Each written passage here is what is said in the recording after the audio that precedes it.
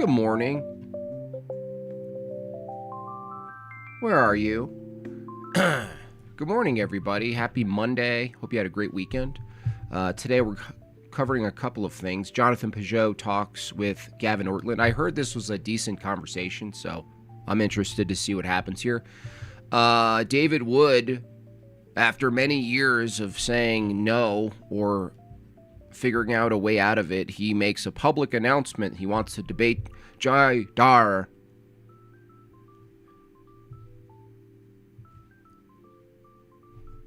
After Jay Dyer does a public announcement of his particular retirement to theological debates, online at least. So thank you so much for getting it started. Yeah, pay your taxes, folks. So we'll look at that. We'll look at apparently the low-tier Prot tribe. It does online Eucharist. I mean, it's basically like kind of beating Pastor Mike to the punch, don't you think? I think that was a little rude of them. That's a bit rude.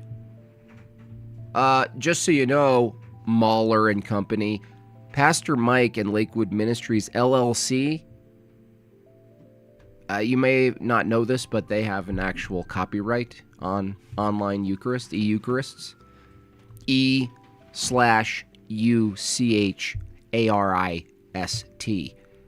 E-Eucharist. They're also doing online, they're going to be doing circumcisions in Minecraft now. So they're going to run that. Yeah, how do you even do that?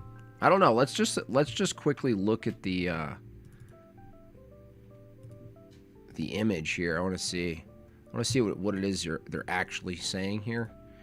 All right, so this is what it looks like. Holy cow! Whoa. Just whoa. Just hold on a second.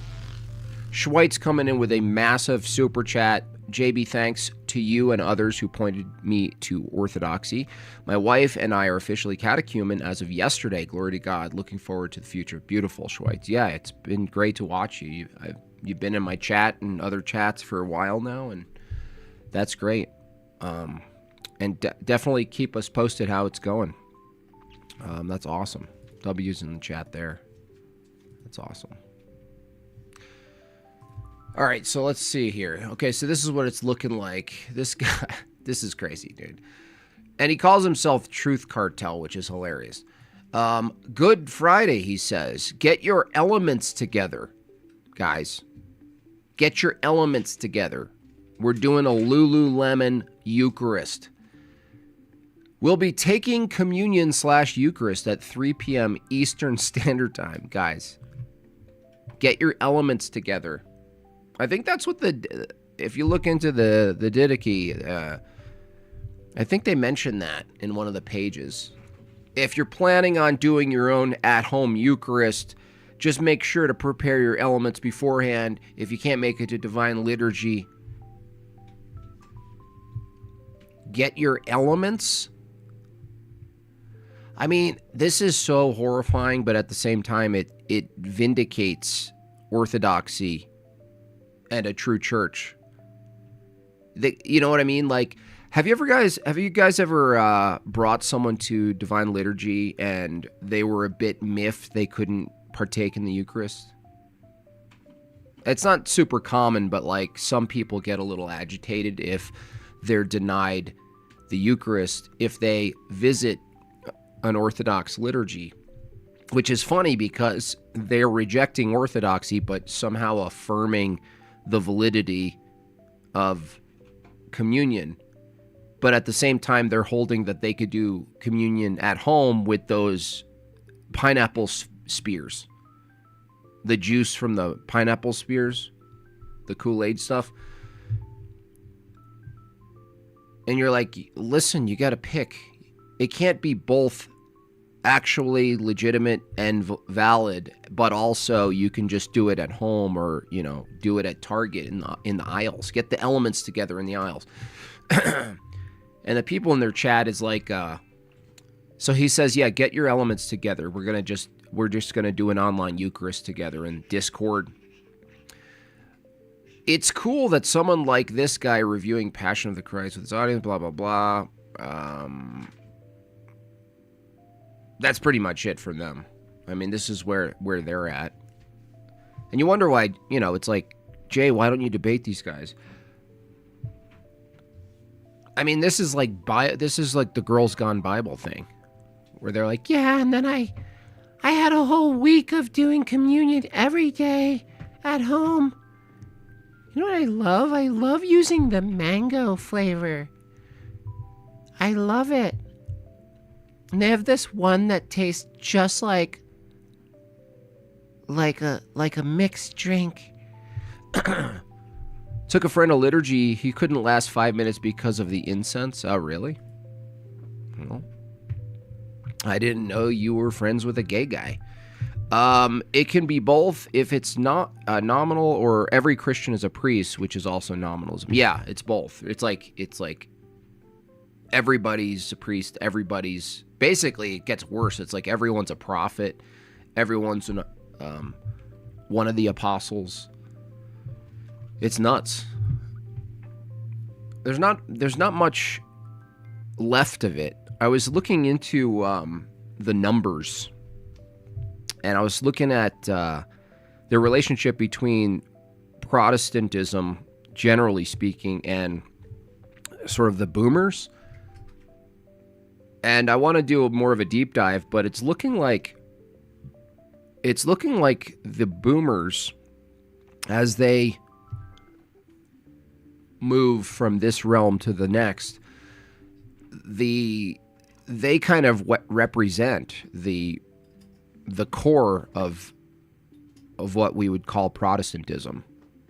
And there's youth groups, and like there's all these like worship camps and all this stuff still going on, but the core of it, the heart of it is with a certain generation.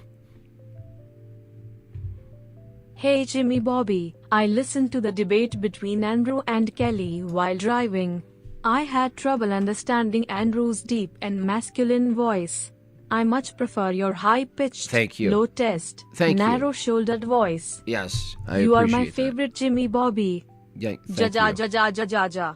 I really appreciate Christian that. Pot Sky. Thank you. Thank you for that compliment. Question mark. No, I have the same thing sometimes, where, try to listen, and it's a wave of just bass. It's like a lazy river of bass notes. Anyway. Mom, are we going to church for Holy Communion? No, honey, we have communion at home. No, honey, didn't you check the pantry? Didn't you see that we got Lunchables Eucharist edition? Oh yeah, sorry about that. All right, let's look at the challenge from this special man. And by the way, David Wood is not in good faith, because if he was really interested in, let's say, whether iconography or veneration was Christian or biblical or apostolic, you would debate anyone who was EO, who was qualified, and who was doing the work. So Alex Soren is a perfect candidate for that. It's personal. It's personal. It's about Meanie Pants Jay Dyer. That's what it's about. It's not about the actual truth of the matter. It's about Jay Dyer. And it's not about, okay, wait, no, I want to get to the true church. I want to know what the true church is. I want to know what's taught. I want to know what's not taught. No, he wants a little engagement with Jay Dyer, and it's almost more evident that Jay and his choice to just sort of back away from this nonsense until, morale improves or the standard improves, it kind of just vindicates him. because this is Jay is looking for more of an academic, serious approach to this stuff. And yeah, he'll dabble in the drama here and there like we all do, and some of the blood sports stuff. But like, this is silly. This is so silly. It's so personal. That's the thing. It's so personal. Chaw says the appeal to orthodoxy early on was that I knew I wasn't special. I knew nothing. I know that I'm clearly not worthy of my Creator's glory. Prots feel like this weird club that tells them how special you are. Absolutely. Absolutely. It does focus. It's like Disney. It's like, you're special. Of course you can do whatever you want. Thank you so much, Josiah. Of course you can do everything you ever dreamed of and wanted. Of course. You look, all the bad stuff that you could possibly think of doing was already cashed out by Christ. It's over. You don't have to do anything. It's like, oh, what? By the way, don't become Orthodox. What do you mean? Doesn't it include that though? I mean, what the hell? Dyer, I heard you're All right. Hey, Jay Dyer, I heard you're retired. Bro looks like an actual moth. You posted on X, riding the line between talking theology, doing debates, and all the other issues like geopolitics, lit, satire has been an odd thing. For some, it is confusing. For others, not an issue. However, after 10 years of mixed content, I feel that the time of online theology debate for me has come to a close. No one has of yet told me to say this. It's a decision I've pondered for a while. I would rather focus on other topics I find interesting, and religion is authentically at the parish level, not online anyway. It seems as if online theology debate is pretty much done. Onward to producing fun content on other subjects. Weird how just last month you and your whole cringe collective were telling me I have to debate you on the true church. I'm not allowed to focus on refuting Islam and sharing the gospel with Muslims. People like me can't be trusted at all until we debate the true church. Well, no, gosh, you're such a lying little moth face. No, that's not the argument, dummy. Seriously, is it dishonest? Is that what it is? Spiritual, dishonest, or just moth face? No, that's not the position, silly. He said if you're going to move people away from Islam, he didn't criticize your ability to debunk Islam. He said that if you move people away from Islam, but you don't argue the true church, you're not moving people away from Islam toward the truth. You're just moving them away from something else. If they can go to a synagogue church or they can read the Bible themselves. Get the traditions out of your mind, and when you just read the scriptures. If that's what you're going to do, then he's calling you out for that. That's still consistent. You silly moth face. So, as of last month, the most important topic in online debate, according to you and the entire Ortho-Dweeb dynasty, is the true church. Yet here we are just a month later, and you do a complete 180 and proclaim religion is authentically at the parish level, not online anyway. It seems as if online theology debate is pretty much done.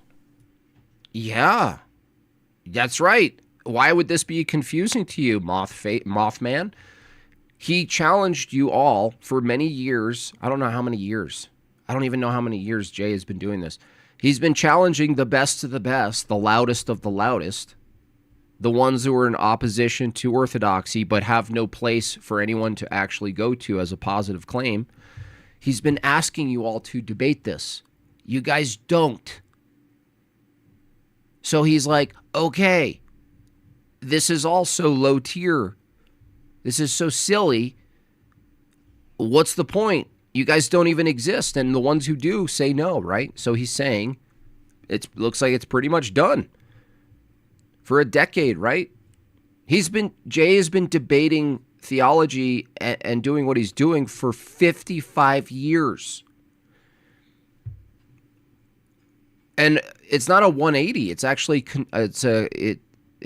Jay stepping down from this low tier crap is not a 180. It's actually following through with his position, which is, it seems pretty done. How was the true church the topic that mattered most last month, whereas now it's something that shouldn't be debated online, and online theology debate is done? Well, no, he didn't say it shouldn't be debated. He said the life of the church and orthodoxy, which it's true, it happens at the parish level. He said online, there's nothing else there. He might as well just push people into the church because the debate sphere in regards to theology is broken now. How did Jay Dyer and the Dork Lords go from "we demand everyone debate us on this topic because it's so important" to "we're not interested in debating this because it's not really important" in 1 month? He didn't say that, you lying moth face.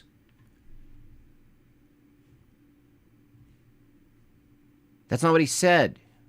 So asking the question, how did he go from this to that? If this to that, the way you're describing it, is a lie, then that didn't happen, silly man. He went from there's nobody left to debate to maybe it's over. That's consistent, dude. You had your chance. You can still debate Alex. Jay's saying it's done. I mean, we were joking about how Alex is he's going to see that there's no real contenders either. And maybe Alex will have the fastest retirement ever. Alex will come out with like 20 wins in a row, and then he'll get to retire. Because you guys don't have anything. Western theology reduces Christianity to a mental assent. So, of course, David doesn't understand how online theological debate doesn't equal authentic religion. Yeah. Well, yeah, it's like look at their form of, quote, worship. It's just venerating hard. Their practice is trying to read and decode the Bible. It's a mental pursuit. It's mental masturbation. And even if you're into apologetics and debate, everyone who's Orthodox knows that there's sort of a joke about it, that we all know the joke, which is this all goes away. This all goes away when we go to divine liturgy. It's no longer a headspace. It's no longer some mental exercise. But that's all it is, right? This is their church, which is weird. Like, their real church is actually online, and that's coincidentally their argument and their criticism of N-word is Orthodoxy. sounding like a bad ex crying that it's over. Yeah. Then, just to clarify, Jay posted a follow-up. "To be clear, I'm retiring from religious debates. Lol. Nothing else." Yeah, I hate to have to exercise my veto power here, but that's going to be a no-go on the retirement, Jay. No party, no cake, no gold-plated watch, no retirement for the geek gladiators. Because we have quite a bit of unfinished business. Hard to believe it was just last month that the Orthobros started helping the Dawa Bros. Another lie. Lord have mercy on your soul, David Wood. You're an actual shameless liar. How did it help? Look, nothing we could say could help Dawa. Nothing we could say could help Islam, except for maybe open the borders. But theologically speaking, no, nothing could help Islam. We already went through this, you dumb. Jay saying the word bingo to an accurate assessment, right? A needle in the haystack when a Muslim person says something true. Yes, it's possible for a Muslim to say something true. Recap. It's not that hard for a normal person to understand that a Muslim person, your enemy, could say something true. That's right. That's right. Jews even say something true habitually sometimes. Cool it with the anti-Semitic remarks. Yeah, 10 years. I know. What is this? For everyone who missed it. The perpetual toddlers, known as the online orthobros, were attacking Avery, aka Godlogic, because at the end of one of his live streams, he sent his viewers to his friend Life's live stream. Nope, that's actually not what we were saying. He actually sent people to a synagogue. And he sent, listen, he's supporting a synagogue. And guess what? JP, do you guys know, you know JP, right? You guys know JP? I mean, I don't know why anyone should know JP. Unfortunately, he shouldn't really be known by anybody. But this is where we're at, you know, with the online world. JP, this guy, also at the end of a debate just recently, advocated for people to go to a synagogue. David Wood, do you understand the critique now? You silly, silly man. Let's be real. He's just after drama bucks. Something. I don't know. He's like, it's become like, I don't even know. What is he after? What is he actually trying to do, right? There's so many other people to debate, by the way, and there's no contradiction in Jay closing out for the time being his theological debates online because there's nothing there for him, man. It's like scraps under the table. I've been saying this for a while about Jay. He's bored of the low tier stuff. It's boring to him. Even the call-ins are boring. Like people who are not even oppositional to him. He just like doesn't want to say the same things over and over again. Why is this guy talking like an anime villain? I know, he just... Is that how he normally talks, though? It does. He actually could really do well with like that narrator voice.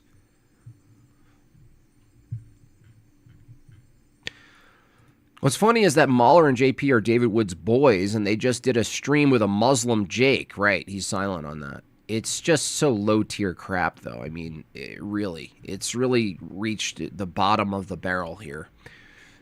How does David Wood how is he still on the whole they're helping the Muslims thing and expect a debate? He is learning absolutely nothing about Jay's point and probably nothing about orthodoxy. He doesn't care.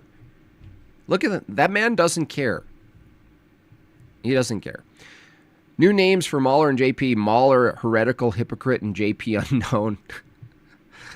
Oh, man.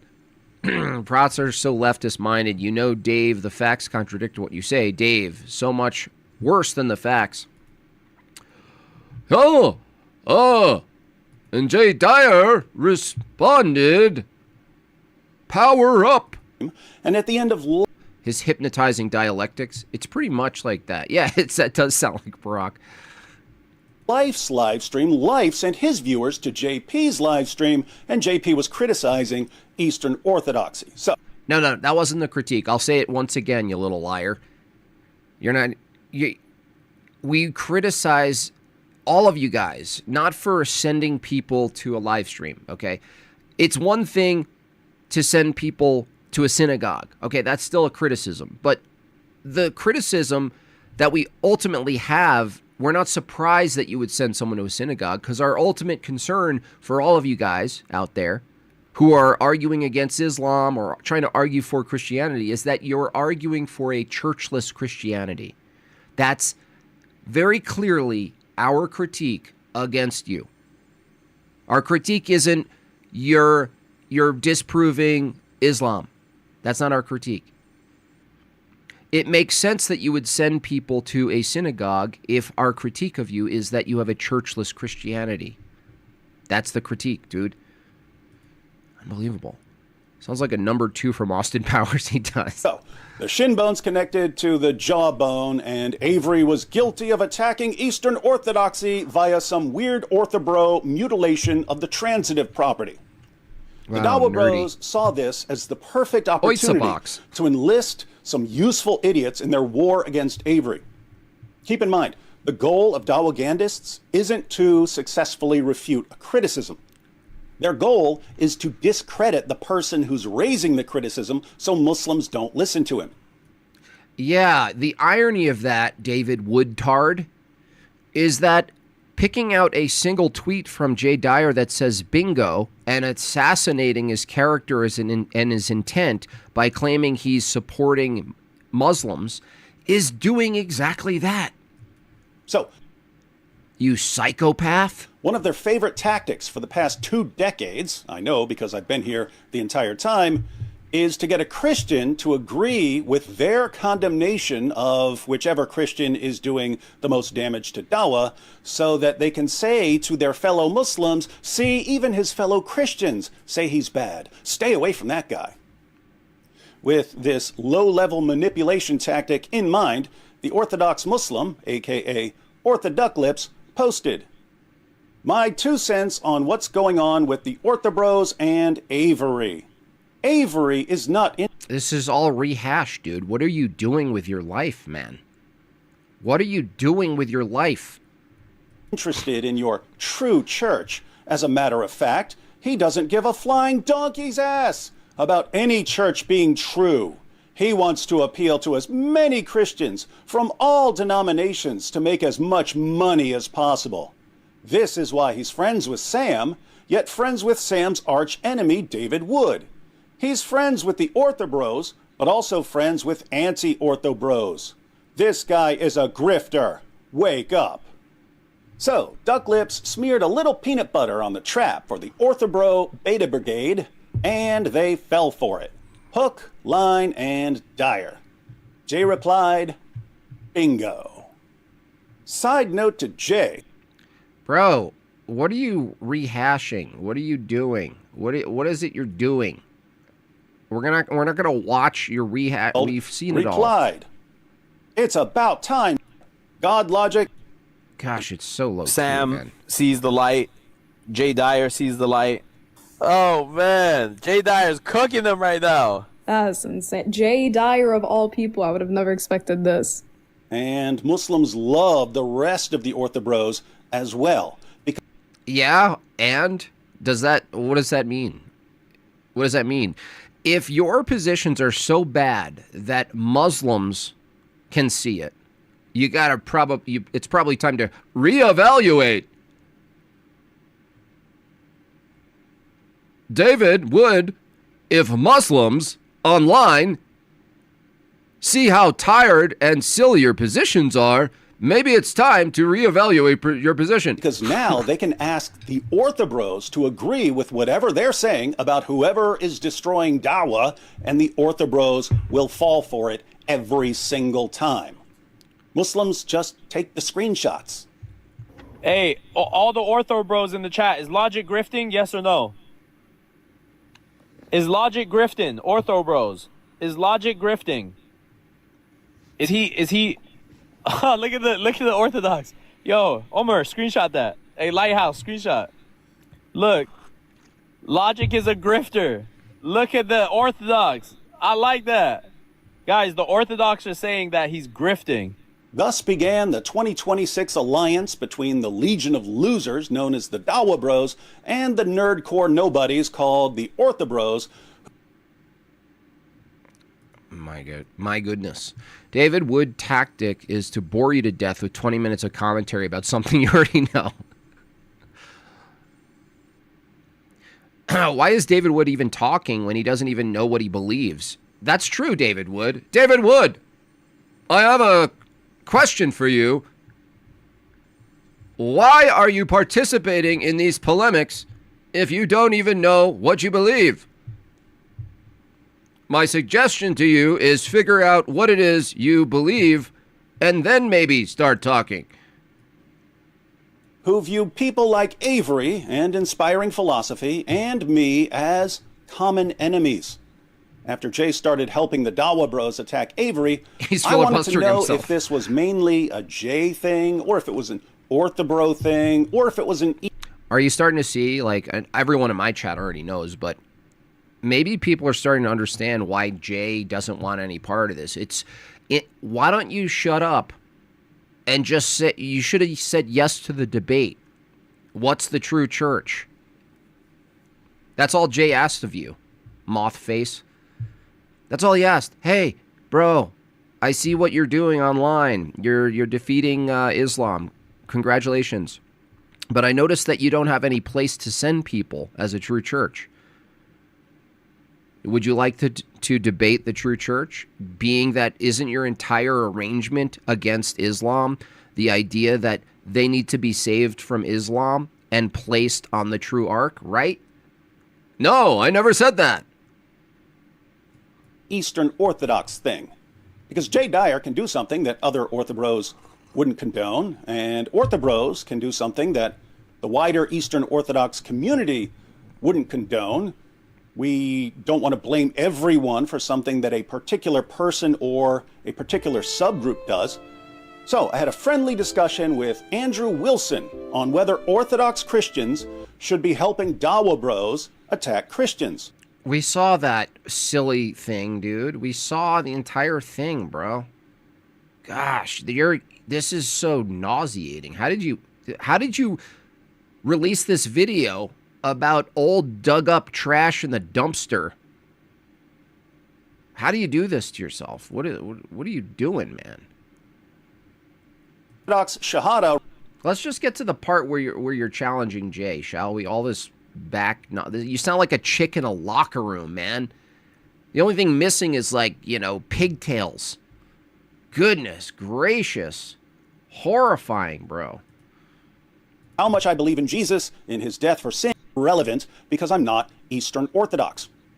Jay clearly has a similar attitude.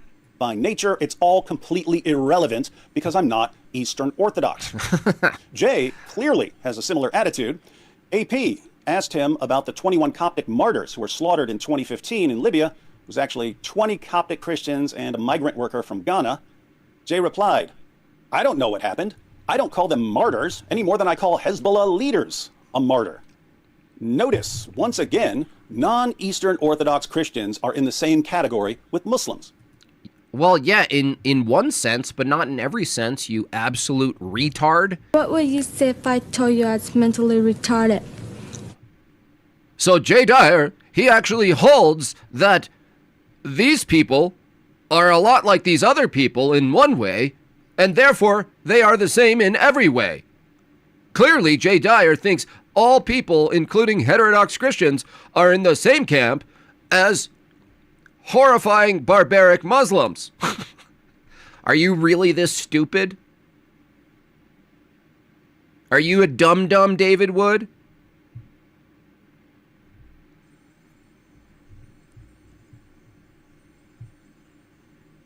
Look at those dishonest eyes. The eyes, man, it really is true. The eyes are the window to the soul. Look at that face. Look at him. That's not a look you want to see in prison, that's for sure. That says, you're mine tonight. Is this guy just rehashing everything that happened? Yes, he's just wasting time. I saw a debate challenge to Jay Dyer. I didn't know 15, 20 minutes of the entire video is him rehashing stuff like he's Whoopi Goldberg on the Theological View. David Wood has a weird talent for acting like he's some sort of not yet seen master plan. It's so weird. He's a weird dude. He's a weird dude. Now, to be fair, not all EO Christians think like this. Some will say that we are Christians, we just don't have the fullness of Christianity because we're not in the true church. Yeah, we'll colloquially say it, but that's when it comes down to it, doesn't matter what some Orthodox say. What matters is the stance that the church holds and that Christ holds.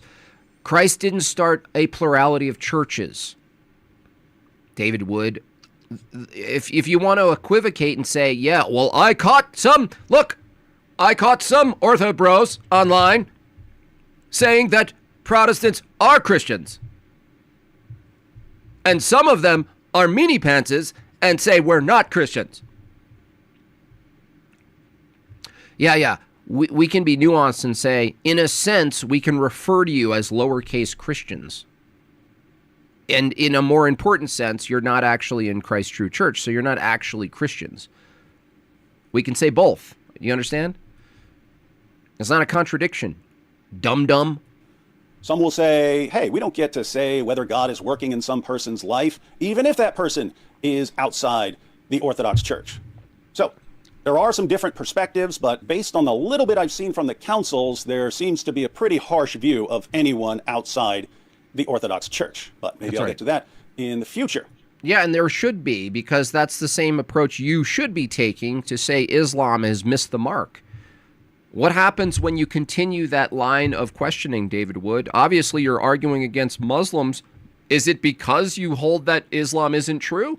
I actually wonder if that's the case, David Wood. I do wonder at this point, given your performance. I wonder if you actually hold the position against Islam because you think it's not true and the truth is Christianity, or you just don't like Islam.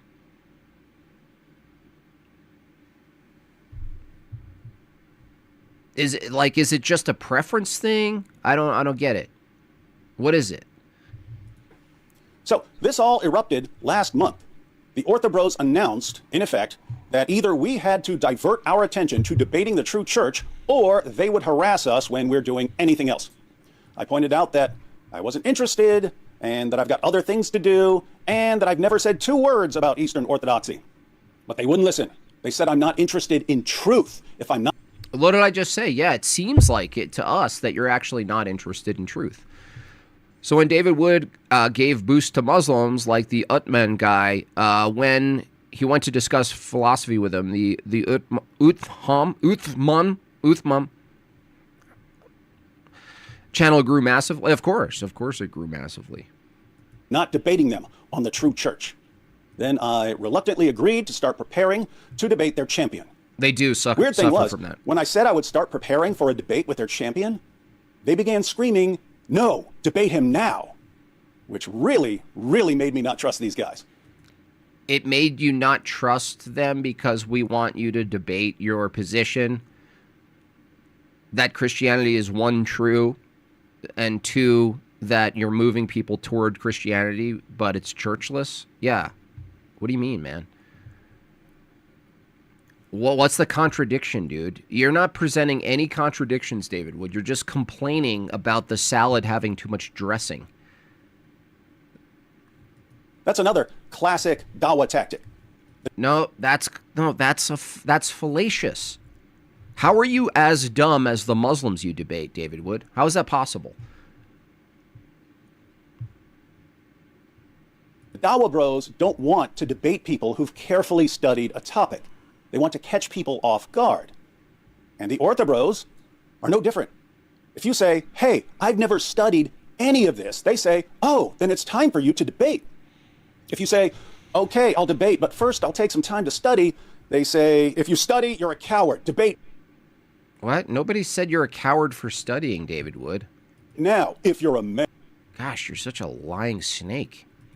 Really, a greasy little Mothman. All he's doing is exposing how dishonest these guys are. If he was going to debate Jay, he should have confirmed with Andrew. Well, yeah, he could have said, I'll debate you, give me 3 months or something. I want to prepare. Like, right? Something like that. And no, there might be some people calling you a coward or laughing at you, but why are you taking comments so seriously, dude? Who cares? The reality is, what we're pressing other people to do who are arguing against Islam or against Mormonism or against anything they find is false, and if they pretend that there's someone who's moving people toward Christ, our criticism is that you're moving people toward a churchless Christianity, which is a contradiction. And he's pretending not to understand this. So disingenuous. He's pretending to not understand the criticism here. Man, not a good sign. I really don't like talking about subjects I've never studied, let alone debating them. And if the subject is a denomination of Christianity, I really, really don't want to talk about it or debate it until I've done some studying, because 1, I don't want to misrepresent a Christian denomination, And two, I don't want to criticize a position I haven't thought about carefully because... You dum-dum. Do you understand, David Wood, that's the end of your entire position against Islam? He doesn't understand this. How does he not get this? Is he actually this dense? Because he seems to be highly intelligent in many other ways, right? How does he not understand? He just forfeited his entire worldview in one sentence. David Wood, how are you going to debate against Islam and say they're in a false religion if you don't even know what the true religion is? How are you going to argue, hey, Muslims, move away from Islam and come over here if you don't know what over here is, dude? How...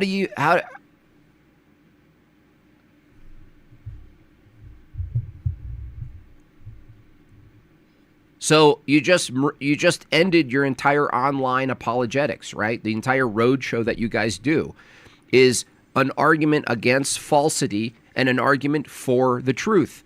And you just admitted you don't even have the truth. You don't even know your own beliefs. You never studied your own beliefs. Jay has every right to call you a grifter.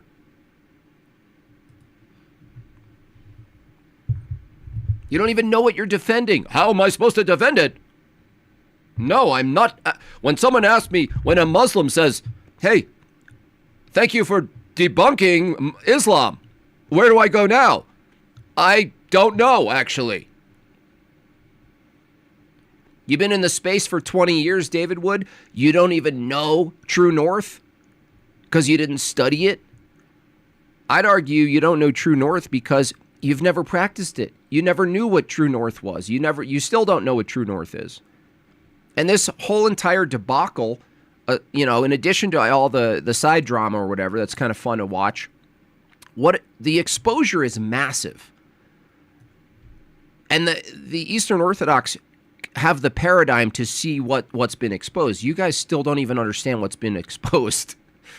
What's been exposed, David Wood and company, is that you guys have an empty position, and we're no longer interested in how well you defend or attack, let's say,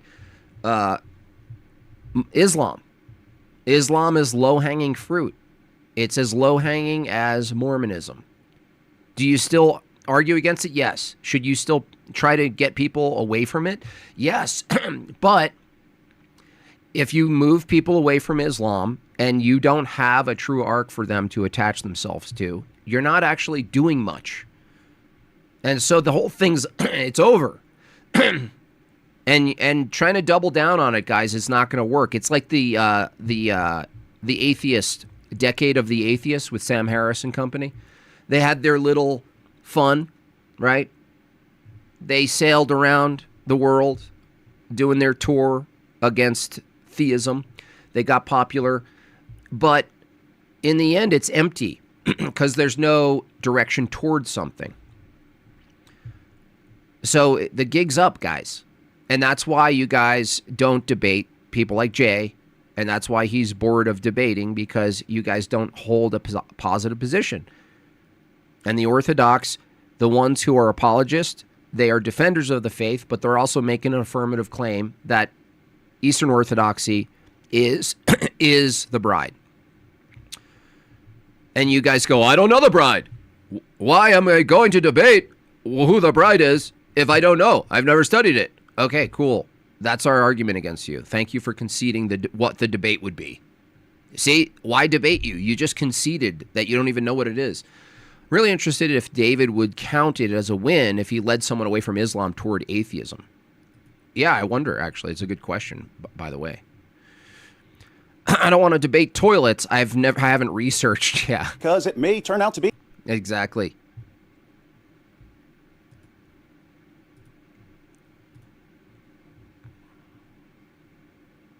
The correct position.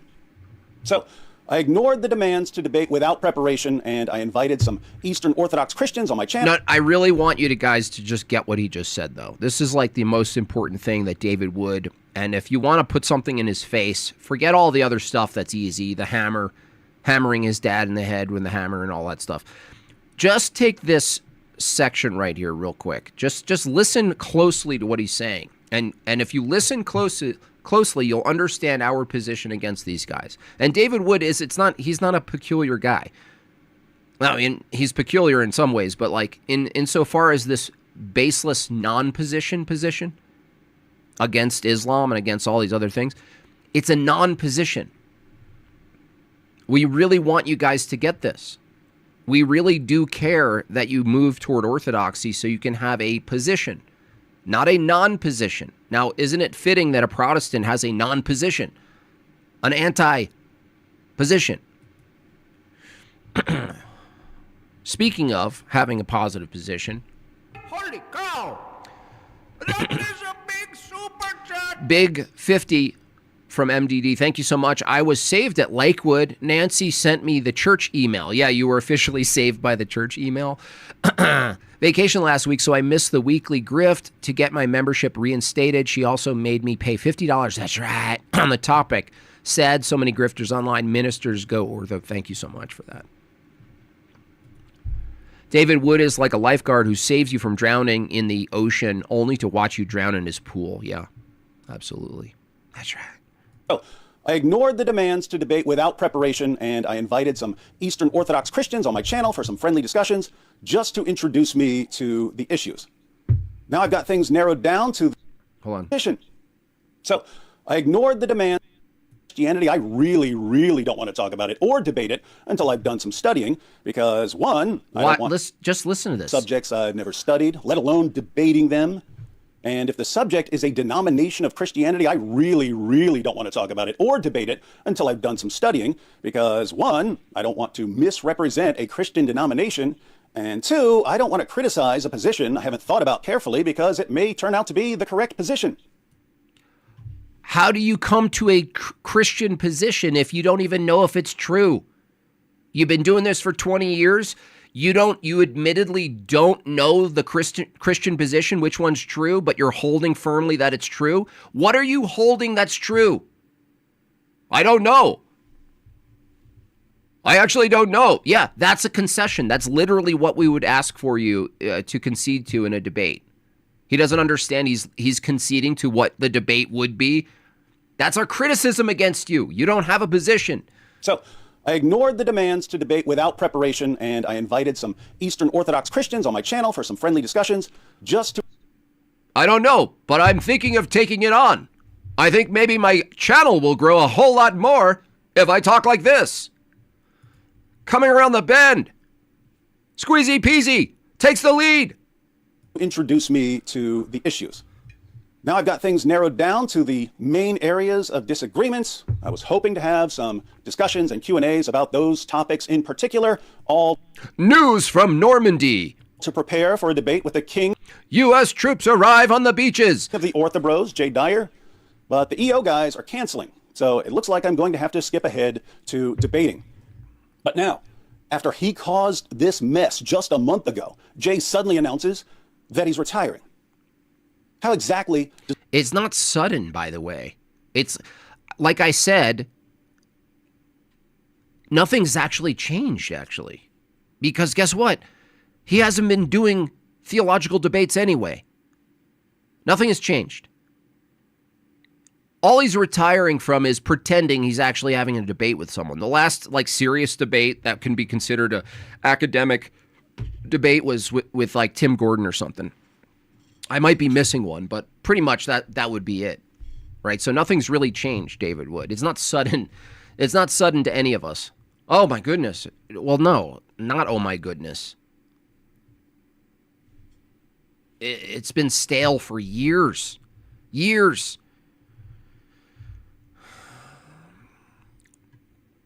Am I wrong to assume the answer to your question is that he just believes? Yeah, well, it's believism, as we call it. Anyone who believes in the death and resurrection of Christ, yes. Yeah, anyone who just believes that. There's no true church, though, because that's nominal, because you'd have to include Jehovah's Witnesses, Mormons, everybody is compatible from that view. And by the way, there's no actual practice to that other than just believing that. So it's like what I call propositional Christianity. So his view is that Christianity is propositional.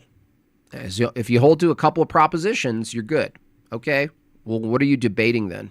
Does that work? How do you demand last month that we all stop what we're doing and debate the true church, because debating the true church is what really matters, then turn around a month later and proclaim, I would rather focus on other topics I find interesting, and religion is authentically at the parish level, not online anyway.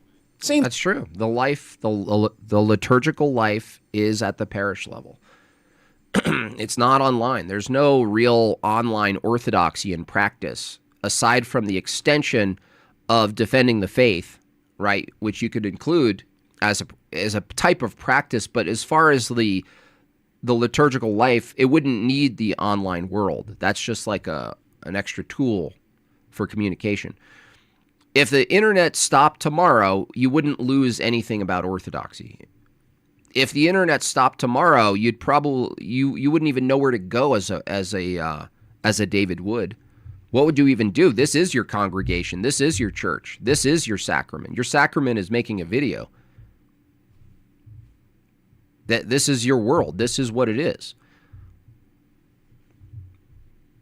I'd like to know more about Squeezy Peasy now, please. Is this a man? It's a horse, I think. I think it's a horse.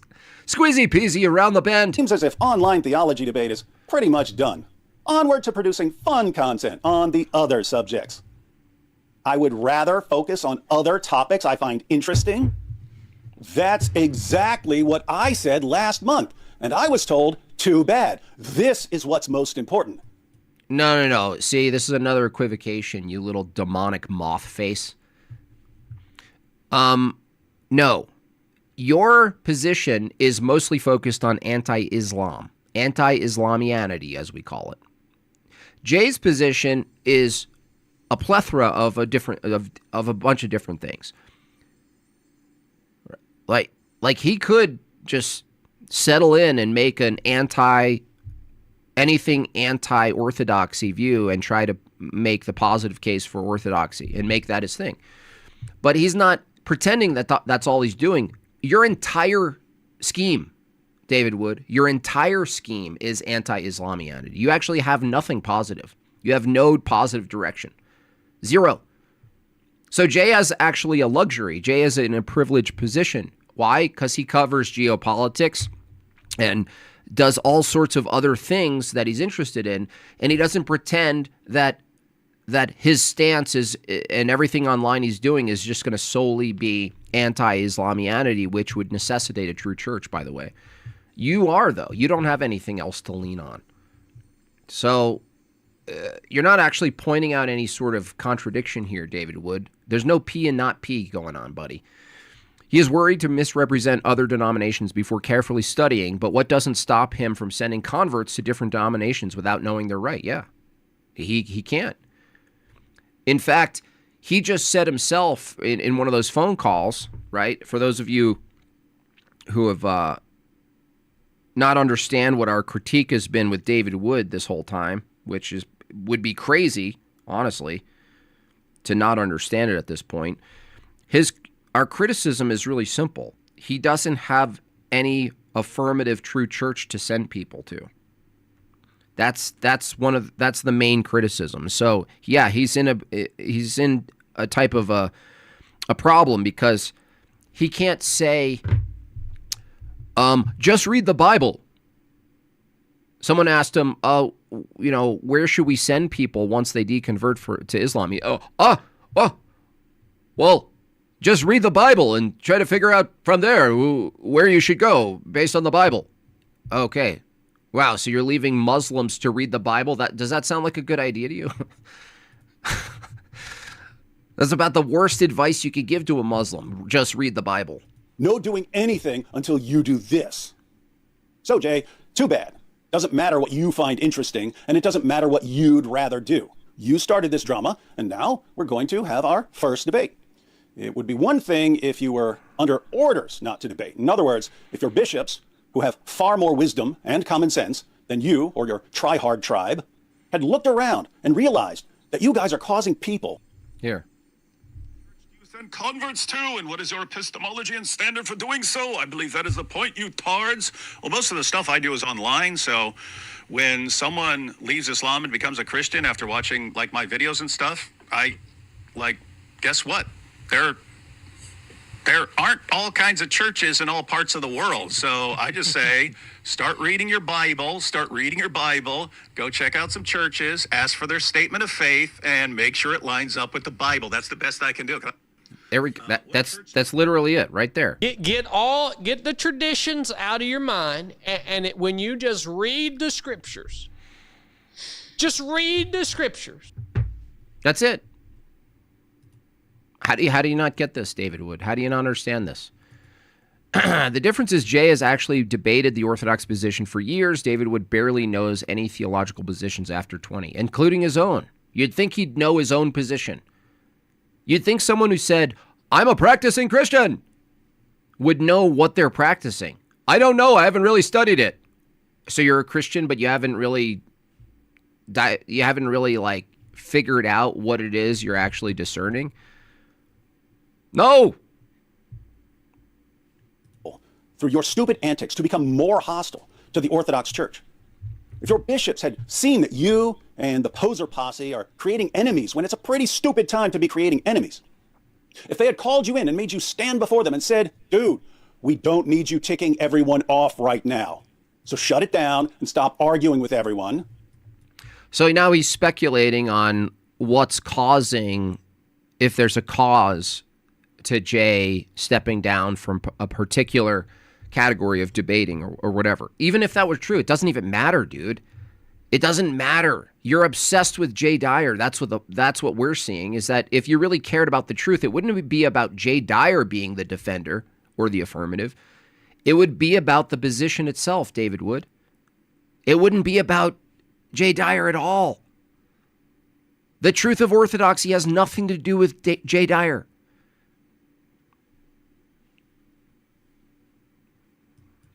Well, then you couldn't debate because you'd be under orders from your leaders. Fortunately, you're not under orders from your leaders because you said, however, after 10 years of mixed content, I feel that the time of online theology debate for me has come to a close.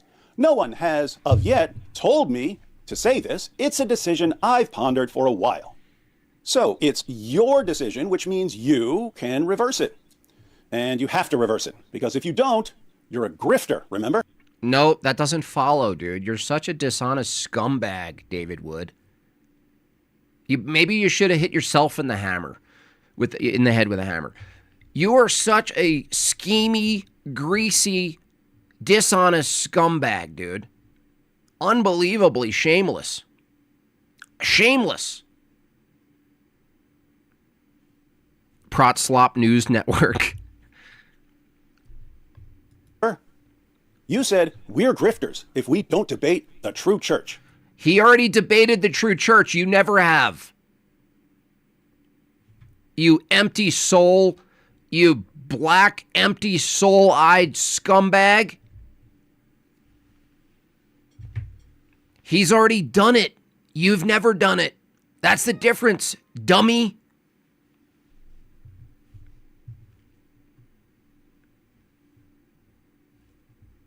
He's done it for years. You've never done it. You are a liar. If Jay Dyer had an online presence and he argued against Mormonism and he argued against Protestantism and he argued against Catholicism and he argued against everything else, right? That's not orthodoxy. And he simultaneously never made a positive case for orthodoxy. You might have a point, David Wood. But that's not the case, is it? You can debate any other Orthodox person, by the way. And no, it doesn't make Jay Dyer a grifter. Because, by the way, I would argue that Jay Dyer probably forfeited a ton of income by making a rigorous position. If Jay Dyer was a grifter, he would actually soften his theological position for the 20 years he's been online since the internet started. He would have softened his approach. He wouldn't whittle it down and filter it down to the truthfulness of orthodoxy, which is very narrow, which, by the way, in my own experience, becoming Orthodox, holding a strict Orthodox position and an argument for orthodoxy definitely has an effect if we're just talking about money, let's face it. But that's the point. You don't do that. The people we're criticizing don't do that. They keep it nice and broad. Just like Ruslan, it's a business. It's a total opposite. Did I mention you're a lying scumbag? People who don't debate the true church want to be ecumenical in order to spread the net as wide as possible for donations. And you guys said this right before you announced that you're no longer debating the true church. Wouldn't we have to demand consistency and conclude that in order to get more super chats, you've decided to stop debating the true church so you can spread the net wider for donations? No, he's debated the true church already. He's already debated it. It doesn't look. Do I have to explain you? Like, I don't understand how I have to explain this to you, David Wood. Jay Dyer wouldn't then reverse his Orthodox position and say, go to any church that you find consistent with the Bible that you read. Jay Dyer no longer debating theological matters online doesn't actually reduce his position to nominalism, which yours is. Do you understand the difference, dum-dum? Are you really this much of a fucking idiot?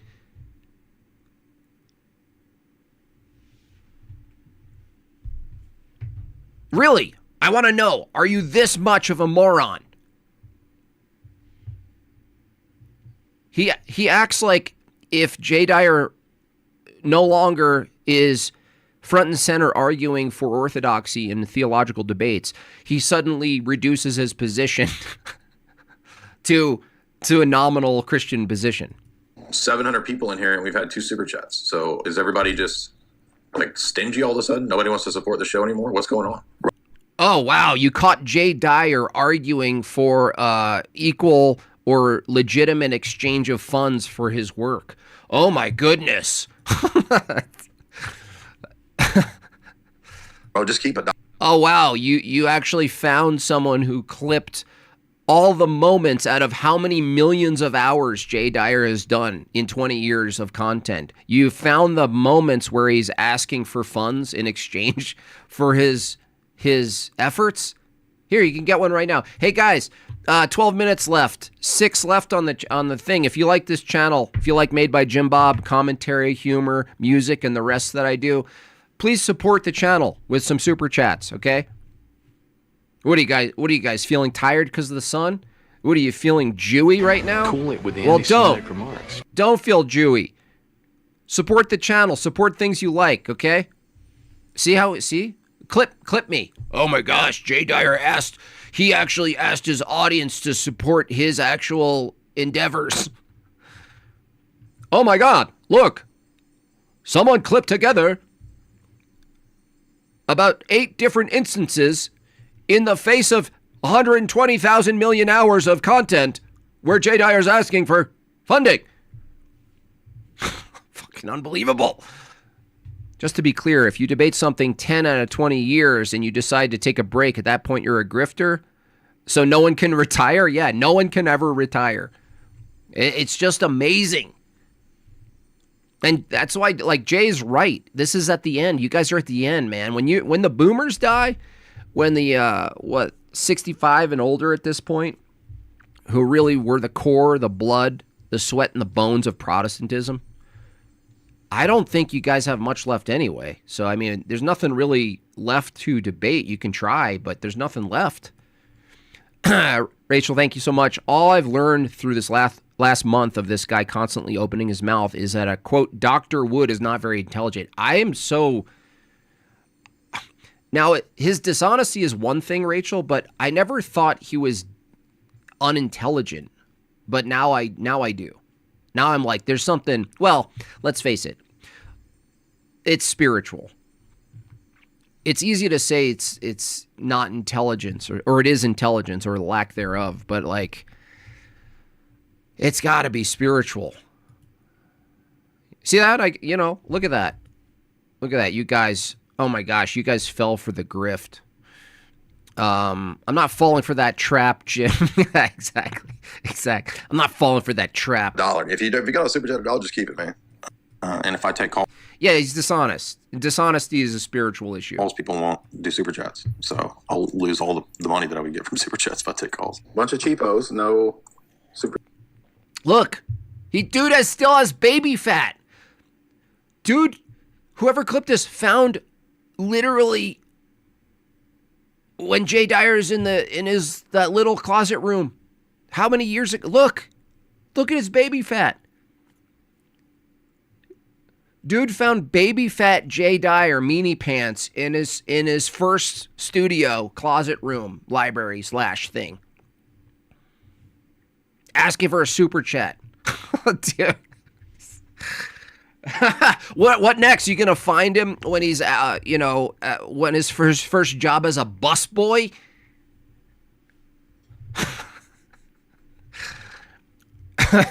What are you gonna find Jay Dyer at his first lemonade stand when he was 9? Unbelievable, man. Look at him. Yeah, carb bloat. You guys found teenage Jay Dyer? Super chats, especially high value, high end super chats. We're talking like $100, $200, $500. That's right. Right? That's right. Yeah, that's right. Do that right now. So we only got one super chat, so I thought everybody loved the streams with, I guess. Can you believe it? Jay Dyer doesn't want to stream for hours on end if it doesn't actually compensate him for his time and his efforts. Huh. I thought that was grifting.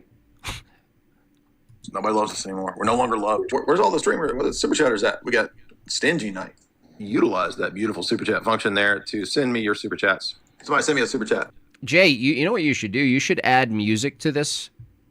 What was cut up to try to undermine you, you should actually use this, get a beat behind it, and then when you take a short break or when things are slow, Jay, I highly recommend piecing this together with some music, having it on your OBS, even though you probably don't have an OBS because you're a boomer.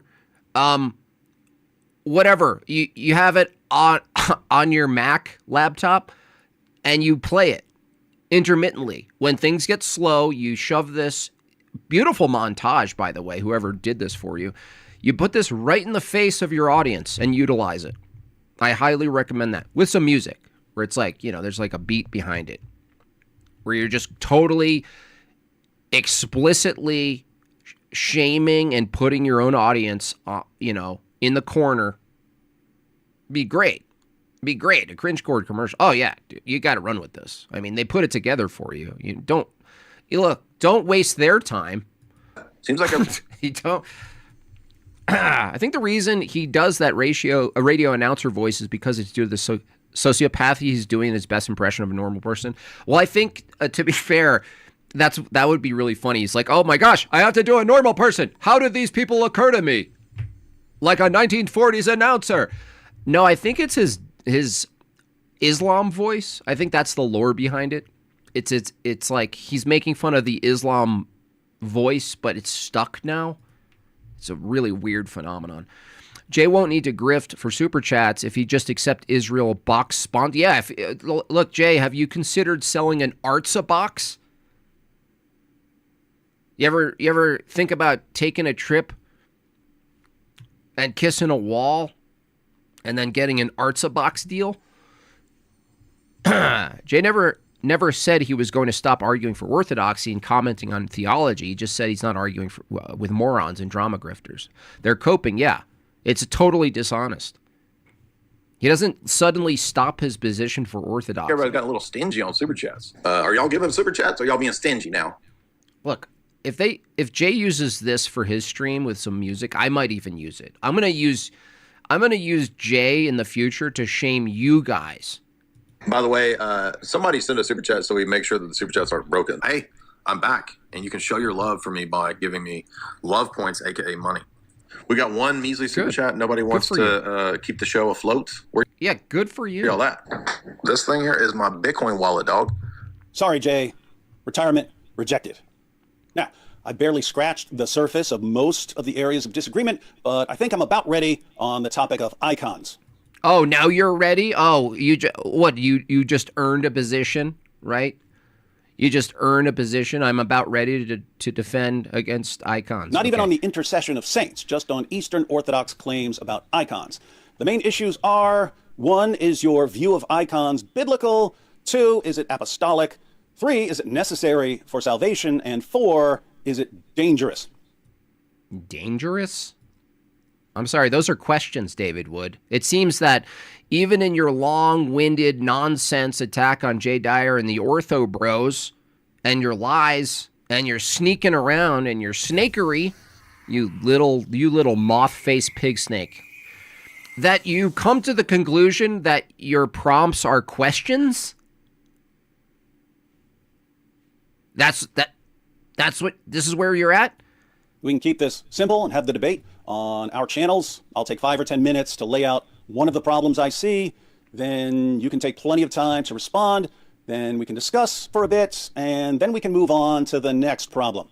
You've got a huge advantage because you've been debating this stuff for years, and I've never debated any of it.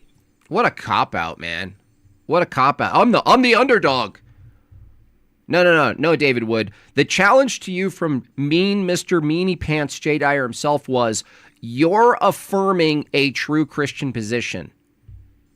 Now he's trying to weasel out of a positive position of Christianity, which, by the way, the lead argument against you guys, you Islamianity guys, is that you don't have a true church. You have a churchless Christianity. Now you want to get into iconography? Now you want to get into the particulars of Eastern Orthodoxy? And still not defend a positive position on your weak-ass nominal Protestant position that points people to any direction, including synagogues? You're going to go, no, I'm ready. Now that Jay Dyer has actually announced that he doesn't want to do online debates, I'm going to simultaneously call him a grifter, but I'm also going to maintain a non-Christian position. You moth-faced psychopath. 40 minutes later, David Wood is now ready to talk about the issue at hand. Yeah, and still not defend a positive position at all. Still not his own belief. Yes, so is David Wood. Yes, still not his own belief. I'm sorry, did you ignore Jay Dyer's original challenge? The true church. Do you have one? Do you have an affirmative position or not, David Wood? It looks like not. I love how he thinks he can just cram study for like 3 weeks and take on a guy who's been doing it for decades. Yeah, because he likes the idea that he's the underdog. It's almost like it's all framework. That's all he's really doing is framework. Look, guys, I haven't been studying these things for years. Jay Dyer has no reason to say no.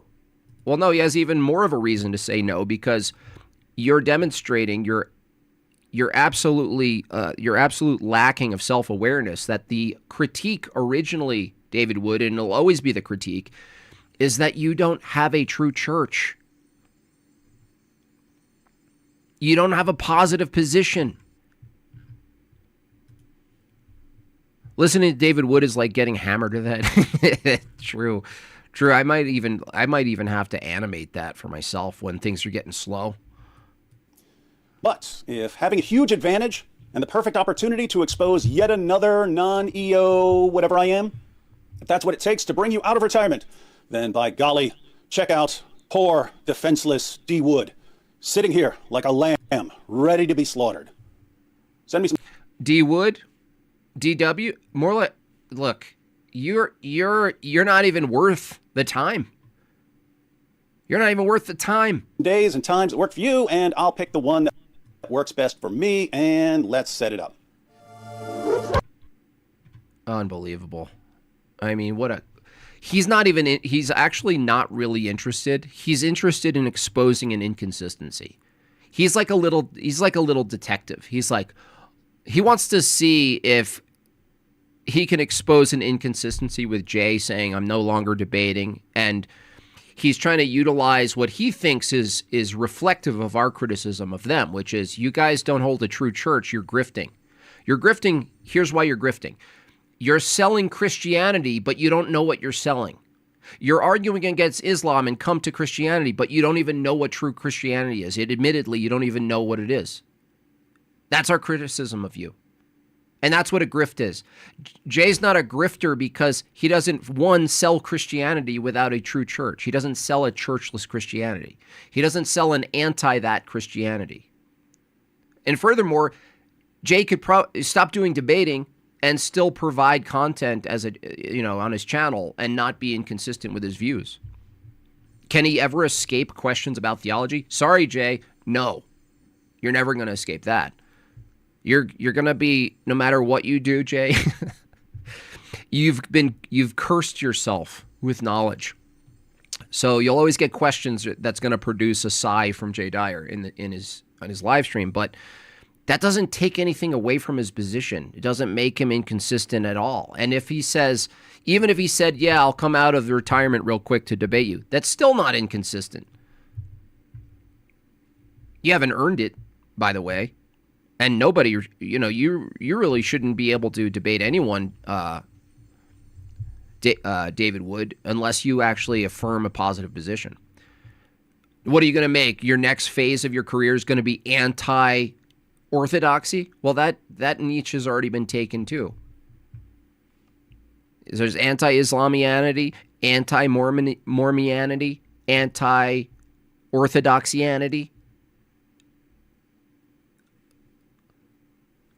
Your concerns show your Protestant commitments. So true. It sounds like he thinks he found some cheap gotcha on the subject of icons specifically, so he doesn't need to debate, and he is laying some clever... He is. It's all trap work. It's all framework, trap work. It's so gross. Jay Dyer vindicated. Why would he come out? Look, you didn't even give a good reason to come out of retirement, right? If you're going to ask Michael Jordan to come back and play for the Wizards, that was sad. You know? You at least make it a good game. You're not even making it a good game. Like, look, David Wood, if you really wanted to try to get Jay Dyer to go back on his theological... his no longer debating theology in this mess internet world, it would probably be your best bet, David Wood, is to say, I'm ready to defend a positive church position. Maybe that would get him out of the room. Maybe. You don't have a monster truck inside. I don't have a tank. I don't have an active B-2 bomber in the church. JB just had a cope stream. Oh, yeah. Oh, that's what's funny. Yeah, with teaming up with Muslims, right? It's so bad, dude. It's really bad. Anyway, so there's that. Are you surprised? No. Rehashing. If you look, David Wood, here's the thing. And this is the last thing people should be even saying to David Wood. If you want to examine the truth of whether orthodoxy is true or you have contentions, there are other debaters. There's more and more clergy showing themselves and debating online, right? Saying, we're here, right? That's a good thing, I think. I don't know how many will match the knowledge and the practice, because having knowledge isn't the same as debating, by the way. But anyway, you have Alex coming up the ranks, right? He would be the new meanie ortho pope, right? You have plenty of people. You have plenty of people to argue this stuff with. That's why we know it's personal. That's why we know it's not really about the truth. It's about a personal vendetta. And you guys think this is of Jay. Jay ran out of people to debate.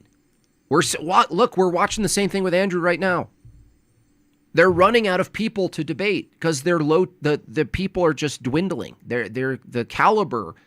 It's just not there. I know that sounds like arrogant, but it's true. It's just not there. The caliber's not there.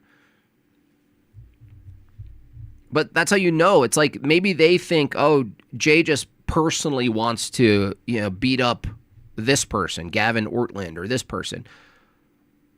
No, he wants them to hold to their position and have it cross-examined. That's what he wants.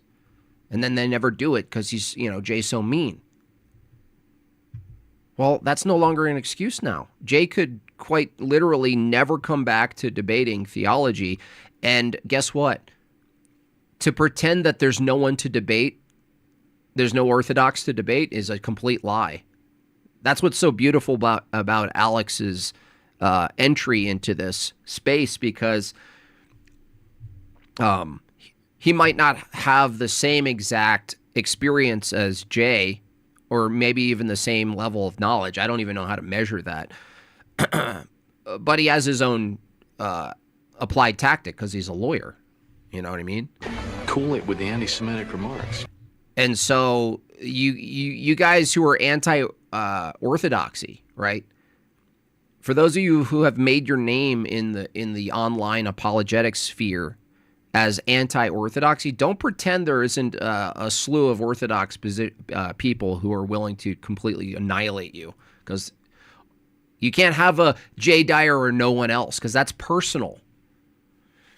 Nice to see you, Andrew. Thank you for the 20. I think we should do the same thing they do, which is better for society, proto-orthodoxy. That will make their heads explode.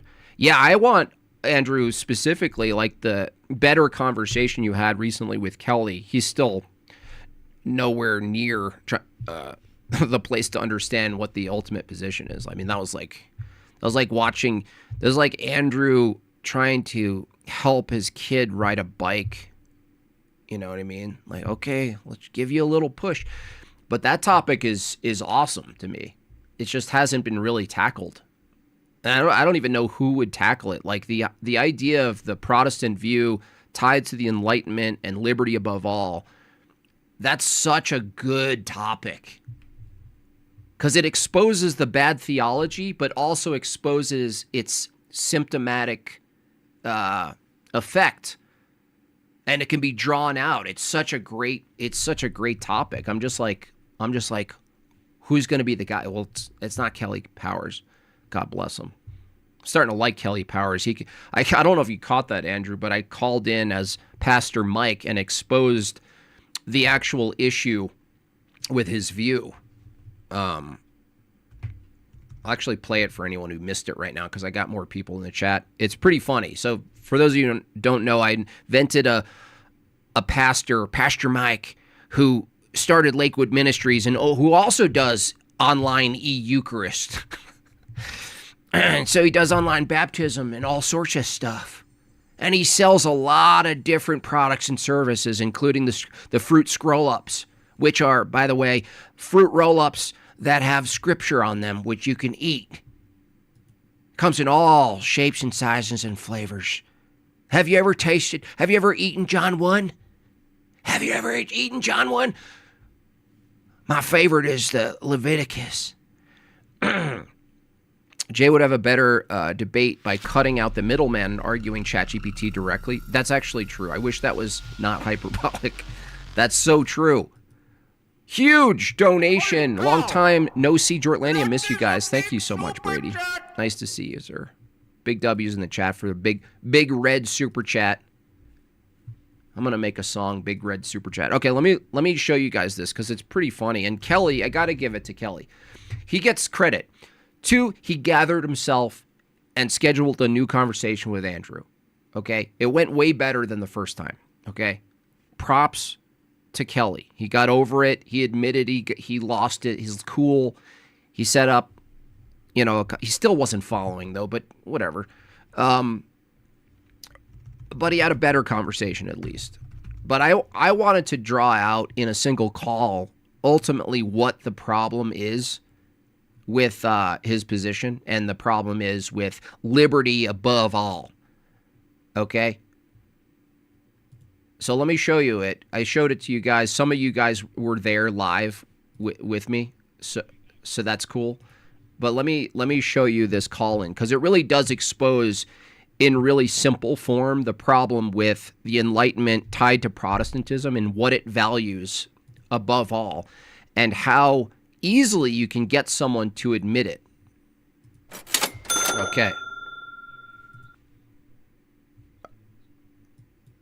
These prot/non-doms threw out the cow for the poo soap.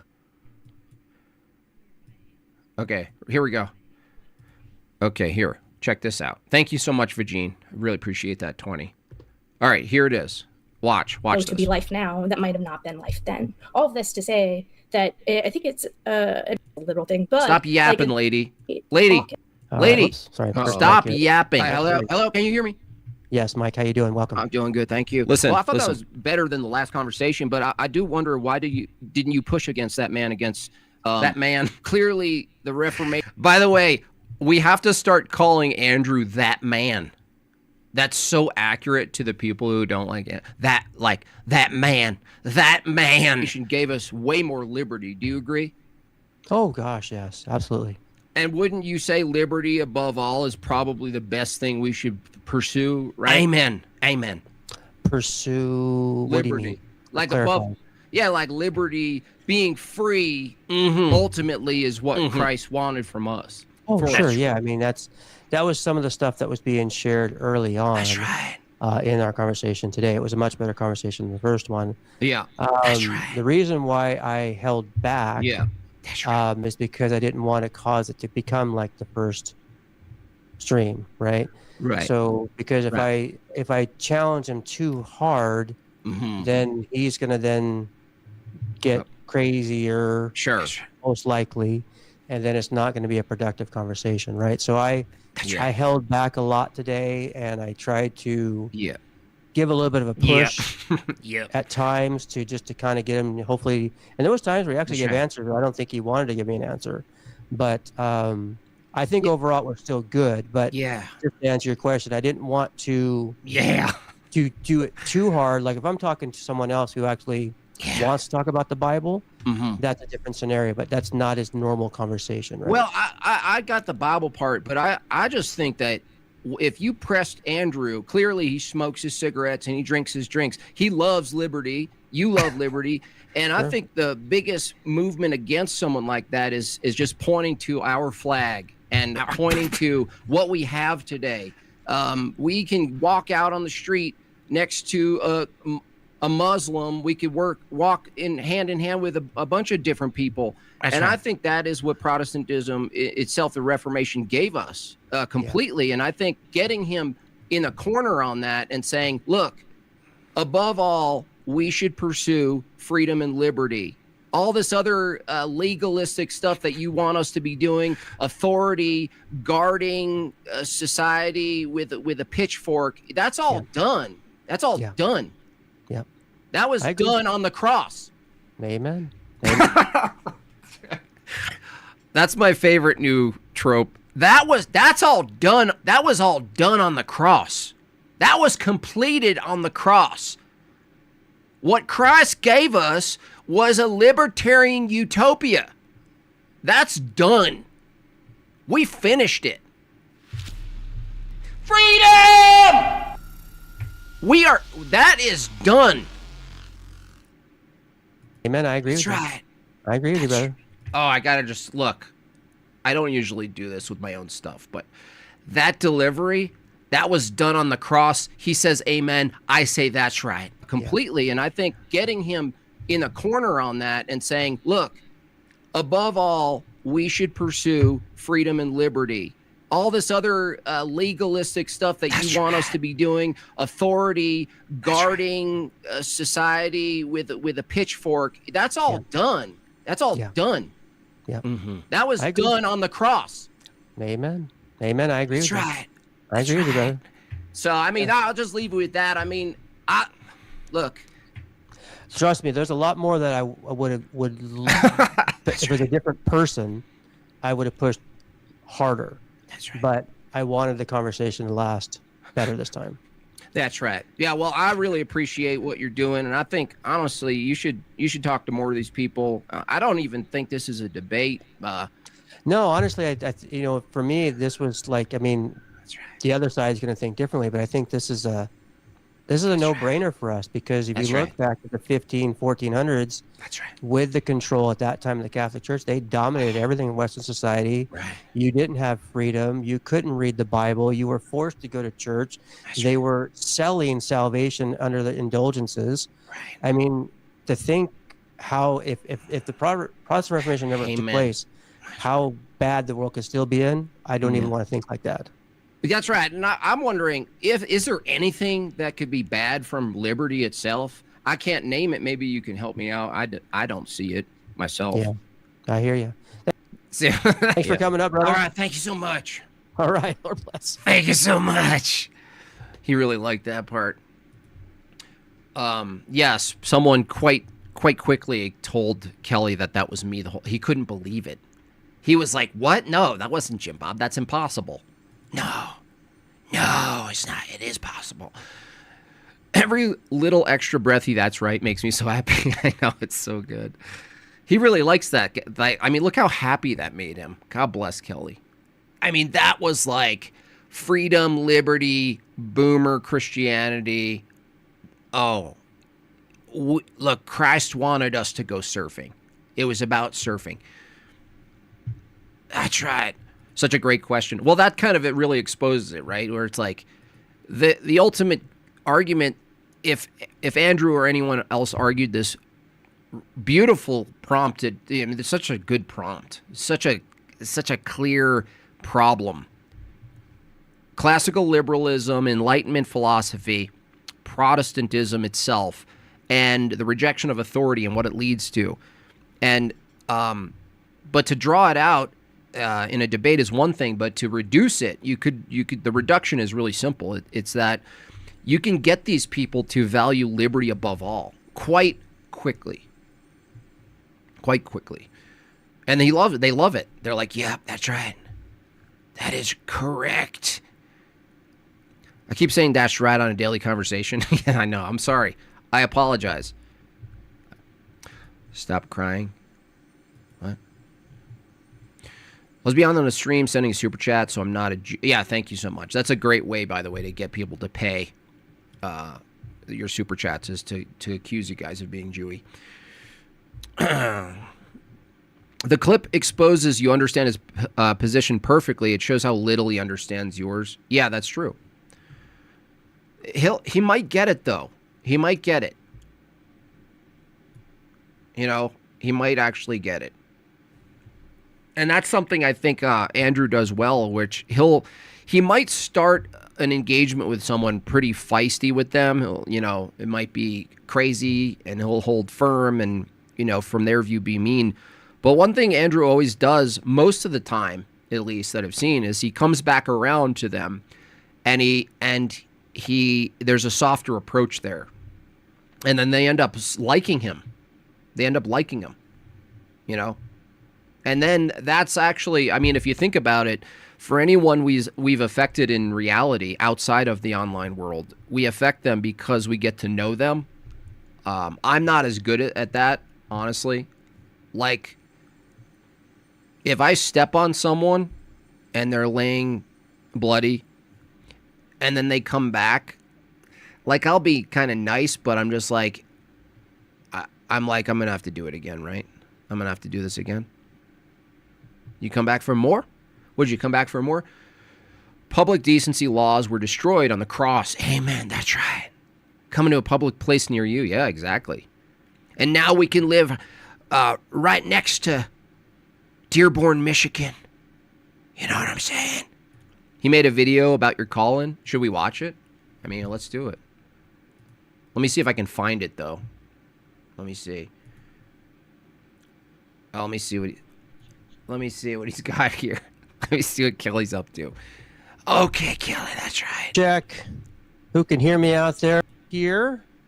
And is mocking. So he came on my channel, right?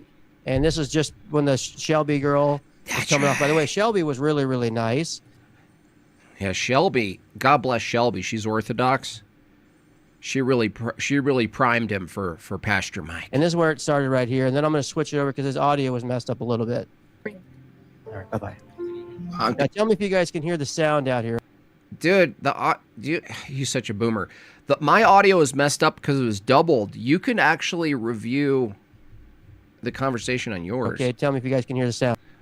I still think it's hilarious that he claims he didn't get into it with Andrew because Andrew wouldn't understand and get mad. Yeah, I know. Doing good, thank you. Right, well, I thought that was better than the last conversation, but I do wonder, why do you... Yeah, sorry. I had 2 mics input for you guys, so you guys suffered through a pretty bad delay. Yes, Mike, Did how you you doing? push Welcome. against I'm that good. man Thank against? you. Well, I thought that was better Clearly, than the the last Reformation conversation, gave but I us do way wonder more why liberty. Do you agree? Did you push against that? All right, just a quick check. Can you guys hear the sound? Yeah, it's Can you guys double. hear the sound That's from his right. end? That's right, Boomer. Were you able to hear the?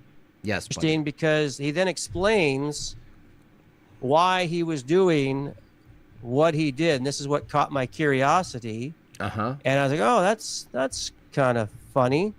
So let's listen to what he had to say here. The only problem is I messed up the audio to start, so there was a little problem there. But I'll figure it. I show you at least the interaction because it was quite funny.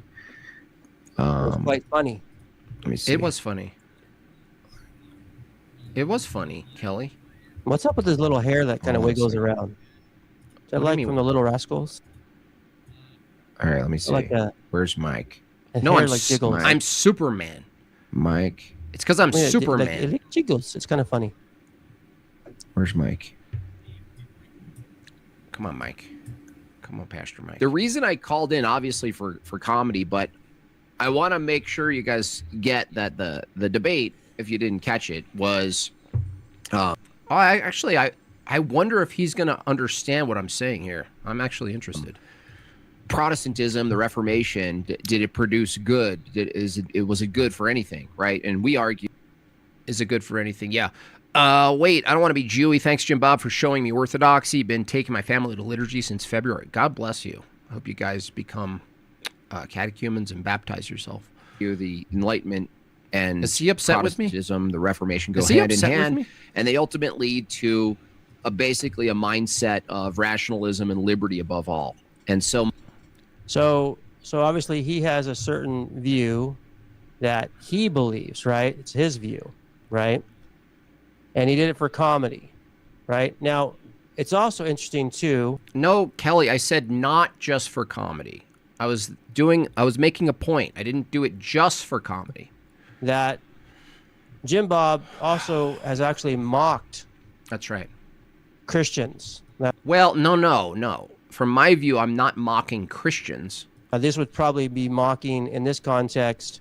Play it for your audience. Please play it. Tell me you played this for your audience, please. He has it over here. I looked it up. Please play it. Pastor Mike. Look, oh, please play there's Pastor Mike. Hey, Jim Bob, Pastor Mike. Where he's actually mocking. It would seem to be probably like Protestant word faith, kind of like people, word faith preachers and teachers. That's right. People who are out there like that, right? Like this was interesting to me. Let's just listen for a moment here. This is what I caught the other day. I was watching this yesterday. That's good. Talking with my wife Nancy last night. We thought every light bulb in this church, every laser, every dot, every pixel is blessed with your wallets.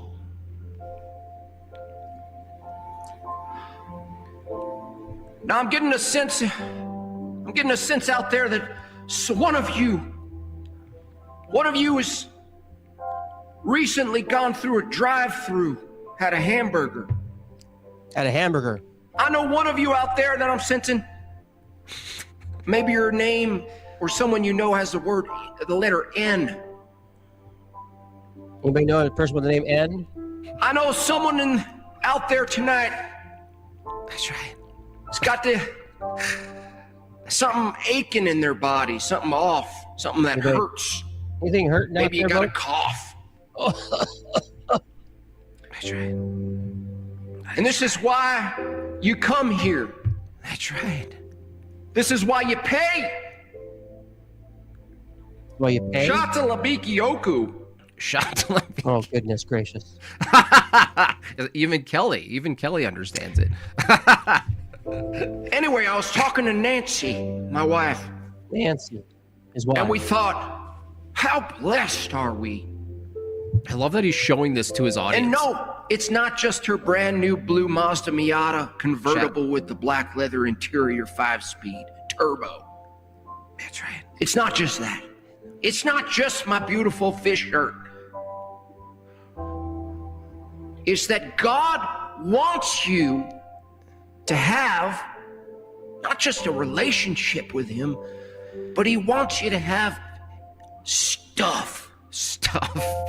Oh, God wants you to have good things. that's right. That's right. He wants you to have that Miata. He's saying that's right. Yeah, That Miata is a reflection of his grace that's right. That's right. and his power and his providence. Yeah, that's right. When Mike. you're riding that Miata, Yeah, Mike. you're riding God. Yeah, Mike. Yeah. That's right. There's going to be a digital basket that goes around. Basket. I have to remember that. For S's, I have to say shh.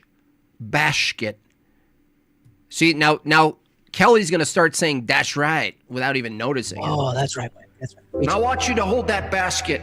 And instead of passing it to your right or passing it to your left, Oh, yeah. I want you to hold the basket, get a feel for it. Oh. And I want you to think real hard about this. Maybe, Jason. Do you think you can get the fullness of God without funding God? He's hyping me. I don't think so. Yeah, I can only handle so much. This is absolutely What do you mean handle so much? It's amazing. what a joke, right? Well, yeah, it's literally a joke. What do you mean, what a joke? You can't criticize someone who's literally doing a parody and say, what a joke. So it is a joke. So this guy, what a mockery, right? Yes. That's right. And also this guy, Freedom, who was also coming on and mocking me the other day. Good to see you back, by the way. Nice, Freedom. Gooch comes in. Freedom! I liked your little mockery as well afterwards. That was pretty good. Oh, my gosh.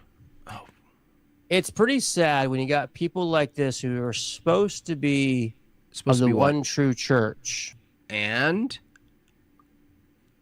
Aren't these supposed to be the Christians? If they're the one true church, aren't they supposed to be? Oh, did he really take... Oh, my gosh. Kelly, are you serious? Kelly took this and he's doing the pearl clutching? Oh, man. I actually thought, Kelly, that you'd be like, you know what? This is actually kind of funny because there are these mega churches that do this stuff. And, you know, at least we can agree that these places that do this full promotion of prosperity gospel, you know, need to be called out, right? He's like, this is supposed to be the true Christian? I can tell that Kelly doesn't actually know how to critique Pastor Mike, which is literally the point. The model? Aren't they supposed to be the one that's supposed to be the example? I mean, if we're That's right. I'm digitally slapping a heretic. Wanting to be part of the one true church, right?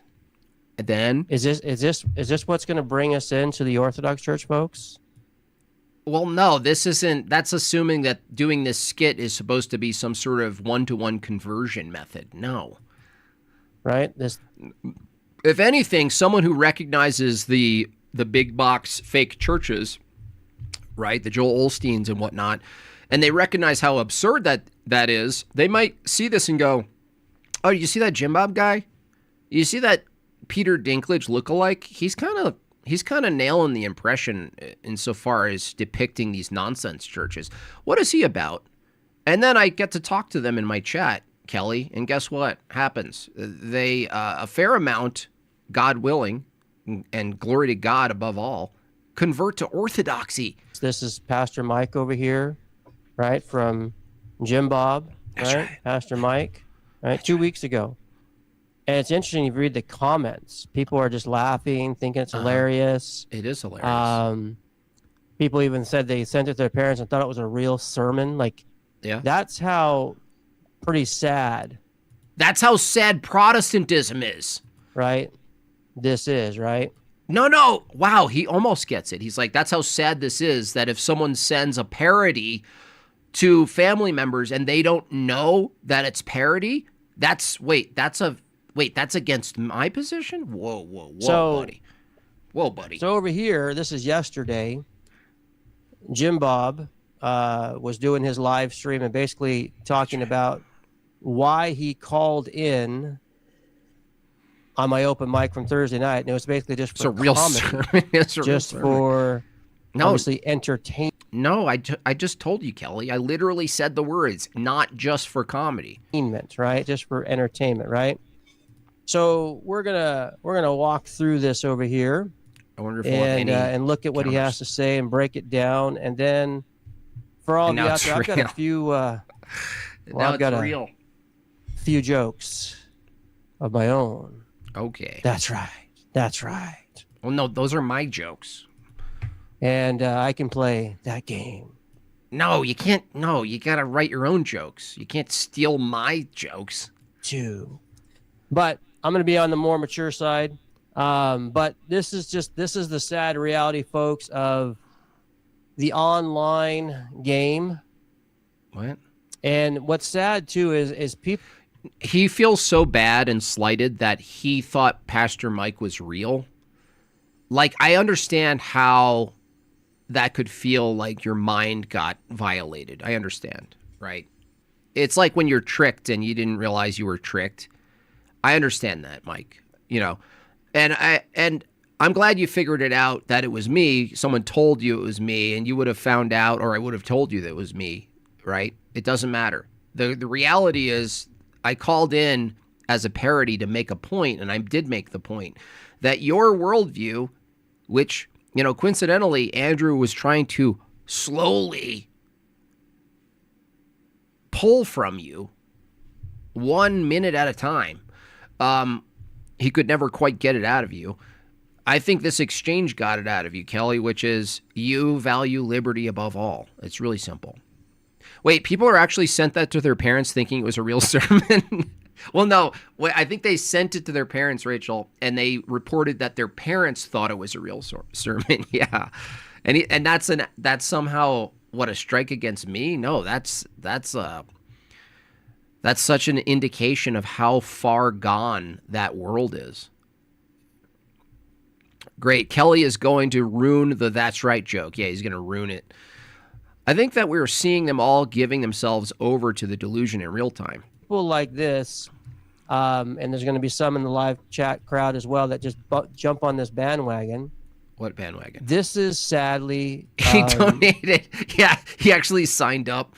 He ordered a case of fruit scroll-ups, and he feels so slighted. What we are told in Scripture to be careful of.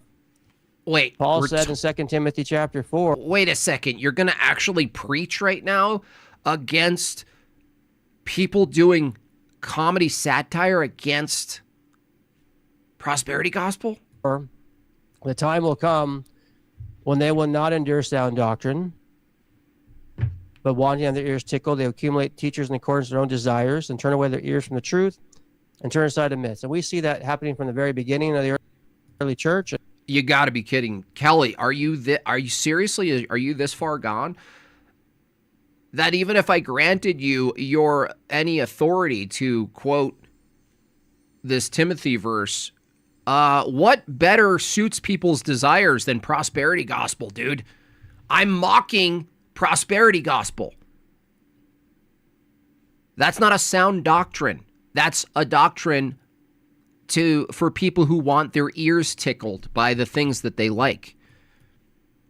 Pastor Mike, senior pastor at Lakewood First Libertarian Bible Church. Hey, man, that's right. That's right, sister. That's right, sister. And up until today, and this is exactly what we see in the Orthodox Church. Why would he ever pull this verse? And especially people who attack and mock Christianity. Dude, no, you don't include people who mock false Christianity. I'm not mocking Christianity. Kelly, are you so lost in the sauce that you don't understand that mocking prosperity gospel is not mocking Christianity? He's so lost, he actually took an offense to mocking prosperity gospel. He took an offense to it. Oh, wow.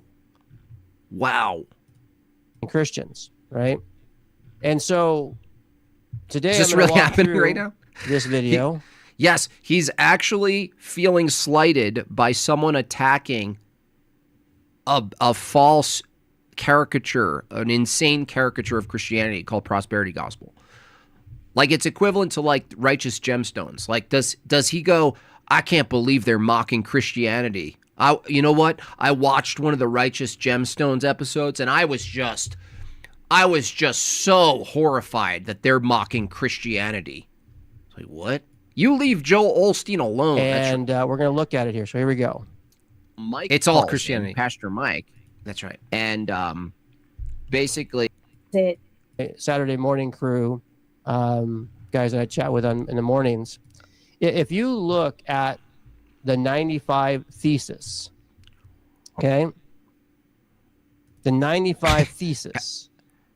Well, yeah. He actually experiences it that way, though. That's what's crazy. He actually experiences an attack on him. He doesn't go, oh, Jim Bob, I see what you're doing. You're attacking the Joel Osteen, insane, corporate, dead entities.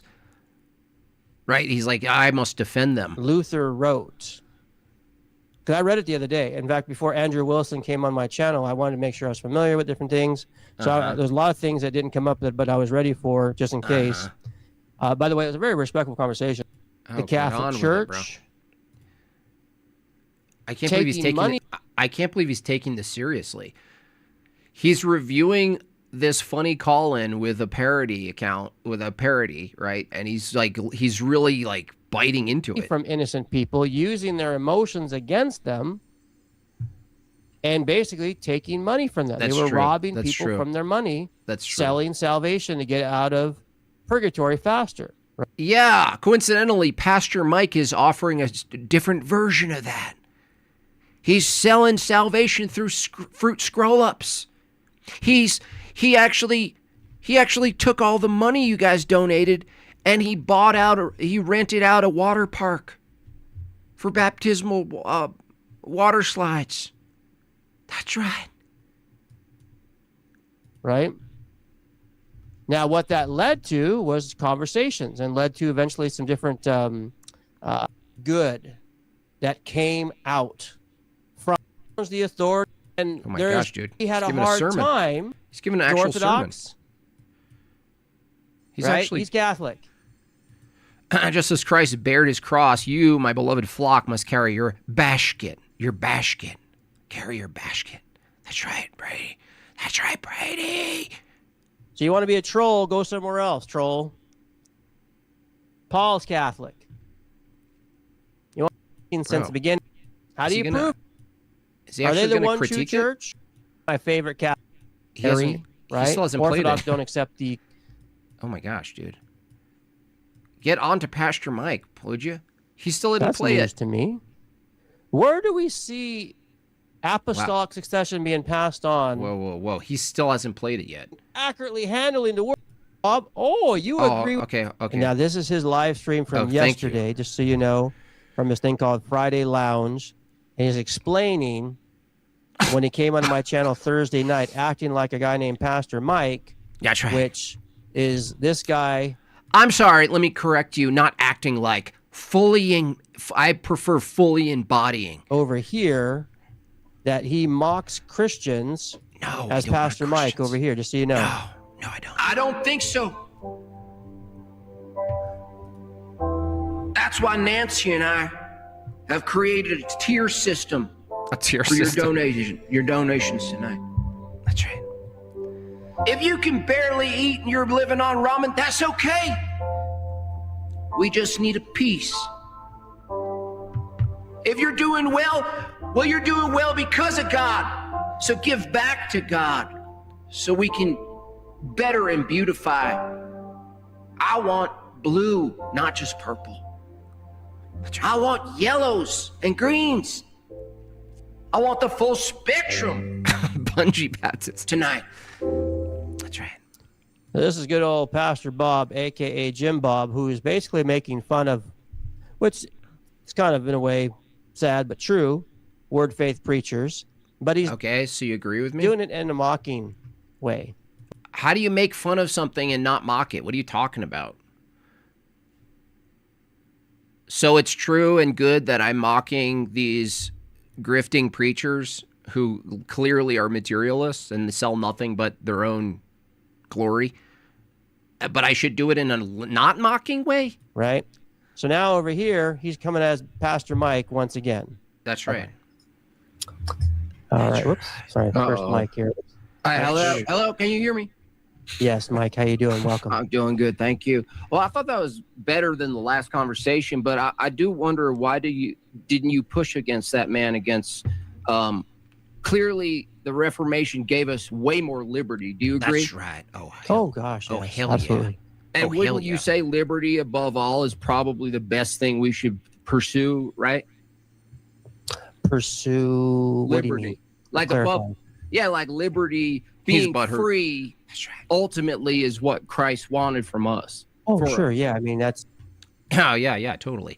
Orthodox Arts Journal, Jonathan Pageau's site, has an interview with a metal worker in Texas making metal icons. Oh, that's cool. I'll check that out.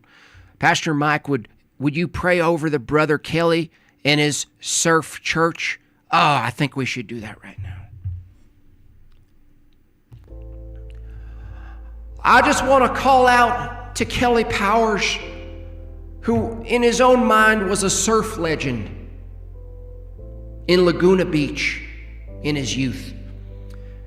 And I just want to call him out and call God to bless this man and his channel, Berean perspective, where he lives a life of interpreting the scripture and scripture alone. He lives a scripture alone life. And I want to call to him because he stood up for me.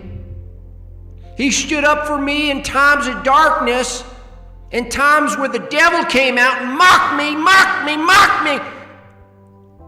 And I just want to reach out to Kelly Powers and his whole entire online congregation. And I want to say thank you. Thank you so much for what you've done. It does not go unseen. I remember things like this. That's why I'm giving you and your loved ones and your wife a free trip, round trip, all expenses paid, food included, to the 2027 annual Best Exorcist Championship. That's right, it's the second year in a row. You get box seats to some of the craziest exorcisms you're going to see in this decade. You get free nachos, or if you don't like nachos, we have legit German pretzels. So I want Kelly to know that you should have already received the confirmation email that came with 5 free prayers tickets. 5 free prayer tickets where you can utilize that ticket at any point during the day once you've entered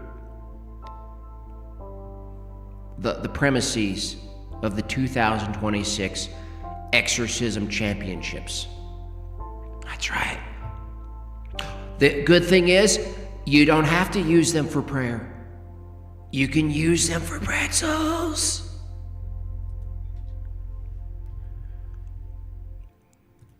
That was so. Yeah, sure. I bet you Christ, do. I bet you do. That's what the whole book of Galatians deals with, chapter 3 and chapter 4, about freedom in Christ. That's a biblical thing. And you notice with Mike here being Jim Bob, like he's like, yeah, that's right, like mocking kind of thing, right? Like, I have to be honest, like this is quite sad. What do you mean it's sad? It's sad what? What do you mean? I'm sad how? That this is supposed to be people who are supposed to be followers of Christ, and this. Wait, so followers of Christ in their own talented way, given their own talents and skills, in their way, calling out false doctrine is not consistent with what? I don't get it. How is it inconsistent? The real X Games. That's right. That's right. The real X Games. You do? Like, this is what you do?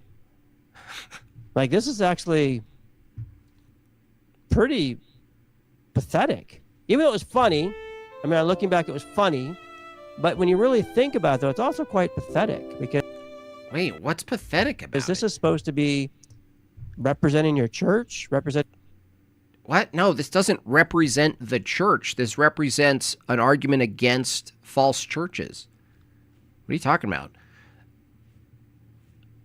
And by the way, what's the inconsistency? You'd have to go internal. You'd have to find an orthodox position that said you can't use your comedy, your skills, your satire to call out fake churches, right? Oh, how, based on what, man? Get Our Lakewood Ministries branded grape juice made from grapes in Israel. Bless Netanyahu. That's right. That's right. In Christianity, and you go like this intentionally, and you're deceiving and lying, right? This is... Wait, what? Wait, so acting is a deception itself? What are you talking about? Doing satire is a deception? When you think about it, not good. See, that's what I'm saying. Kelly, it's not about the critique that I'm showcasing in a satire, in a troll, right? It's that he feels slighted because he agreed with Pastor Mike. Like, Kelly, you're going to have to gather up the balls and the courage to admit that you actually feel slighted because you agree with it. You agreed with Pastor Mike in valuing liberty above all. You agreed with him. That's what you're embarrassed by. You're not embarrassed that you got duped by an online comedian who trolled you. That's not what... Dude, you're not butthurt about that. You're butthurt because you agreed with it.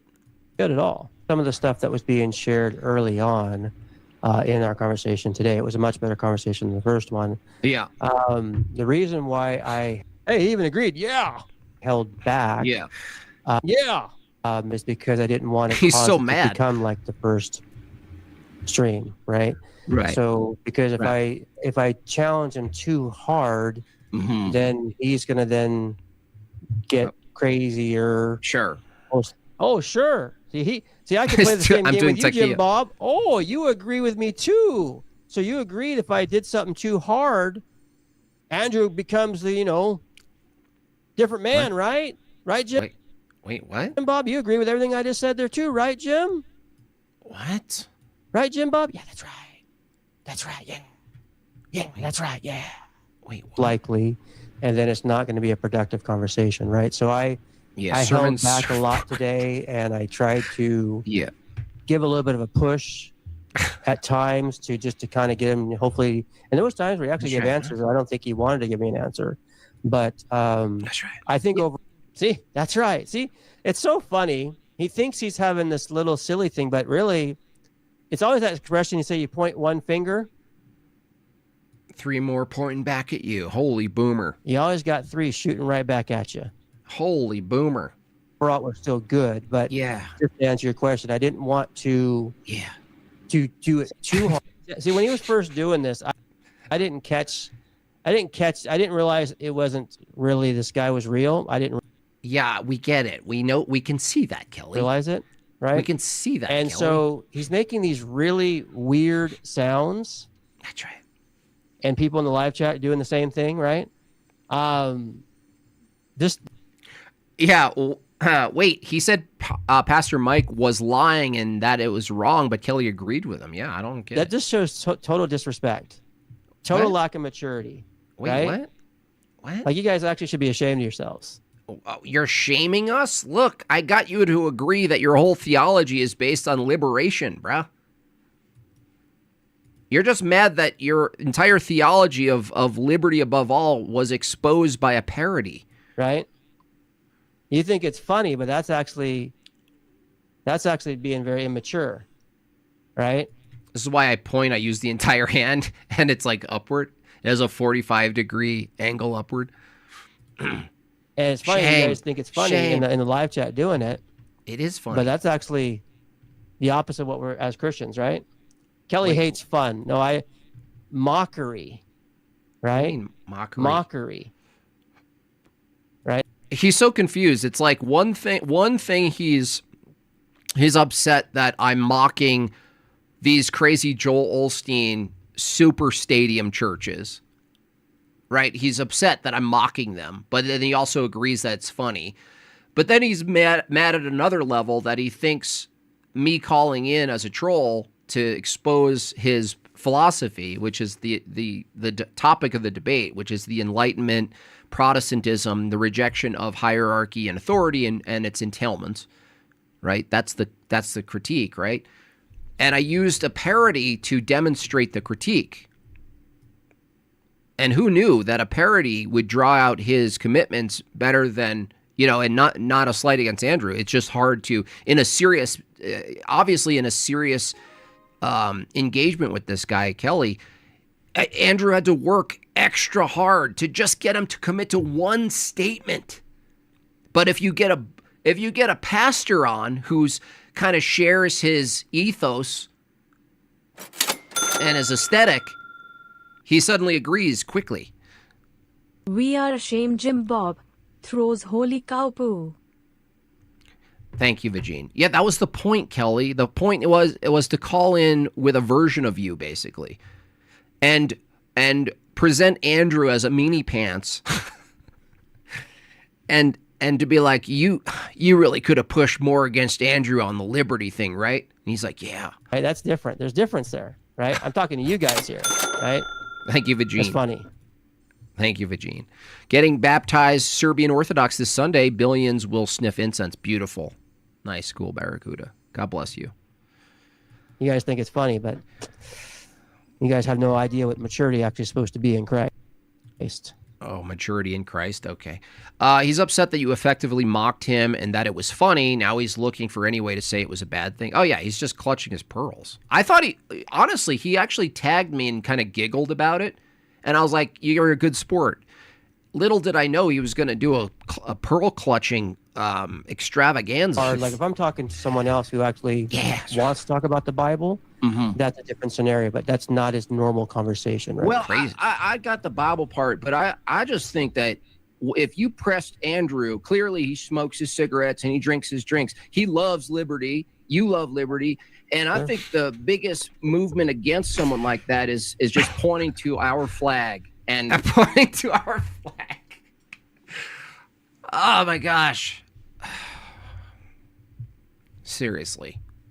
Just that statement. Look, just that statement should get me the rest of the 7 remaining chats on the goal. He loves liberty. You love liberty. You know what? We just got to point to that flag right there. We're going to point to the flag. That's a different scenario, but that's not his normal conversation, right? Well, I got the Bible part, but I just think that if you pressed Andrew, clearly he smokes his cigarettes and he drinks his drinks. He loves liberty. You love liberty. And I think the biggest movement against someone like that is just pointing to our flag. Pointing to what we have today. We can walk out on the street next to a Muslim. We could walk in hand with a bunch of different people. And I think we can go to a farmer's market in Dearborn, Michigan. Hello, freedom. Let freedom rang. Let freedom rang.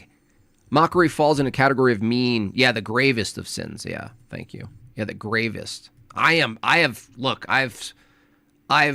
sunk to the lowest level you could possibly sink to on the internet, which is comedy. He's smoking sin, son. I think that is what Protestantism itself, the Reformation, gave us completely. And I think getting him in a corner on that and saying, look, above all, we should pursue freedom and liberty. All this other legalistic stuff that you want us to be doing. You see what I'm saying? Look, Kelly, if you're watching, I didn't make you agree with me. You're nodding your head. I'm selling you on a concept of Christianity that values liberty above duty. You're nodding your head. I didn't manipulate you to nod your head, Kelly. I knew that this was your view. This is the view Andrew knew you had, but he couldn't get it out of you. You just didn't want to engage with it ultimately. But somehow if someone calls in who shares your vibe and your ecclesiology, the non-existent one, suddenly you agree with it. Oh yeah, I heckin' love liberty. I heckin' love it. Sending this while pointing to our flag. That's right. You know what I have to do on the scene now? I have to have an American flag laser filter come through it behind me. I have to just keep adding. Flag pointing fun. Thank you. Thank you. Hi, man. Authority, guarding society with a pitchfork. That's all done. That's all done. Yep. That was done on the cross. This is the part that he really got mad at. He's going to cope about this one hard because that line, that was all done on the cross. He says, amen. That's the part where he's going to watch. He's going to stop it here. There's no way he doesn't stop it here. Stuff that you want us to be doing, authority, guarding society with a pitchfork. That's all done. That's all done. Yep. That was done on the cross. So it's so funny that this guy... Oh, dude, he stopped it before he said amen. Oh, man, Kelly, look, man, just take it in stride. It was funny. You got trolled. You're on the internet, dude. You got trolled by an excellent troll. I'm a troll master. You got trolled, and you stopped it right before you said amen. That's what you did. You purposely stopped it right after you agreed with me and said amen. He was manipulated by Nancy's holy guacamole. How do you know about that product? I thought I asked you to sign an NDA about that. We're going to have a talk with you. You're comedic genius. God bless you. Thank you so much, Texas. Thank you. Oh, I missed your super chat. Hold on. I don't like to miss any super chats. It all supports the flag in the end. For Pastor Mike and that new slip and slide baptism rod, they catch you with an American flag towel. Yeah. No, it's an Israeli flag too. You got an Israeli flag towel as well. It's like a mix. It's a mixed flag. Jim Bob is playing this ridiculous, silly game. Come on. But the ironic thing is, actually, even though he's mocking right here. Come on, man. You know what the ironic thing is? It's actually true. It's true? Christ came to set us free. Amen. Oh, man, he's going to try to sermonate this? No. You're stuck on this, buddy. Christ came to set us free of sin. That's the liberty. That's the only liberty, right? It's not a liberty in the sense of do what you want. It's not a liberty, I get to own this and do that, and I get this and this, right? It's not property liberty. He's trying to rephrase it now because he's coping. Poor Kelly. He got caught, man. He got caught in his worldview, which values liberty and stuff above all. Well, no. Now he's trying to equivocate now. He's like, well, no, in a sense it is true. But no, that's not the sense that I'm critiquing. And you know it. 50 Stars of David. Yeah, that's funny. Isn't that right? Ain't that right? Amen. Christ came to set us free. Free of what? There is now no condemnation. Those in Christ Jesus. Oh, man, Kelly, that might work on your audience, right? That reframing. But clearly anybody who's watching, who watched this exchange, we're criticizing a libertarian view that liberty is a set of things you can do and stuff you can gather and acquire, right? We're not talking about liberty from sin, not liberty from your vices. We're talking about you want liberty like you can do stuff. And now he's pretending it means something else in his view. Come on, man. In Christ Jesus, we have liberty. 2 Corinthians chapter 3. Yeah. We are no longer under the bondage of sin. Yeah, that's not the critique, bro. And traditions of men and this hierarchy is the opposite of what the New Testament is about in authority. In fact, Peter said in 1 Peter chapter 5, he's actually preaching for leaders, elders, to not lord over Christians. And yet that's exactly what we've seen both in the major churches, Roman Catholic Church predominantly, and the Orthodox Church as well, controlling people what they think. You are forced to believe what they claim. You don't have the liberty to actually think for yourselves. You have to believe what your priest says. You have to believe what the council says. You have to believe what the ecumenical says. You can't think for yourselves. How dare you think for yourselves? Right? Show me one verse that says you're not supposed to be able to question. Dude. Kelly, stop, man. You should have just said that was funny. You're literally, like, you're really digging deep here. You should have just said, Jim Bob, that was kind of funny. You called in as Pastor Mike, mocking sort of like the profiteering, grifting, crazy Joel Osteen worldview, right? No, he doubles down. And he doubles down on nominalism. He's forcing me to believe that I don't have to believe is... Yeah, exactly. He's forcing me to believe that I don't have to believe what is forced on me. Yeah. Well, that's the thing is, like, why would it matter then? Why would he say I'm being deceptive or not Christian-like if he's not policing me? Isn't he policing me right now? You're policing me right now. I thought you were against policing people. Question or examine. See, I've never said I wasn't against policing. I think policing is an extension of fatherhood, honestly. And what's fatherhood grounded in, if not the bridegroom, the church itself? You don't have one. You don't have you don't have any standard, which I wish, by the way, I wish you were capable enough to have this actual debate with Andrew, because Andrew would have pulled it out of you that the structure for a society, from your view, from a Protestant view, ends up losing its hierarchical status, its structure, its infrastructure, insofar as managing society, which requires something above simply giving people provisions and privileges. You weren't high tier enough. No offense, Kelly. You weren't high tier enough to have the debate with Andrew. Okay, both conversations. And what leaders teach, chapter and verse. Tell me which one says that we're not supposed to go to Scripture to examine. Tell us where it says you don't lean on your own understanding. According to you, another effect of the Protestant mindset, rationalizing maybe a little natural theology, coincidentally, thrown in there, that you're going to get to the truth and you're going to lean on your own understanding, and that's ultimately what Christianity is going to be like. Well, we're seeing it in real time right now. If sola scriptura is true, then someone could just say they arrived at EO via Scripture. It's always fun to grant their worldview. Yeah, that's a fun move, actually. The same move applies to faith alone. If faith alone is true, I could still be Orthodox. Why are you arguing that I shouldn't be Orthodox? If the bare minimum for being a Christian, and once you're saved, you're always saved, how are you not saved while you're Orthodox then? That doesn't make any sense. Chapter and verse. You want to play the Bible game? You'll lose all day long, buddy. Amen. Amen. I agree with you. I agree with you, brother. So, I mean, I'll just leave you with that. I mean, look. Trust me, there's a lot more that I was done on the cross. If it was a different person, I would have pushed harder. That's right. But I wanted the conversation to last better this time.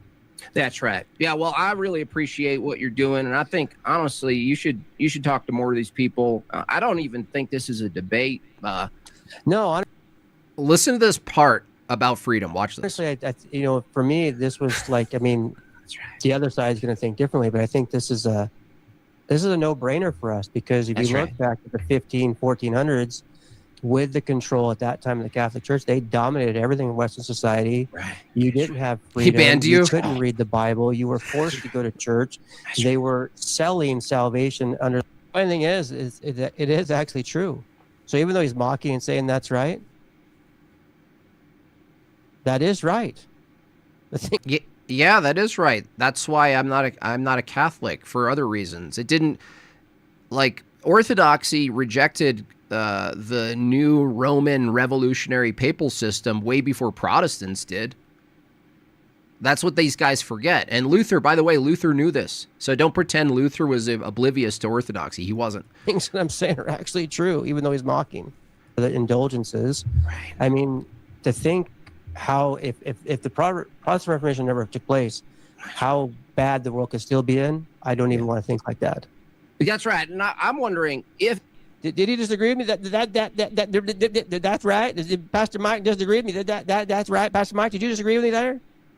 No, Kelly, you dum-dum. The funny part about Pastor Mike is that he agrees with everything you're saying.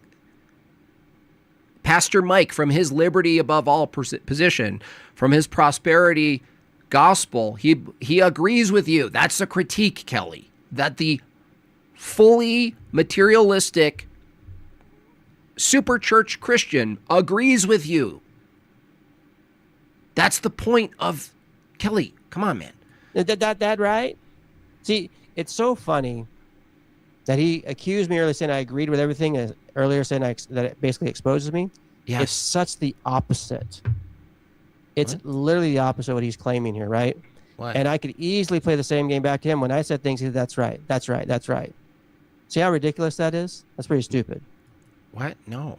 Is there anything that could be bad from liberty itself? I can't name it. Maybe you can help me out. I don't see it myself. Yeah, I hear you. Yeah, you hear me. You agree with that. Like, that's so brutal right there, Kelly. That's what Andrew is trying to get ultimately out of you, is that, right, if you value liberty above everything, then you value it above hierarchy and authority, which that's what a Protestant view is. And then if you value liberty and individualism above authority, then you value liberty above all. And then ultimately, there's nothing really that could be harmful from pursuing liberty. And you agreed with it. I didn't get you to agree with it. Kelly, you agreed with Thanks it. for coming up, brother. All right, thank you so much. All right. See, I actually thought this was genuine. I know. That's why you're mad. You thought it was genuine. That's the purpose of it, is that it wouldn't make sense if you didn't think it was genuine. The idea, Kelly, isn't to deceive you. That's not the gotcha, bro. He's so low tier in his thinking. The gotcha isn't that you couldn't tell. That's not the gotcha. That's secondary. That's not the gotcha, Kelly.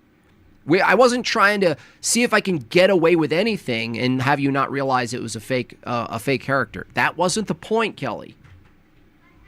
The point was that you agreed with what the character was saying. That's the critique. That's the gotcha. It's not the gotcha isn't that I could fake you out with a character. That's not the gotcha, okay? It's satire. When I was first watching this, right? He thinks it's entrapment. Yeah, exactly. This is totally like the coping. This is basically, yeah, you could have like Chris Hansen come in and be like, Kelly, you want to talk about your affirming these statements? He's like, no, but I was deceived. I was deceived into valuing liberty above Christian duty. He is in the same position as anomalous atheists. Everything would be mind stance dependent, self-verification. This makes objective truth impossible. There cannot be any such thing as heresy. That's right. That is correct. That's why sometimes I'll ask a Mormon or a Kelly Powers if he believes heresies exist at all. And if he says yes, the next question is by what authority? By what normative authority? And then he's done. He's back to himself, right? He declares the heresies. So I just thought this guy was just a little Lulu. Well, obviously he is Lulu. Little cuckoo, right? A little bit. So all seriously, it was humorous. Don't get me wrong. He obviously, he's got a little bit of sense of humor, but it was mocking, right? When you're honest. Right. And the funny thing is that everything I said is still true. Isn't that crazy? It's still true. Yeah, it's still true that you value liberty above all. That's the point. Yeah, it's true that you hold the same position as Pastor Mike. Yeah. Isn't that crazy? So you keep saying, I'm so sorry to everybody who's in public spaces. You work an office job, you work around people and you keep saying, that's right. I really apologize. It's interesting. So everything I said was true, but yet he tried to do it as a funny parody, right? Let's see what the rest he said here. Yeah, it's a funny parody. All right, thank you so much. Thank you so much. All right, we got next up. All right, so. Oh man, I don't know if this other guy is some weird. Okay, all right, Kelly. Enough. Enough is enough. Okay. Enough is enough. We're gonna move on. Apparently, this conversation with Pageau and Ortlund was good. I don't know. I mean, honestly, I think it's more amicable exchanges with heretics, to try to expose their weaknesses. Maybe that's necessary. And Jonathan Pageau, he can't not be amicable because he's Canadian, so he's going to be nice about it. Honestly, I take a different approach. I look at Gavin Ortlund and I see the most willfully, despicably dishonest person. And maybe other people can do better, with him. Maybe this is why it's a good thing if Jay steps back, because then these guys have to deal with like the nicer versions that are a little more gentle, the sort of like guidance counselor version of orthodoxy, I guess.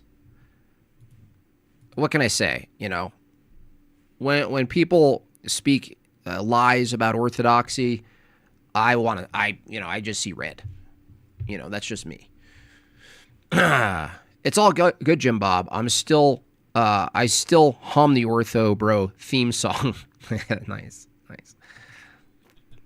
All right. Anyway, 5 left on the current goal, y'all. 5 left, 13 minutes. Take a little breather here before we get going with these guys. Take a little breather. They adopt the nice act to avoid accountability. Well, you mean the recent guy? You mean Kelly? Kelly, you got to look. I did an effective job exposing your theology, which is basically feminism. Let's face it. It's just feminism. So, that's ultimately what the critique was from Andrew. The Protestant Reformation, in conjunction with its philosophy, which is tied inextricably to egalitarianism, is a disaster. It's not just a disaster for the U.S., but any egalitarian philosophy downstream from the Enlightenment in every nation leads to this lie of that that everyone's like equal in application. That egalitarianism is possible. It's not possible. That a structured society that equalizes all power is possible. It's not possible. It's silly.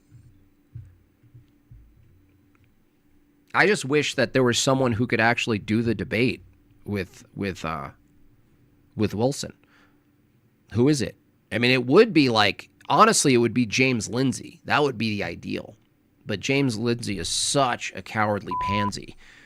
He would never debate Andrew Wilson on this topic. But he's like the face of it, isn't he? Underneath, I don't know, maybe 5 years ago, Jordan Peterson? Maybe. But who is the face of the Enlightenment philosophy? Who's a better face for it? Definitely not Kelly. He's not trained enough to have that conversation. Research the Cathars, interesting heretics, and what's more interested is considering how they be seen by today's Protestants. Well, looking back at all in church history, Zorch, that's when Protestantism, the modern sense of it today, they'll see all sorts of crazy things. They'll realize that even the early Protestants would reject the modern iteration or entailment of Protestantism. If they could only, same thing with coincidentally, the same thing with the Founding Fathers. Do you really think the Founding Fathers were in a mindset where they could imagine a future of OnlyFans? Do you really think that? Do you really think the founding fathers met up and they had such foresight they were going to see the cascade of degeneracy, public degeneracy? That they would see the feminist movement and its consequences? That they would see any of this stuff? Do you think the founding fathers had a vision for Muslims taking over Dearborn, Michigan under the guise of liberty above all? I mean, come on. Not even close. They're still wrong, even though they didn't hold to that. Like, that's the thing. When you hear Ben Shapiro glaze the founding fathers, he acts like they wouldn't have, if they could see a crystal ball into the future and saw the entailments of liberty, because they couldn't conceive of America outside at least a general deistic Protestant view of God, you know, colloquially Christian. They would never accept an influx of Hindus, Muslims, and pagans. But at the same time, it's a permitted entailment of the overall philosophy. It just is. Sorry, it permits it. That track quote work very well against every troll in my work today. Thank you, Pastor. Oh, you're welcome so much. Oh, you're so welcome. You're so very welcome. All right, 3 more. Let's get that last 3 and we'll get into this, you guys. You're insane. That's not an argument. Free man. Free, look at that. Free man glory. That's hilarious. Yeah, gay marriage, all of the rest. Like, there's so many, like, really, we're facing nominalism. That's what it is. It's a nominal view of everything and an individualistic view of everything. And everyone sort of gathers their individual views and tries to, against individualism, collectivize their individual views. And we call that democracy, actually. That not only you collectivize individual views and then whatever's collectivized dominates, but then there's a representative that stands up and potentially abandons their own convictions at the request of their constituents. What the heck? Whoever thought that was going to be a good idea? Well, it was a different time. It was a different time. Oh, not me? Okay, thanks. I was like, what? You're asserting the Byzantium era had no societal issues? Who said that? What are you talking about? No. I'm so glad I got to go to my first Divine Liturgy yesterday. Glory to God, Blake. I actually admittedly missed it. This liturgy.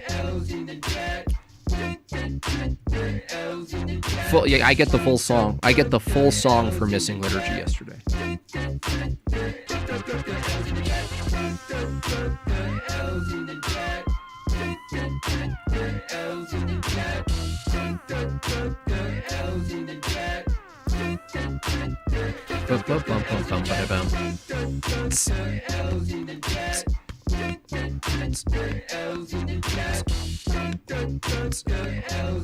Shame. Shame. Shame.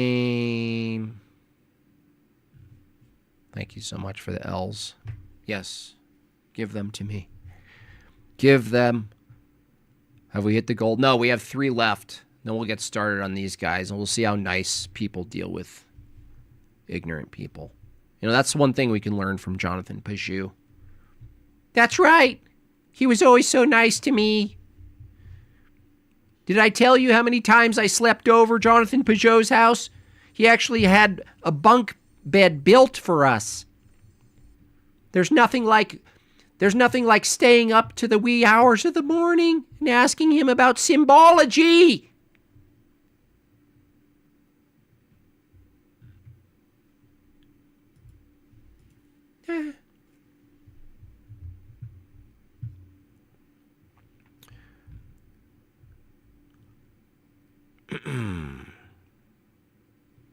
He just unsubbed. It's funny.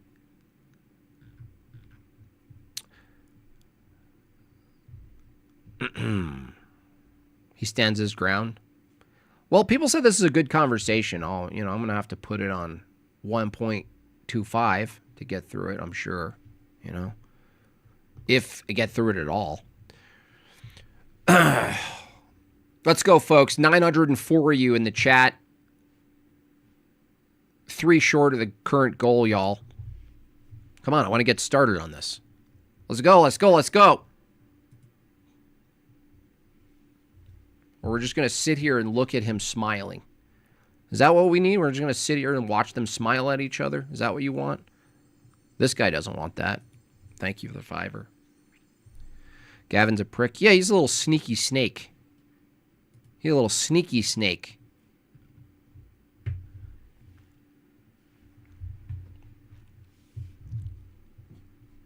They had a nice off. Yeah, they had a nice off. Well, the only reason I'm listening to this is because I was listening to Anthony Westgate, and he said it was a decent conversation. Otherwise, I kind of skipped past this. I saw this, and I was like,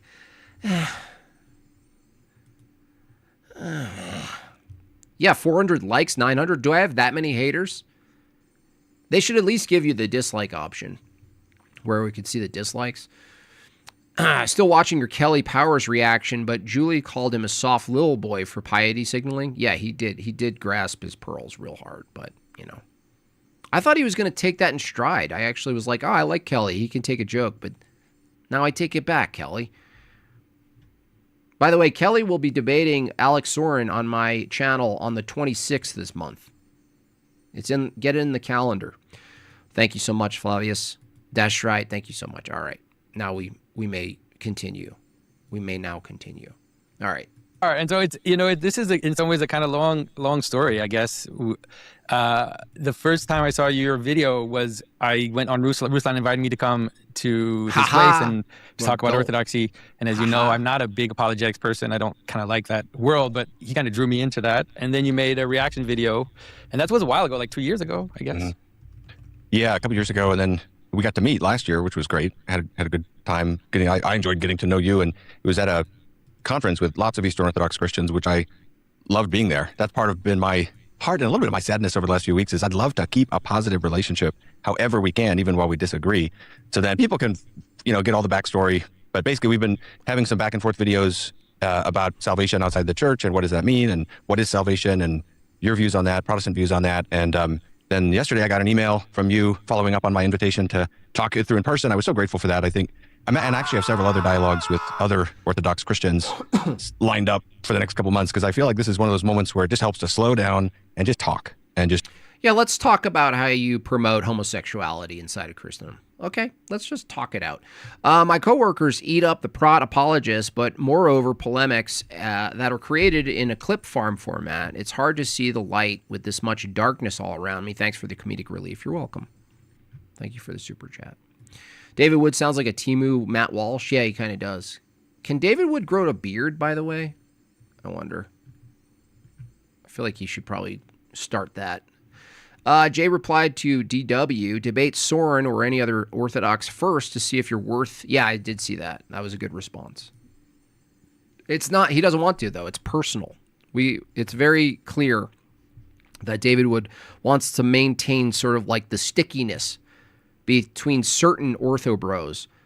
But Alex Soren, if you were to grant that all the Orthodox apologists are so mean and aggressive, you could never say it about Soren. Now, he can cut. Don't get me wrong.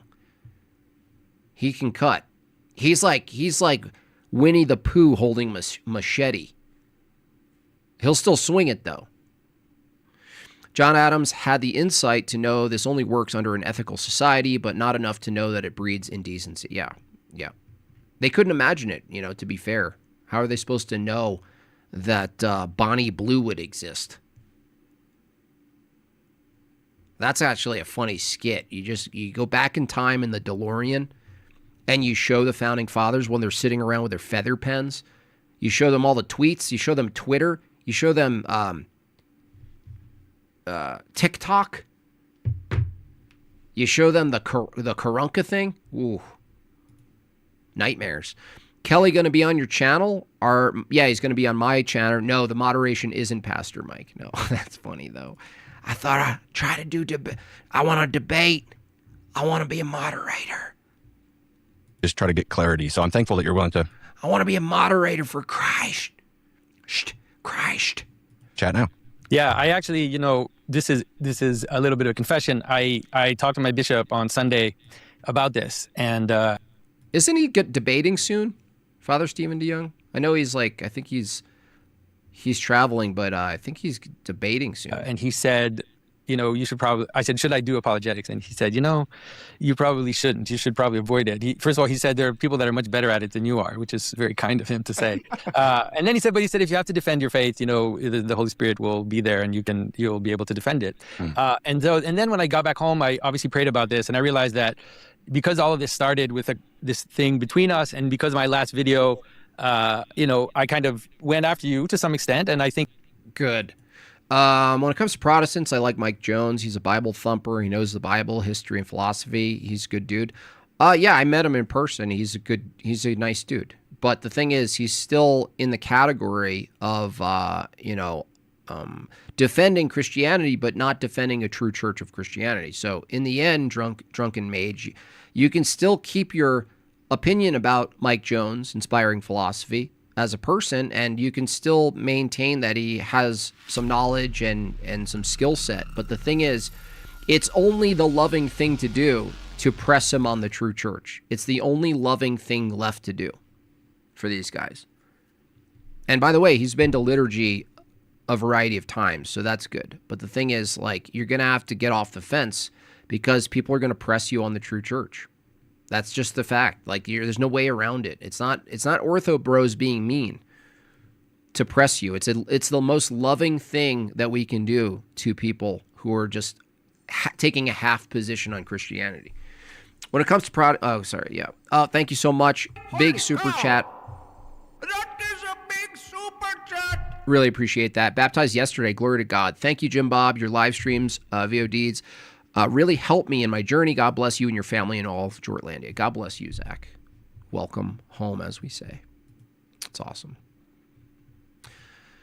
The idea that Prot salvation is just accept Jesus is absurd. Which Jesus? Nestorian or maybe the Miaphysite? Yeah, the nominalist. Yeah, it's all nominalism. It's all nominalism. And it's at the tail end. Like, I was watching David Patrick Harry. He was talking about some of the numbers on the age of the boomers, the sort of Prot boomers. And he thinks that once they kind of die out, you know, Lord have mercy on their souls, that you're left with what? A certain generation in age trying to find the true church. And everyone's seeing the insanity of nominalism, you know, and they're rejecting it. They're rejecting it. Good, they're rejecting it. I think you said, you know, I feel like you're impugning my character, and so I thought, well, let's talk it out. Like, let's just do this, and that way it'll be me bowing out from the apologetics world at the same time, you know.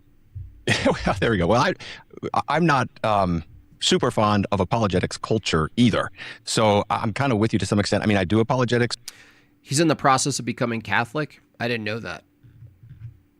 Well, he's going to have a hard time defending that when he becomes Catholic. So. But especially on the internet, and that's still even better, though, if that's true. I don't know if that's true, but if that's true, then he's going to have to sit on that spot, right? He's going to have to defend that spot. That's still a better position than David Wood, insofar as arguing for a true church. At least have the courage to point to and say, Christ started a true church. This is what I think it is. That's all Jay is asking for, by the way, in his very mean way that he asks for it. Even over the last few years, kind of felt increasingly hesitant about how it can pull you in places. And so it's an ongoing process for me, but I think for our viewers, I think I'm safe to say, correct me if this feels off base to you, that this conversation is not going to be very apologetics-y. Maybe a little, and it's fine if it does. I mean, I'm open either way, but it's going to be very Canadian. I don't think we're trying to go for the gotchas here. I think this is like, let's slow down and just really talk it through. Wow, look at him doing all the framing already. He's like, right? Hey, Jonathan Pageau, you're a nice Canadian guy, right? You're a good guy. I think this is going to be mostly you not calling me out on my inconsistencies, right? Can we agree there, right? Guys? For the benefit of people who are just seeking the truth about these things. hopefully. And so, so what I thought we could do, and this is in some ways a kind of model, maybe, hopefully even for others, is to start by steel manning the other person's position, to kind of to make sure that the other person agrees with what it is that they think. Because I think that that's obviously one of the problems that happens in these debate spaces, is that we're talking past each other, and for that reason, it's like it's actually even isn't a. Nothing happens until 40 minutes? Okay, good to know. Thank you. Well, I'll just take your word for that and skip 40 minutes. See how much I trust my own chat? Is that a weakness? You don't get to ask those questions. There was some exceptional complexity in the fallout of this on the street level. My concern is, right now, as of this moment, you hesitate and say, colloquially, I can call you my brother in Christ. I'm trying to look at the genealogy of that, where that came from. I think when that comes clearest for the Orthodox Protestant relationship and the Synod of Jerusalem, is fair to look back to and say, okay, that's the concern. Because you can't have a synod. You can't hold a synod. You can't hold a council unless there's a true church. Even if we colloquially said what a notional Christianity, it still needs a normative authority. I don't think anybody at the Synod of Jerusalem would have recognized your answer. Mothface made me realize, Jim, isn't it so true though? Mothface. Answer that colloquially. I might have to animate that guy. I mean, I'm trying to get these people less relevant, but at the same time, you know, I'm slightly inspired by Meat Canyon, even though his stuff is so dark and demonic. God bless him. Like utilizing his the way he accentuates insane character, like his caricatures are so insane. I feel like David Wood moth faces. Really, I am a Christian, but there's some concern about fullness. I think their language, and I do agree we should look at the text, was more absolute than that. Yeah. All right. So I'm happy that we're at least in the 17th century, because then that gives us. That's what I'm saying. 300 years of supposedly of us sending everybody who's not Orthodox into hell. But so let's look at. I mean, I think it's a good idea to look at the Synod of Jerusalem, and so I'm going to do something because, and you can tell me after. I want to read something that you wrote before we get into the Synod of Jerusalem. All right. And we'll just leave it as a respectful disagreement about how to categorize that earlier time period. We don't have to solve that now. I will, because I'm reading a book. Oh, he's already coping, man. Book about it right now. At some point, I will. He's like, okay, can we discuss the authority in the matter? Well, no, let's just put that on a side. Put out a video just on the 9th century and say more about that in another context. Yeah. All right. So let's read. So this is a text you wrote in 2009. Meat Canyon is a funny dude. Yeah, he's very likable. I saw, he's obviously, I think it's pretty obvious that he's like super atheistic alternative. He doesn't ever talk about it, but I think it comes through. I actually watched a recent, it was like there's a guy who has a big channel who did Living with Meat Canyon for like 24 hours. He just like hangs out with him. And it was actually pretty interesting. The guy, he's super creative. Like there's no doubt about it. Skilled and creative, dark comedy. A lot of it's dark, but 2009. He's probably oppositional to woke stuff as well. He'll probably get canceled at some point. You got it from your blog, dude. Right? I was like a 23-year-old. Yeah. Well, I don't know. It's funny because I was looking for some tech, and it was the first thing that Google gave me, and I didn't even ask for you. So I thought this is a nice sign that I should read it. And so in it, you say Luther, like Calvin, believed in a strong. Oh yeah, totally. Feelings, of course. Strong and unflinching doctrine of double predestination. God has eternally decreed some to everlasting life and others to everlasting death, to the praise of his glorious grace and justice. He calls this doctrine strong wine and solid food for the strong. Then you go through how this is to the glory of God, and at the end you say... Or for Luther. Yeah, and then you say, finally, Luther's pastoral advice to those struggling with doubts about their election is telling to weaker Christians.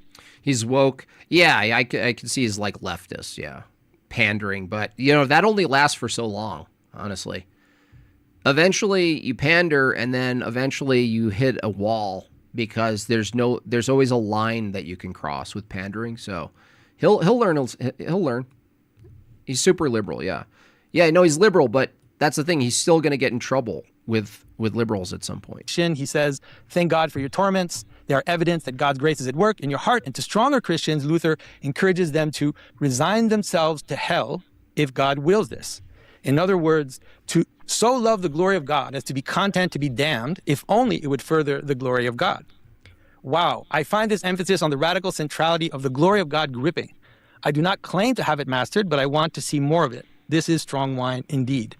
And so this what you described, this is what a lot of the Synod of Jerusalem is reacting to.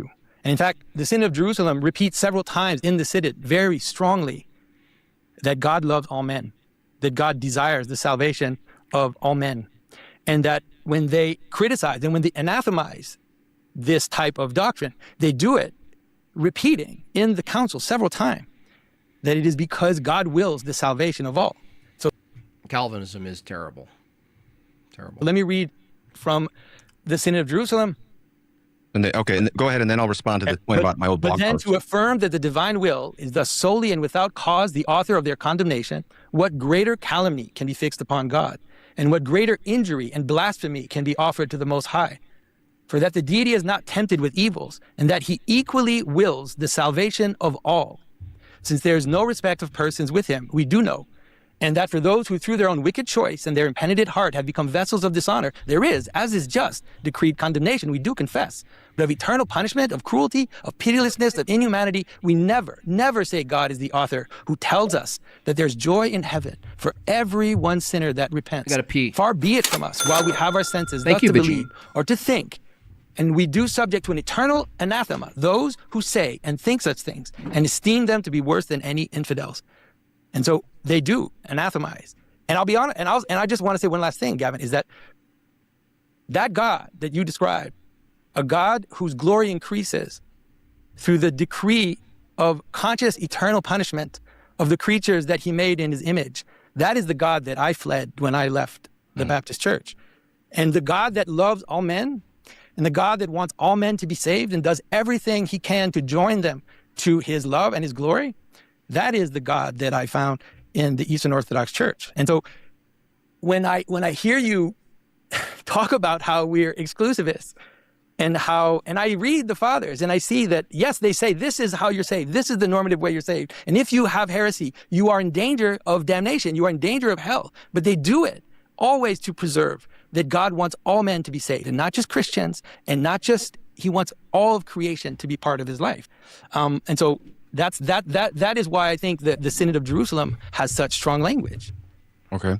Well, I gave you a chance there to unfold your thoughts. Could I respond in kind? Sure.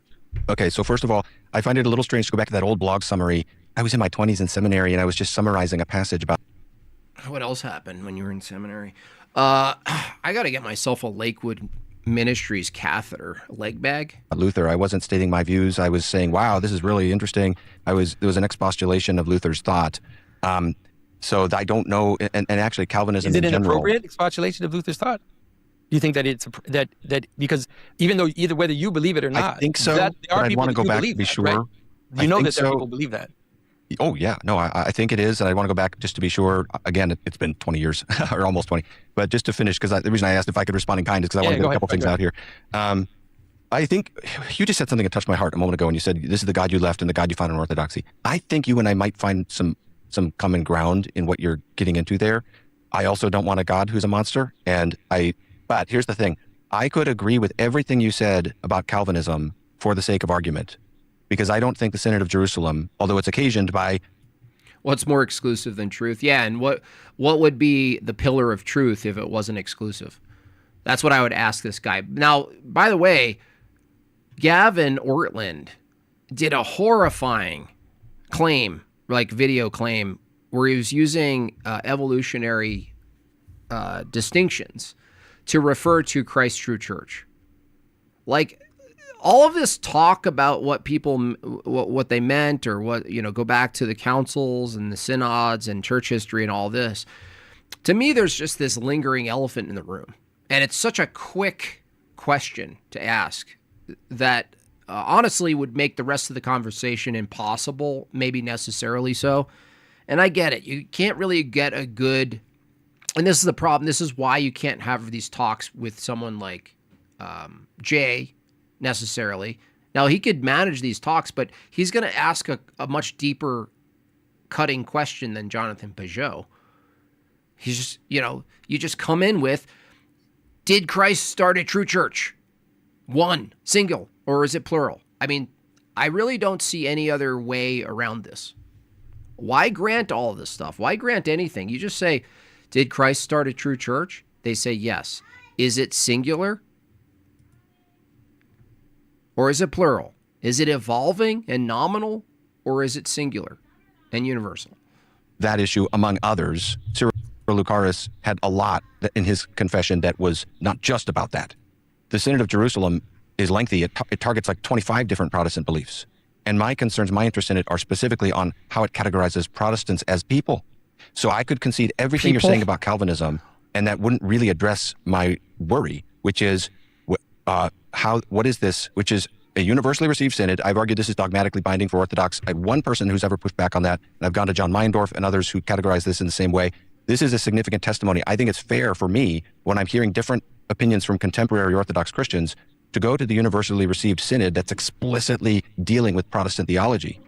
And I would like to point to the passages that I'm actually talking about. They have nothing to do with Calvinism. They have to do with Protestants as a class of people, many of whom, of course, are not Calvinists.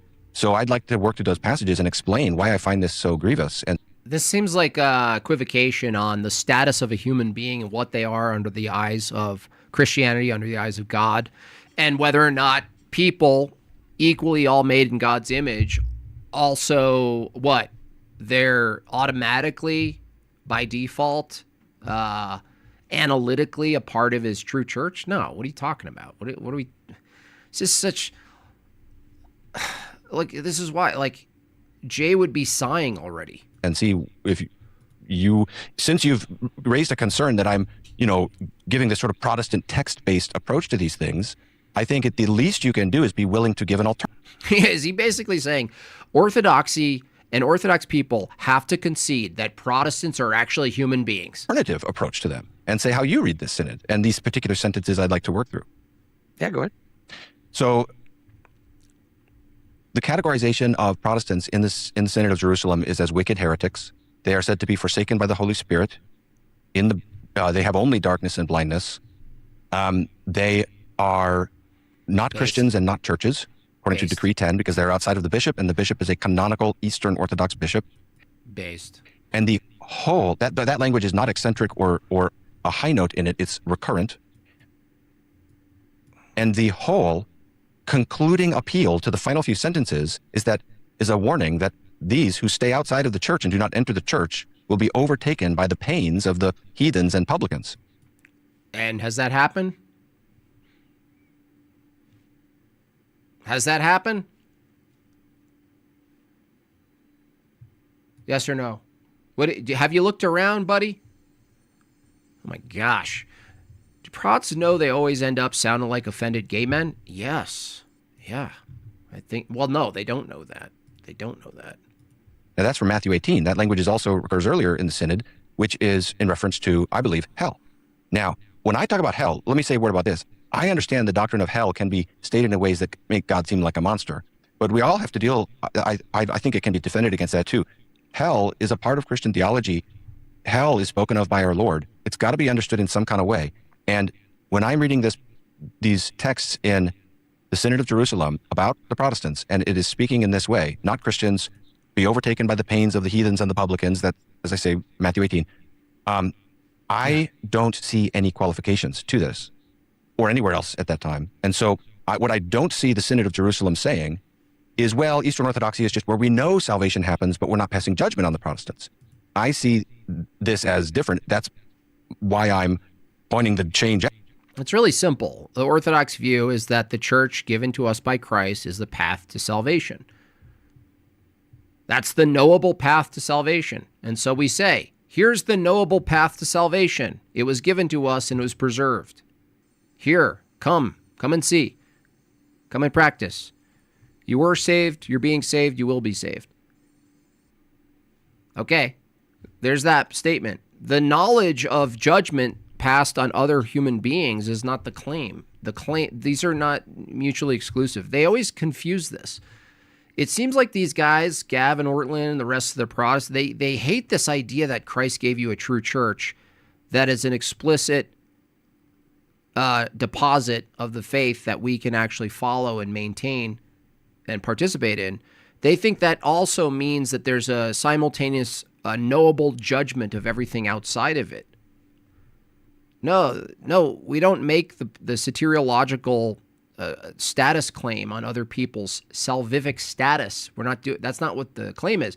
That's not the same as being able to assert and defend an affirmative path to salvation. This is two different things. Look at that freeze frame. Thank you, Rob Nord. Really appreciate you, sir, for the raid. Really appreciate you. Welcome new people here. Out. And I will say there is a frustration in being told I'm being disingenuous or misunderstanding deliberately when no one is coming along and saying, well, actually, let me give an alternative gloss to the pains of the heathens and the publicans. Or let me, and I suspect where we'll come down to is you'll probably just want to say, well, this is for normative language, but doesn't deny that Protestants can be saved or something like this. And what I would say is, can you show me anything at the synod itself? Can you I actually can't watch this homo, honestly. Sorry. I know it's probably interesting. It's just so, look, I'm glad, God bless there are people with the way of speaking and their patience. Someone like Jonathan Pageau, God bless him. God, really, truly, God bless him. But that's not me. That just ain't me. I can't take it. I can't listen to his flabbing, his face. I can't listen to his face.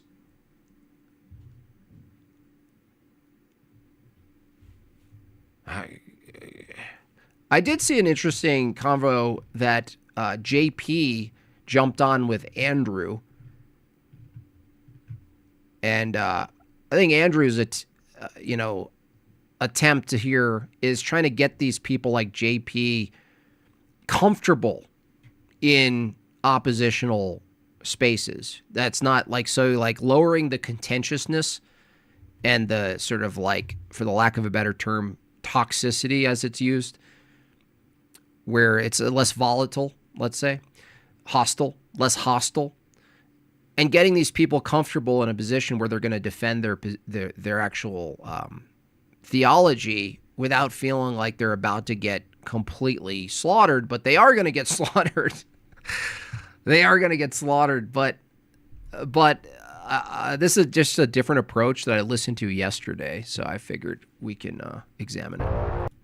If I don't know, so we got JP, Andrew on. There's Ben, right? He's Eli. I think Eli here in the middle is Orthodox, and I think Casper here is Protestant. Just to follow you, just so you guys know, Protestant, Orthodox, don't know, Catholic, Rachel, Andrew, JP, don't know who that is. though, if I don't know, I'm just going to tell you I don't know. I'm not going to be. Yeah, that's fine. That's not a problem. So I think I've been watching a lot of this apologetics back and forth between Orthodox and non-Orthodox. And it's interesting because I don't think that the relationship. You know what I'm going to do? I'm going to sample Andrew's voice and then code it into my bass. So when I get that little high chord this month, hopefully it comes, I'm going to actually just take Andrew's voice and appropriately scale it so that's going to be my bass. So when I play bass on the keyboard. His entire problem with orthodoxy is pearl clutching about its stance on Protestantism, and when his Calvinism is brought up, it's always mischaracterized.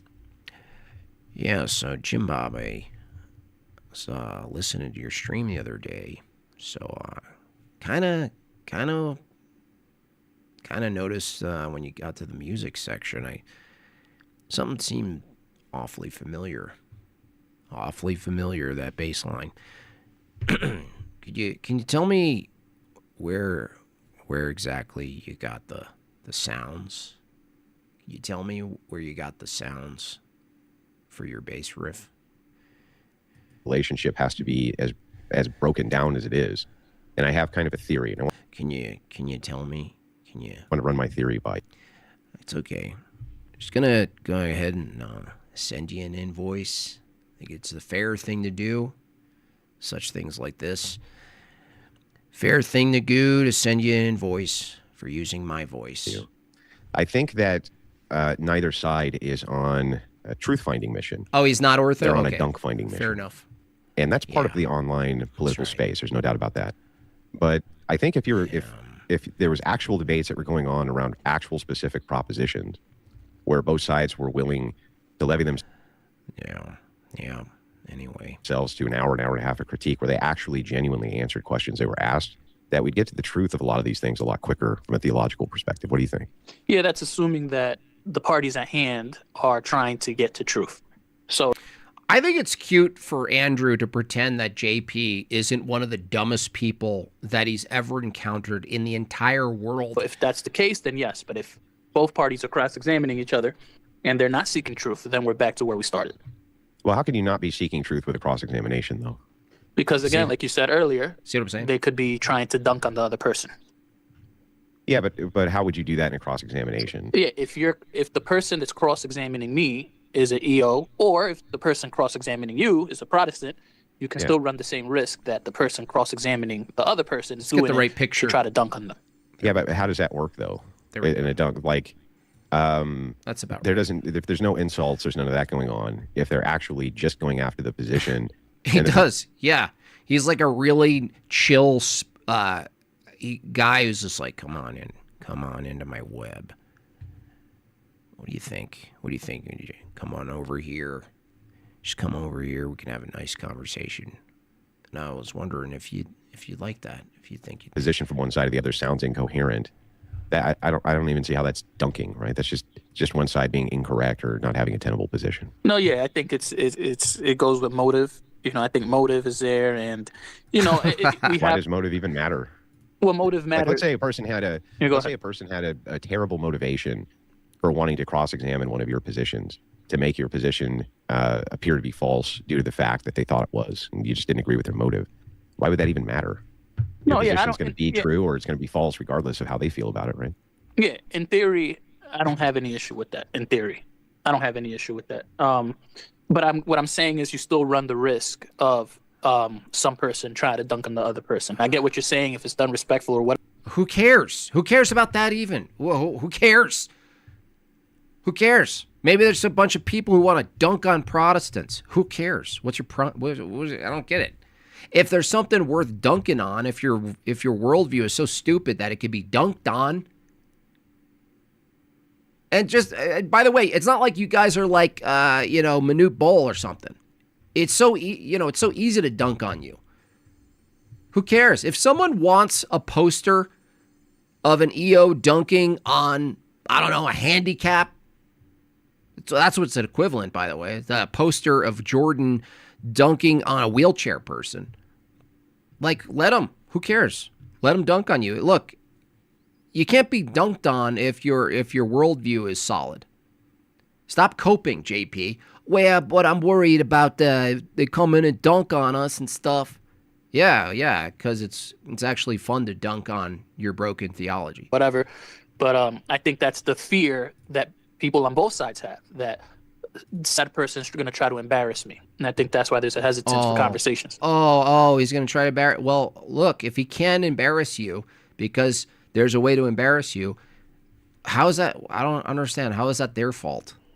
Well, I've been thinking about doing this for a while because I've always considered, even though my channel isn't about theology at all, it's not even really about religion. I guess to some extent, everything is reducible to religion. But I've been thinking about hosting. If I started smoking, maybe help with the Andrew impression. Yeah, I was thinking maybe just even skip that and just start burning, just light Q-tips on fire and burn the back of my throat. I could probably get there in a week. Being a series of these. Honestly, it's almost uncomfortably low at this point. There's like pieces of crumbs on my desk from like the sandwiches I've eaten in the past, and they're rattling. Like, his voice is so raspy and low that there are cymatics happening on my desk right now. Between Protestants and Eastern Orthodox, where they actually pick a position and they hold to internal critique on the position. Just Brillo, just burn Brillo pad. No. Now I ask a question when I'm in the middle of just take a shot. Just do mouthwash gargling with pieces of metal. Answering yours. Yeah, my windows are rattling. But actual critiques back and forth. All the rabbits outside are running. where there's real positions that are put on the table. Is that something you're actually interested in doing? I wouldn't be opposed to that 100%. I wouldn't be opposed to that, but I don't know if you knew, but I am going to go back to school soon. So, oh, you're going back to school soon for what?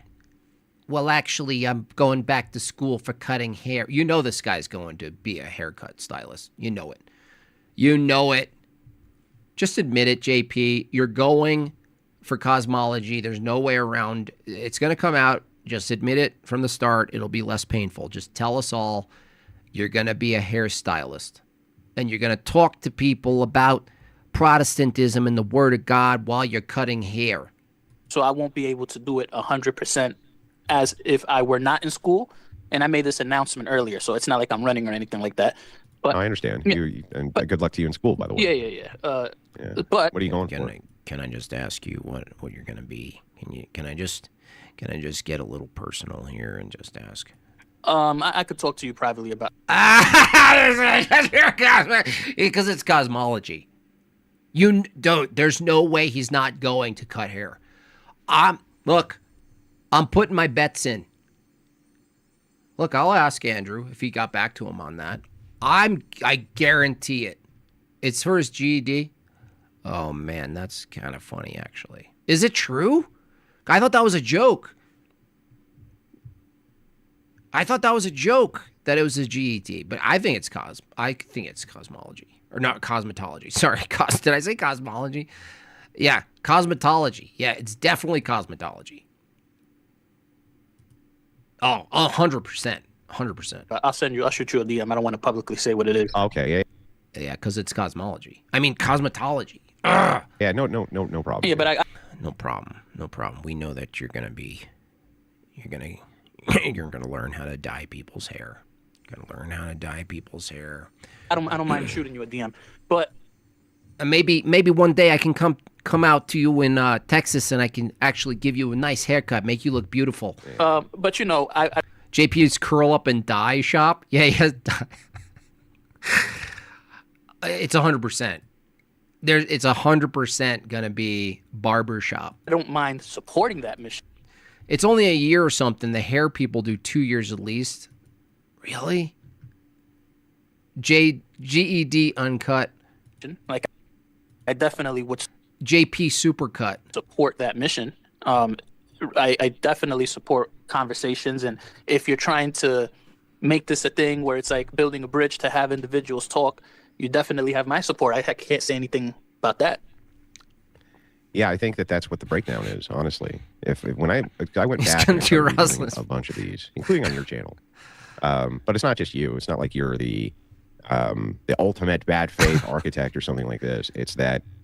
I mean, he's pretty close, Andrew. Discourse breaks down because some of these positions are really hard to defend. There's just no ifs, ands, or buts about it. They're hard to defend. And so I think a lot of these guys on the Prot side and some on the EO side actually don't want to defend these positions. They don't want to actually stand in internal critique. And I think from a theological standpoint, that's terrible. That's absolutely a terrible idea. Yeah, I mean, I'll be honest. You did get the better of Kelly Powers there. Although, you know, it was hilarious. I'm not going to lie. The staring contest was hilarious. Yeah, it was funny. Yeah, but I do think that there are some Protestants out there that would be willing to defend their position. And even if it were something like, hey, 1 hour, you cross-examine me 1 hour, and then I cross-examine you 1 hour. Yeah, and the moderator makes you actually engage with the questions. You can't run from them on both sides. No, so yeah, the thing I think that makes it fair is if it's both sides have to do it. Now, of course, you'll get the pushback of people saying. He got so embarrassed by the encryption thing that he realized he actually needed education. Yeah, maybe he's just going to learn, like, basic vocabulary first. Saying you're an EO and you want JP unshaved. Fair. I'm sure you'll get that. Oh, I'll bring a Protestant on and have him co-moderate. Okay. Yeah, that sounds perfect. He governs his guy, or even better, he governs my guy and I govern his guy. That's even better. That sounds excellent. That sounds like an excellent idea.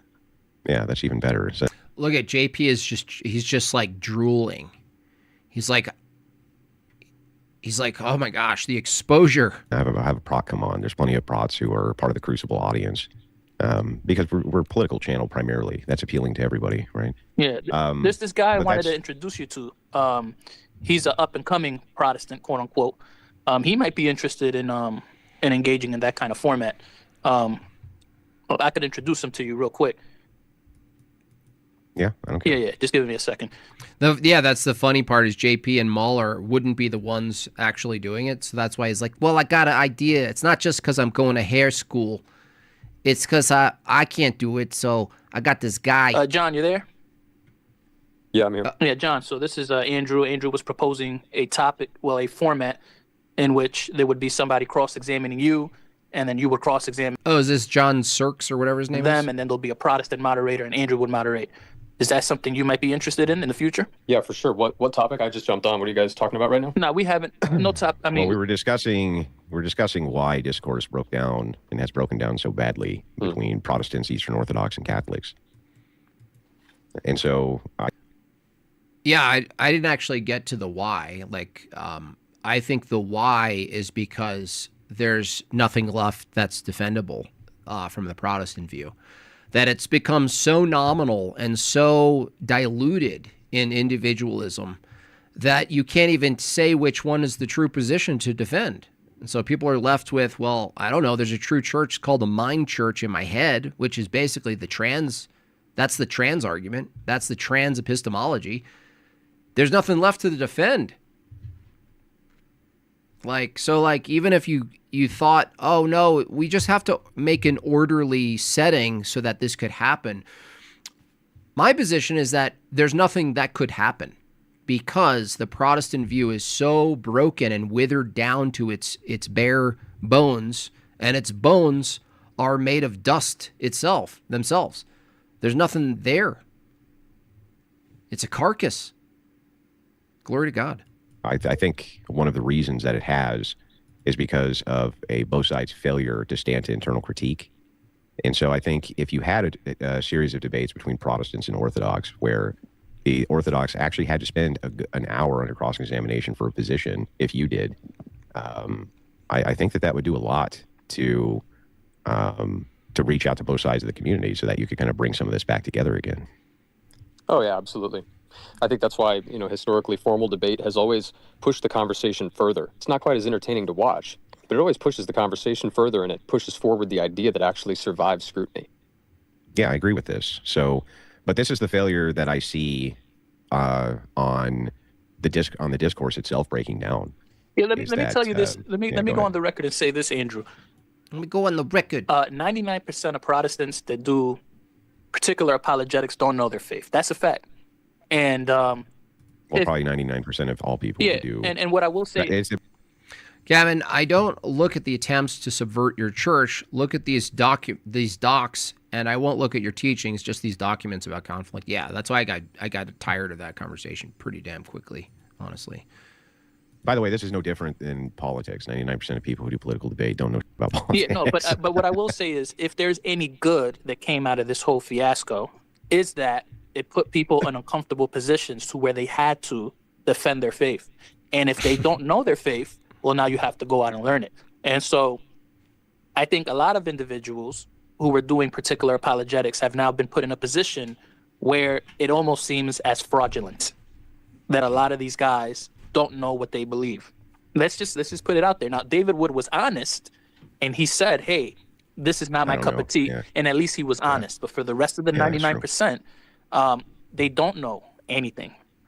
Yeah, I disagree. That's not honesty. That's just saying you're inconsistent. So it's like David Wood's entire position, like as I said at the beginning of this stream when I was watching his god-awful video he made, is that his argument against Islam necessitates that if you moved away from Islam, you'd have a direction to move into.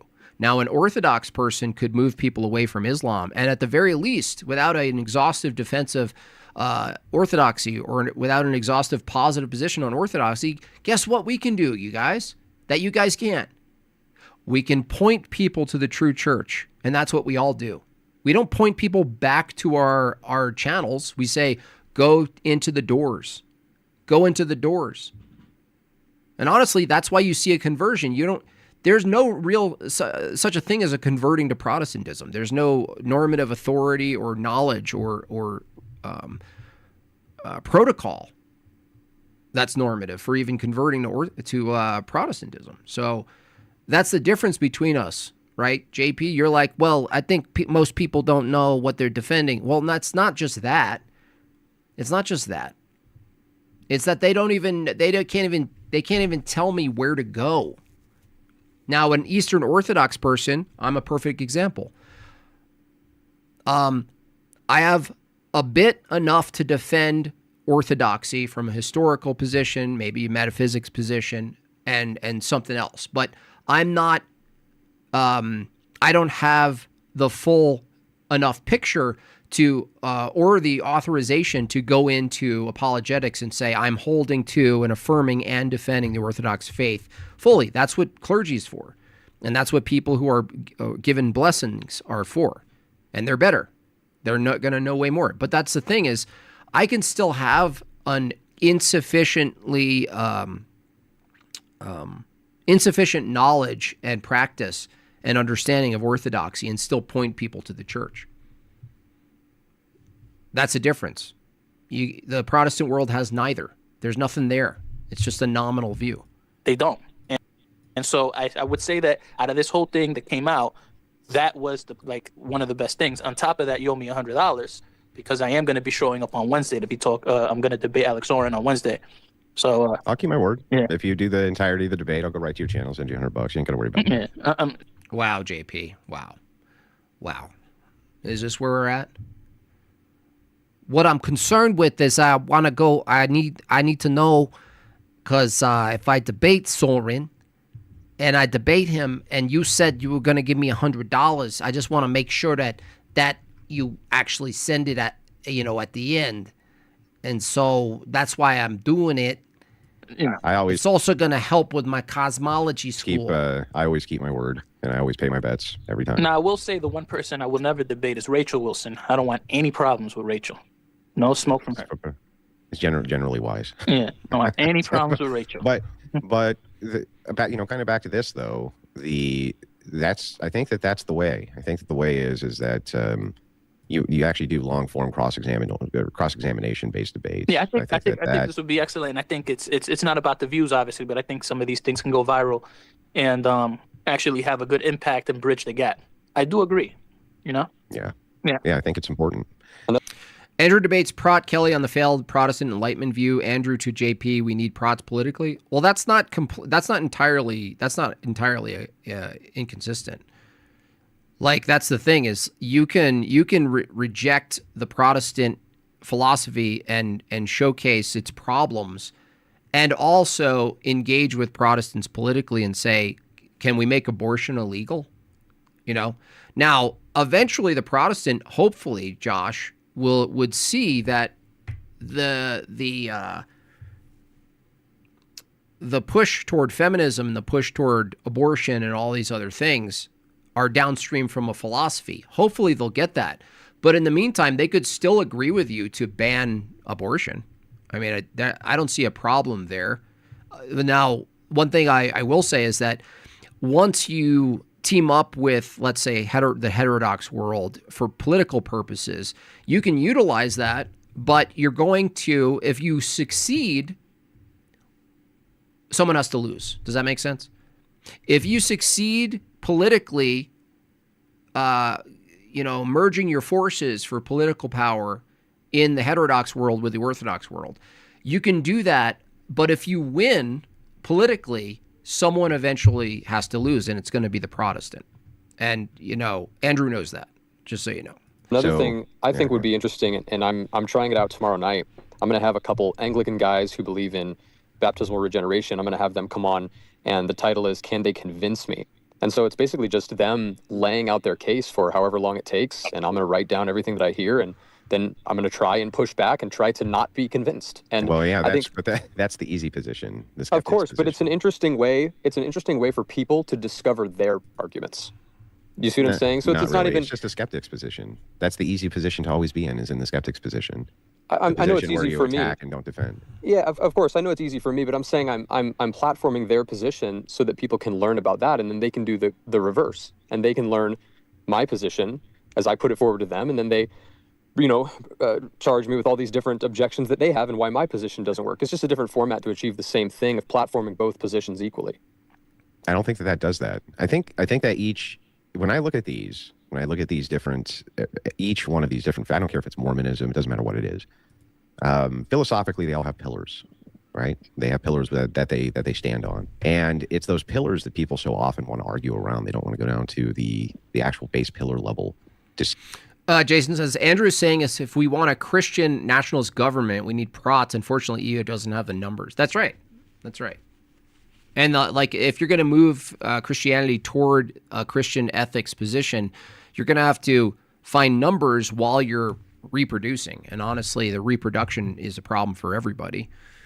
Orthodox are doing fairly well. If my parish is a mirror of anything, it's doing its job.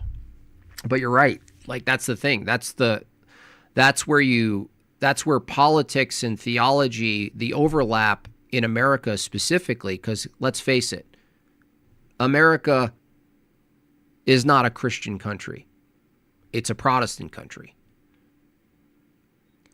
But if that's what we're dealing with, you're going to manage what you have in front of you, right? You're not going to pander, but to some extent, you got to utilize it or not. Like, if you don't utilize it, you just can't cry that politics is being overthrown and taken over by progressive liberalism, even though we hold simultaneously that Protestantism is theological liberalism. You know, how do you move forward? How do you do the dance? Well, it's not easy, and I'm certainly not the person to coach people how to do it, because I'm actually a little bit black-pilled in the political sense, a little bit. I'm totally white-pilled in that when I go to Divine Liturgy and when you're participating in Orthodoxy, it transcends politics for sure. You're in another dimension, but you're still in the world when you come to.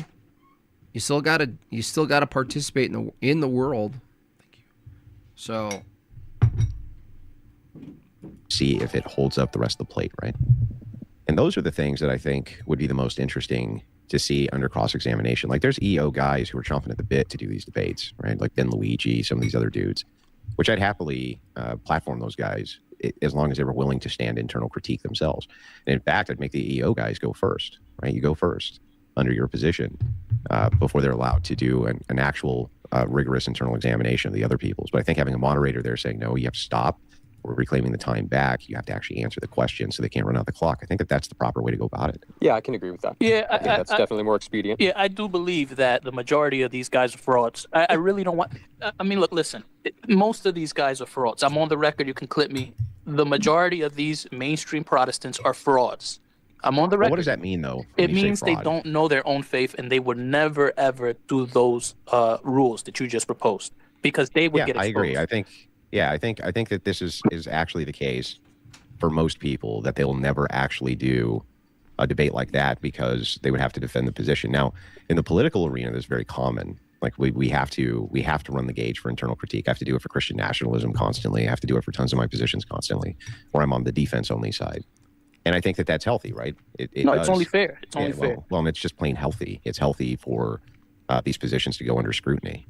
But I think that's 99% of the breakdown of discourse is this. I think that the whole idea of...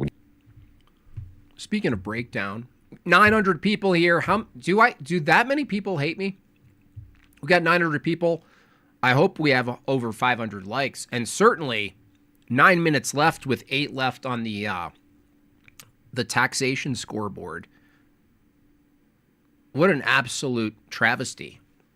I mean, you should be ashamed. You should all be ashamed of yourself. Shame. You know what? You guys earned the shame song, I think. That's what I think. What would you say if I told you I was mentally retarded? What am I, retarded? Shame. What would you say if I told you I was mentally retarded? What am I doing? Shame. Doing this for nothing? What would you say if I told you I was mentally retarded?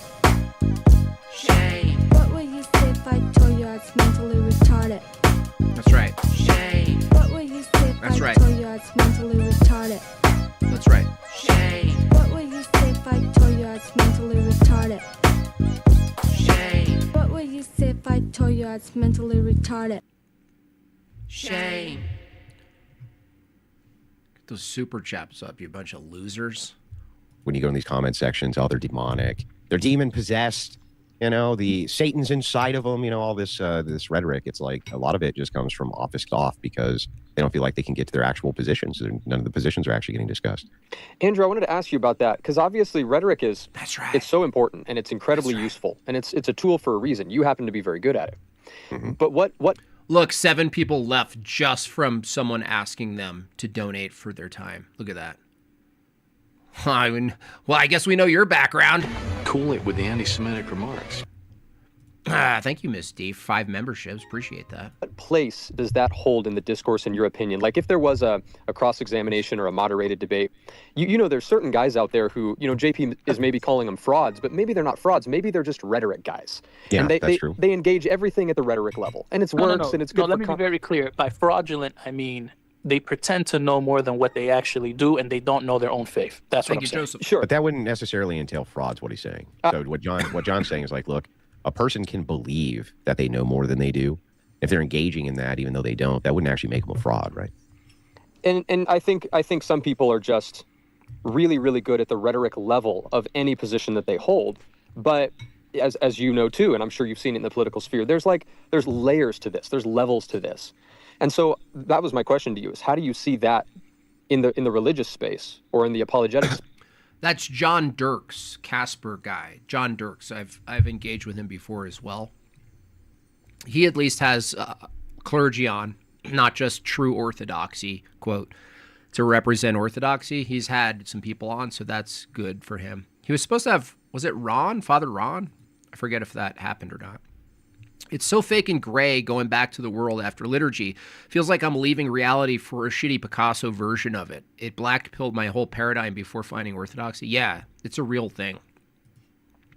It's a real thing. For sure. Yeah, you should be sorry. Thank you for admitting it, Craig. Fred Berger. You should feel sorry. Space. Like, how high tier do we need to be? Do we need to have PhD? Retards have to pay taxes. Is that true, though? Is that even true? I don't even know if that's true. Philosophers debate everything? Or is there a place for the rhetoric level debates as well? Yeah, well, it depends on if you're doing vibes or propositions. Sure. So remember that 90% of all debate is vibe debate, how I feel about stuff. Right. So if I ask you, do you like Donald Trump? Let's just say as a theory here. Do you like Donald Trump, John? Yeah. Okay, great. I like Trump too. I wish he would have released those 9/11 files.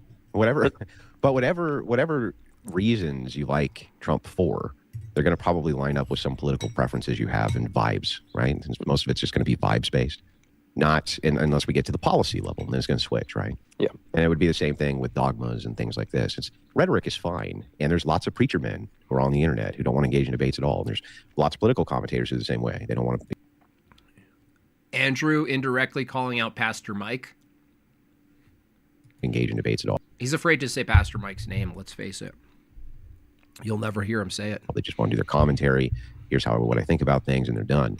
But that doesn't do much for the helpful nature of the discourse of debate itself. And it's like, look, I think at the foundational level, if we're going to go after actual propositions, then let's go after actual propositions.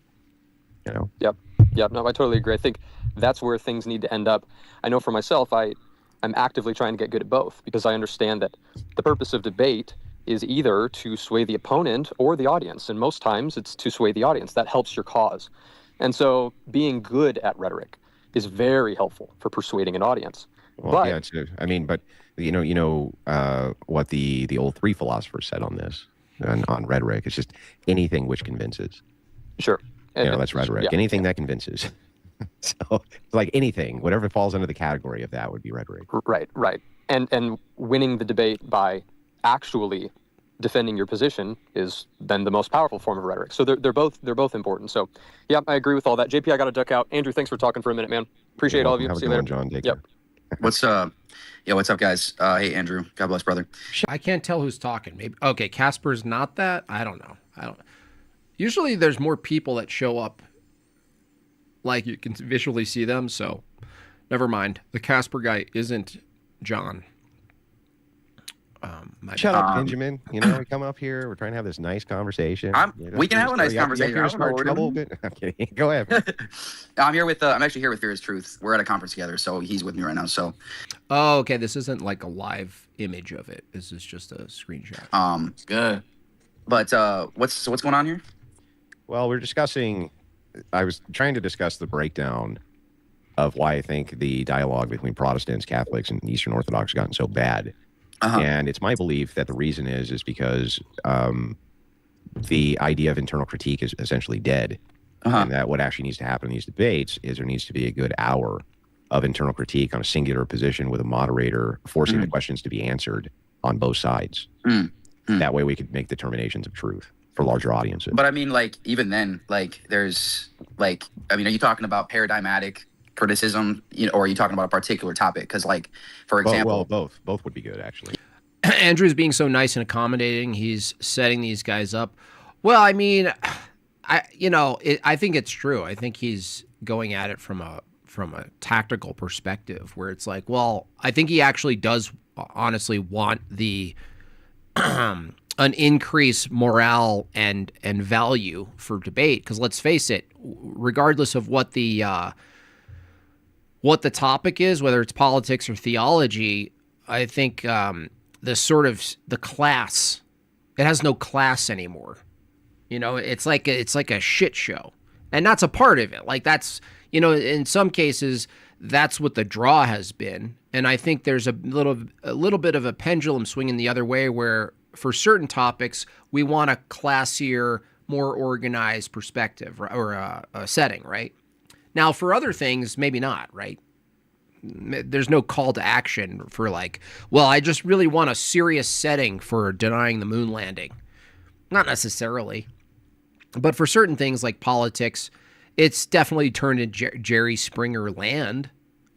But I don't know if that's the thing I would actually question. I'm not sure if Andrew suddenly provided a really good, squeaky clean presentation format, if the value of the debaters would suddenly increase. Not that he's saying that, but it wouldn't. I don't think it would. I think Protestants have run out of defenders.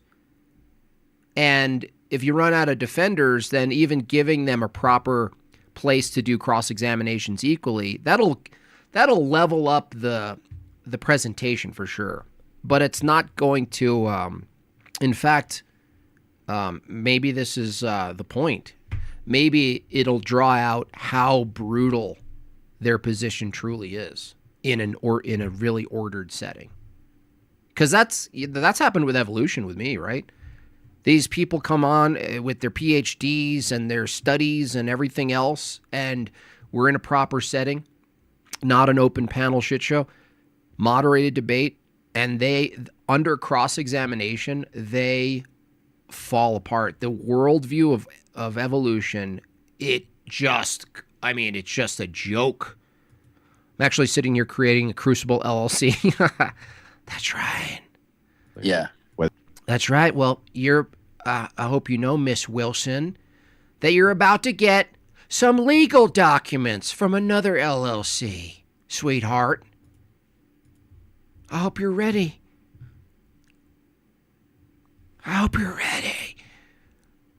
If you see that logo that says Lakewood Ministries LLC, I recommend you sit down before using the letter envelope opener. Whether it's paradigm worldview based, or it is at the specific propositional level, I think both are fine, and I think both would still do very, very well under the idea of internal critique for the purpose of audiences. Yeah, I mean, so is that what this is about? Is just about whether or not that's a good idea, or like what? Well, it's whether or not this can even be done. Like, I'm willing to do it. I'm willing to offer up the Crucible's platform to host these debates.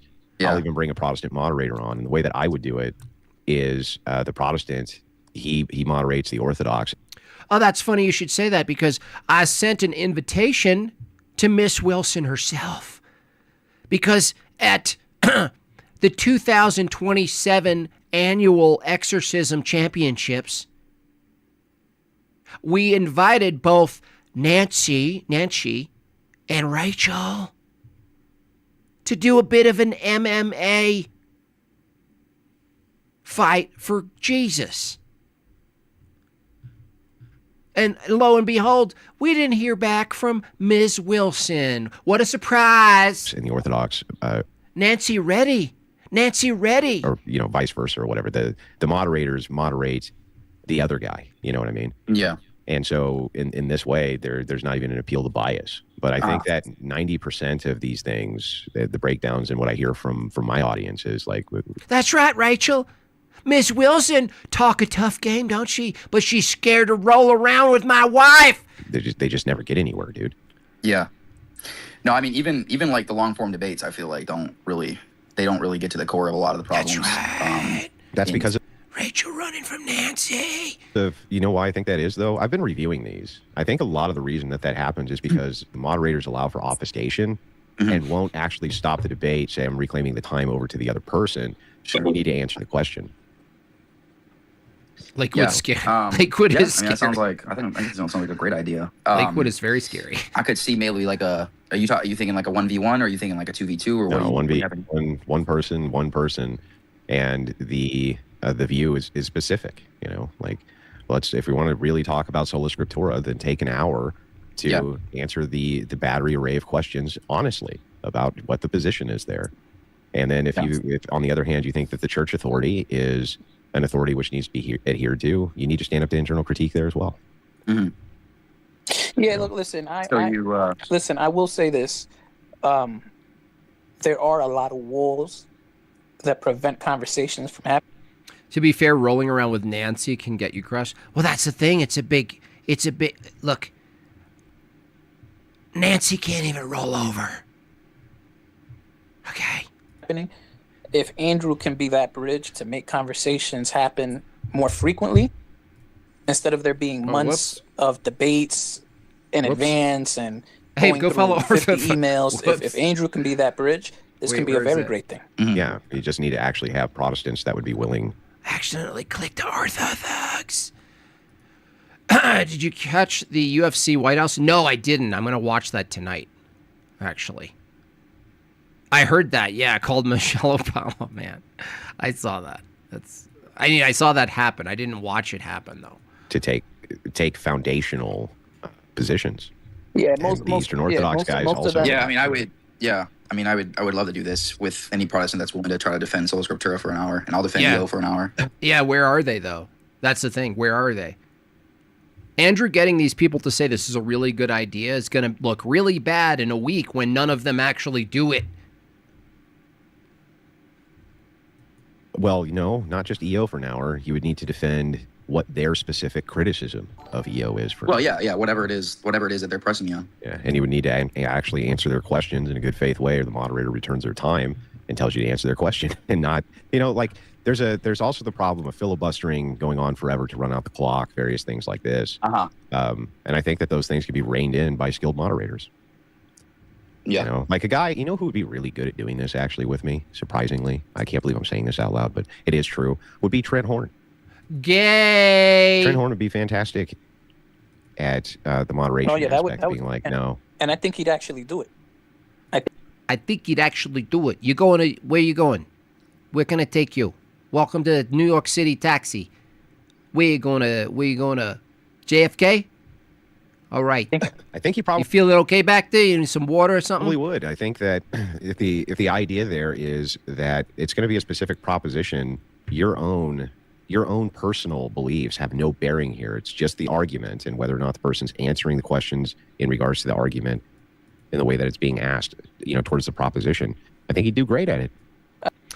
I actually don't think that's an L. That's funny though. I think that Trent Horn, coincidentally here, would actually be better in a position of moderation than debating himself. Andrew, who would be? Yeah. Do you have any? Ned Flanders, exactly. It's the Ned Flanders effect. Yeah. Like, let's say, you have any time frame to when you want to start doing this, or anybody that might participate? Because the unholy cab service. Like I said, I'm going back to school. And so I won't be able, but I'm oh yeah, because you learn to cut hair. You're learning to cut hair, aren't you? Willing to help the cause. So if I can reach out to somebody. See, Andrew just got him to say immediately that he's definitely not that guy. You know, the loudest guy, JP Uncut and Mahler and the rest of these guys, the loudest people against EO. Suddenly Andrew goes, well, you think it's fair to maybe make a debate where the EO has to defend their position, and then you have to defend your position. It's like, no, well, I'm going to school to learn how to curl hair, and so I definitely think it's a good idea. It's not going to be me or my cohorts. But I think I could definitely find some people for you. Yeah, make it happen. I could put in a good word and a good word of recommendation to a Protestant. I mean, I think we should start doing them immediately. At least one a week. Over on the Crucible, you're going to get, I don't know how many hundreds of thousands of views you'll end up getting off of a single. Yeah. Think about that, JP. Think about being in your Prodi view and getting how many people watching you try to defend Protestantism. Debate, and those we can leave up because they're very clean, right? And it's like I consider this a public service. So a lot of the people in the Crucible aren't even interested in that kind of content. There are quite a few who are, but from my perspective, I've always done those Who as take a public a service, school. and so it's like I think it's important. I'm learning to code. I think the discourse at an all-time low when an election season is right. You thought it was star signs? Nice to see you, Alex. Look, I'm going to astrology. Around the corner. It's like we better start reconciling some here pretty quick. Yeah, but Yugi, what did you want to say, brother? I'm actually learning encryption with a security back-end security firm. So I figured I could better understand, church history and documents if I actually went to school to learn encryption. Just a clarifying question, just to make sure, like you would say that Andrew, that I guess this new format would be more to like bridge a gap of understanding, right? Is that fair to say? Yeah. Well, Okay. it's to try to get to the heart of the truth claim itself. Okay. So then in that case, then I got no contention. Yeah, but in going to school for cosmetology. terms of like, but at least as far as I've seen, and hey, maybe things will change as these debates happen. As far as I'm understanding so far, the position is in a real sense like we're not Christians, and so look, like fact. I'm okay with agreeing with you politically. Like I don't think there's at least as far as I know, like we would agree with you 99% of the stuff you're saying when it comes to like the politics stuff. You know what I mean? Yeah, I agree. Exactly. Yeah. Like dude, like we watch your clips all the time. Me and my wife, we have a blast. You know what I'm saying? It's awesome. Yeah. But when it comes to like drawing the political things we agree on and disagree on, drawing the ones we disagree on back to the Protestant Reformation, it's like that's when we disagree. The theological sense, there really is kind of a lot. You know what I'm trying to say? At least as far as I've seen. Maybe that'll change, Lord willing. But there's a definitive breakdown. Right. There's no doubt that there is a definitive breakdown across the board between these three. I mean, I don't even know if you could call it three ideologies. That's not even the right way to frame it. But I think you understand my meaning. Yeah, I get what you're saying. Like, look, what I'm saying is, I don't think we have to be, because right now we're being cordial, but like I think we can like be just cut straight to the point. We don't have to dilly-dally. We fundamentally, theologically look at each other very differently. Yeah, and that's the part. Yeah, you know what I'm saying. So that's the part where I like. But we do this with atheists all the time, right? Can we agree to that? Like I debate with atheists constantly, and I debate with secularists constantly, and their entire worldview is alien. Like your worldview, I might think your worldview is wrong, but it's not alien. Yeah. And that's what I'm saying. Like that's the part where I think there could be quote unquote some hand holding there. But like when it comes to the Protestant and EO divide, like you're gonna see. I mean, look, I'm not trying to speak for you, but maybe people will see that. Like, it becomes a little. How do I say? I think you're starting to see. I think I don't have the words to articulate it, but I think we agree. We're starting to see it's becoming a little unbeneficial to anyone at this point. Well, it might be the case that it's unbeneficial, but what I see is a necessary intersection that has to happen. Why? Because people are witnessing that your politics are going to be downstream from your worldview. And without a theological position, your worldview being strictly pragmatic or atheistic or progressive, that's also shown to be completely relativistic, so it doesn't really matter. So when it comes to Protestants, the Protestant world, the heterodox world arguing for political gain or political or for policies that are downstream from their philosophy, from their worldview, you're going to get a necessary butting of heads, and I think the butting of heads is actually good. Now, I don't really agree with that just because the debate space is unworkable at this moment, that it's not necessarily unworkable. That's a bad thing necessarily. It could be a bad thing, but I think it's more symptomatic, honestly. I don't agree fully with Andrew's assessment here that there's a breakdown because of the format, and the format will help solve this breakdown and people will be able to defend more clearly. I think we're in a historic moment where Protestantism and the Enlightenment and everything that followed through actually failed completely. And now that Protestants are still agreeing, let's say, with some Orthodox position on like policy, suddenly we can talk about that stuff without it eventually heading to the theological distinctions. I don't think that's possible. I think, honestly, here's the good thing about politics, is that Andrew's position could actually move Protestants to orthodoxy by seeing that the policies that they agree with Andrew, like coming from an Orthodox perspective, that they can't actually defend them if they're Protestant. Now, that's a big claim, right? That's a big claim to say.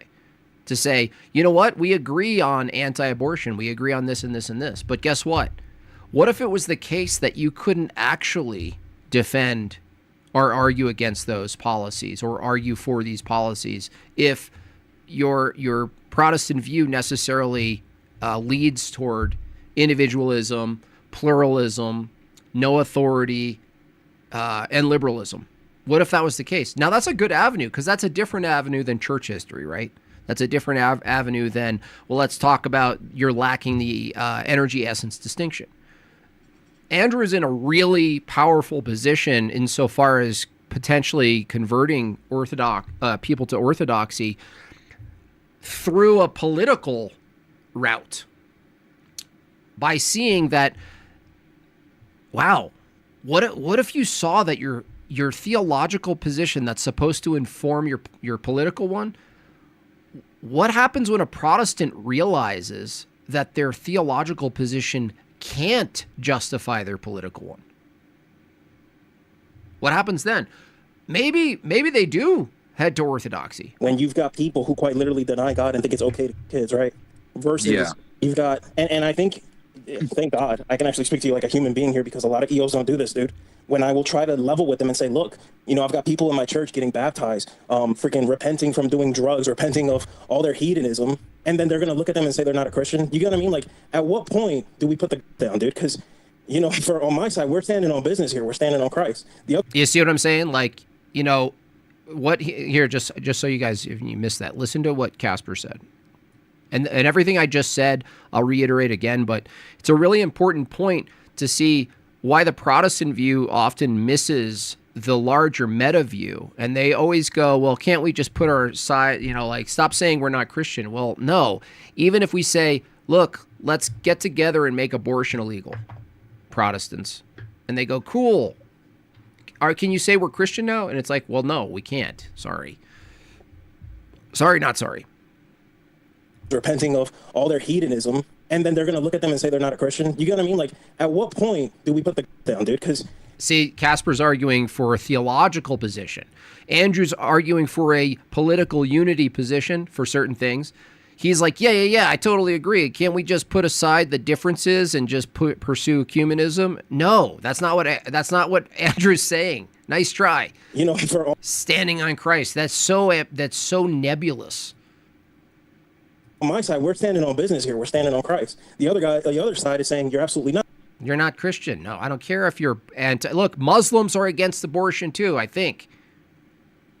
I mean, the increase of the deformities from first cousin marriages might change their position eventually on this, but not. And to us, you guys don't sound like you guys sound like atheists to us, and vice versa. So I think like we need to regain the plot. You know what I'm saying, Andrew? Yeah, there's Well, it's not the plot. The plot is fighting against evil. But if the hero, in this case, orthodoxy, Christ and his church, we're the heroes. We are the defenders of good, and we are the annihilators of sin and death. Okay, but that's one thing. That's one exclusive thing. Now, what the Protestant world is saying is like, look, Batman. Let's say the Orthodox Church is Batman. They're all Robin, coming all with their lisps. They're like, hey, Batman, we both fight this together, right? Batman's like, yeah, thanks for the help.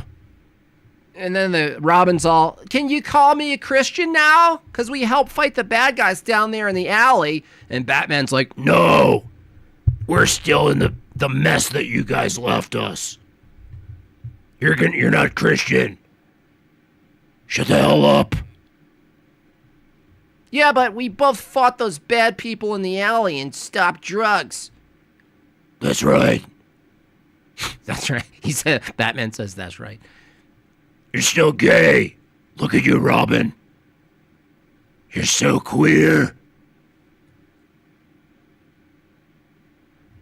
Look, there to these grievances. I agree with many of them. Thank you. Right. Thank so, and let me explain or express the position here. Right. Yeah. The EO side, they're like, look, it doesn't do you any good, or they'll say it does do them good to move away from the hedonism and the degeneracy. Right. They're the guy in the hockey pants. They're not even Robin. Like, you're never going to get any argument from me on that point. It's going to do them better to move away from that. But what their position is moving them from one latch position, which takes them far away from God, to another position, which from their view takes them far away from God, still taking them away from God. That's the position. So that makes sense to me. Yeah, but on the other hand, you have a great point here, and I'm going to give credit where credit's due, right? Is like, Protestants are going to be the key to political success for what it is that the Eastern Orthodox and their agenda is. And their agenda aligns a lot with the Protestant agenda politically when it comes to things like... I have an agenda, you guys. Today I have an agenda. Almost 900 you in the chat. Make sure you hit the like. And also, pay your taxes. 11 minutes left on the goal. Pay your taxes. Don't just watch for free. Marriage, and various things like this. It's necessary that this bridge... We're both Batman, right? Right, Batman? We're both Batman? No! Get out of my bathroom. Not be broken down. And that there is some way for us to come to terms with some of this, because otherwise... But you let me fly on your back. That was a mistake. I was drunk. If we're divided in the political sense, our enemies conquer us. I wouldn't really consider him to be a political ally, whereas like I would consider a traditional Protestant and a traditional Roman Catholic to be political allies. I've been saying 100%. This for a long time. I've been saying if the Orthodox Church has no apostolic authority, priesthood, or sacramental grace, why seek her blessings? Well, yeah, that's true. That's another thing that, why are they... Well, I brought it up before, D, is that people who maybe get invited to go see witness a divine liturgy, they feel slighted when they're denied the Eucharist. Why? I thought you could... like Mahler himself, who's doing the he thinks he's doing the Eucharist over.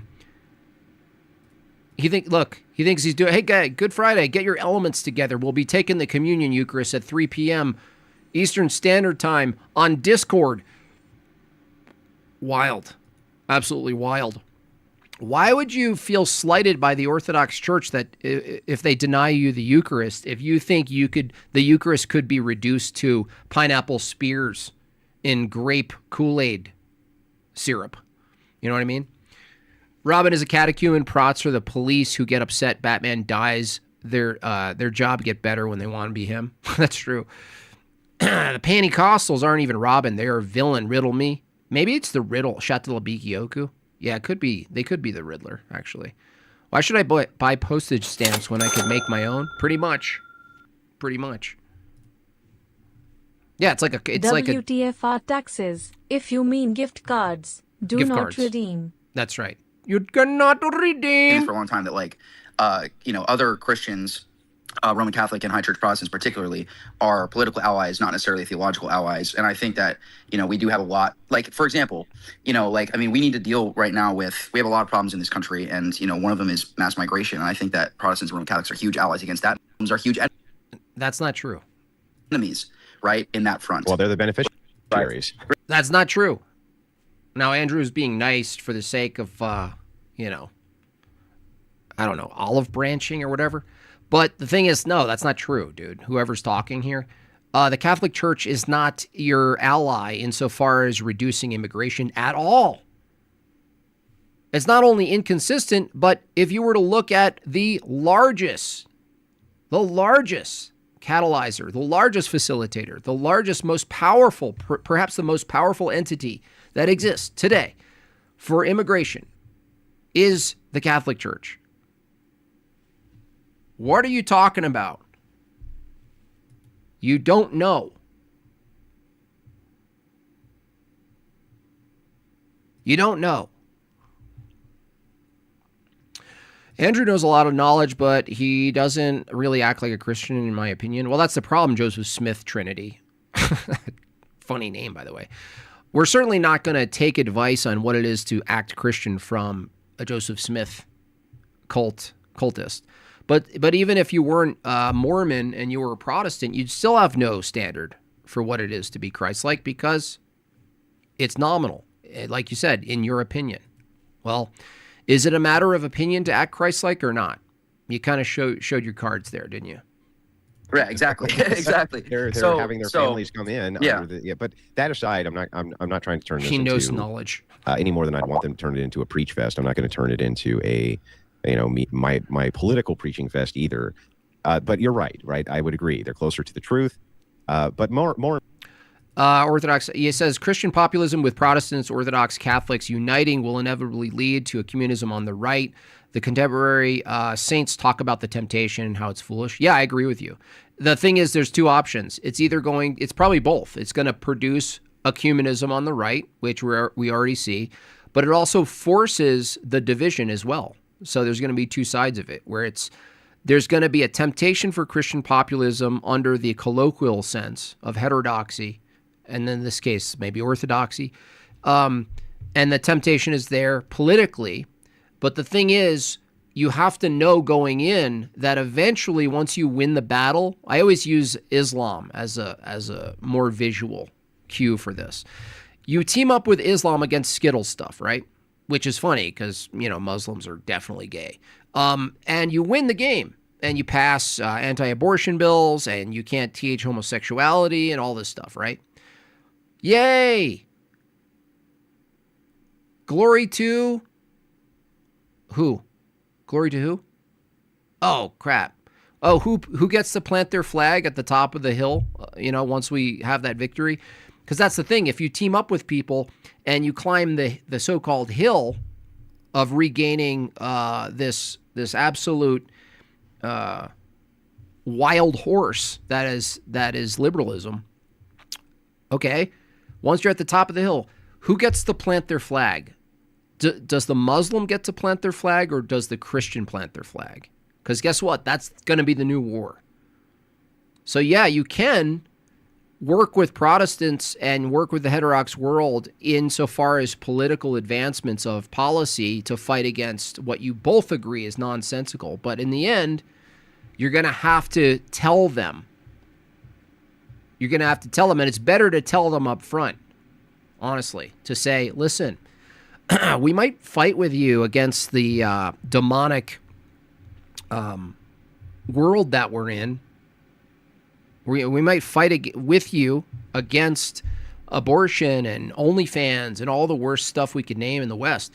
But I'm just going to tell you up front, when the dust settles and we defeat the common enemy, I just need you to know you're next.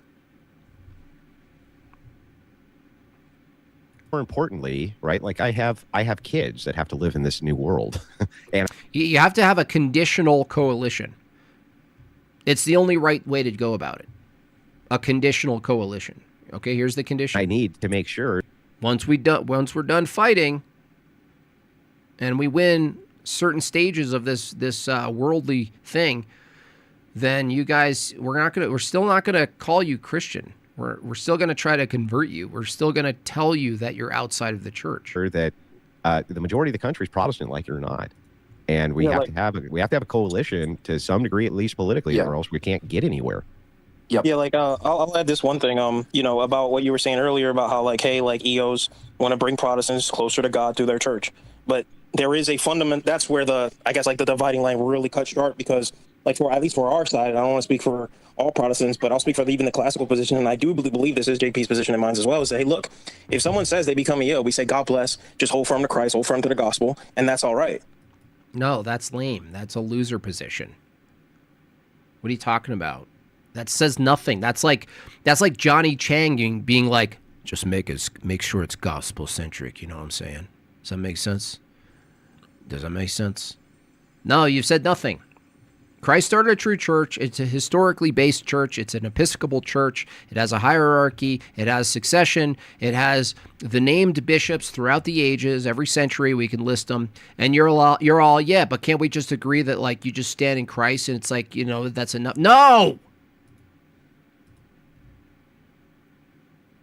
What's funny is like, and sad is that when they argue for this watered down, nominal, ambiguous Christ church, it's an enemy to their own senses, that their own notion, that what they know true in their heart is antithetical to this position. It's not reciprocated. You know what I mean? And of course it's not. Of course it's not reciprocated. Same thing with Roman Catholics, honestly. Exactly.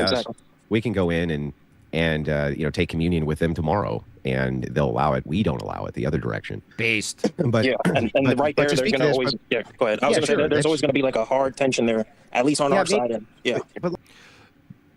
Joseph Smith says, how do I come to that authority without my interpretation? No one's arguing that you don't interpret history. You're confusing certitude with normative authority. That's like saying, how could I come to the knowledge that the teacher who's teaching me math is the authority, the normative authority for whether or not I got my answers correct? If I needed my faculties to be able to isolate the teacher as the authority. These are not the same things, man. Prots deny Mormons are Christians out of hand, but Mormonism is closer to them historically, philosophically, and doctrinally than Prots are to EO. That's true. That's actually true. That they don't see the connection between Protestantism. What was it? Luther, 300 years, only 300 years before Joseph Smith? Did I get that right? It just so happens to be there's another guy who says, well, we got to reform. We got to restore this. Restore what? Do you not think it's not the long way around? Do you not think it's not the... I'm not sure what that means. I'm sorry. Long way around what? They say things like this, yet they still work to convert people to their denominations from others, talking out of both sides of their mouths. Yeah. If it didn't matter, then Orthodox are already Christian, and everyone who's not Orthodox is also Christian, and you wouldn't need to do anything. You wouldn't need to... Literally, it's propositional trans Christianity. They're literally the trans of theology.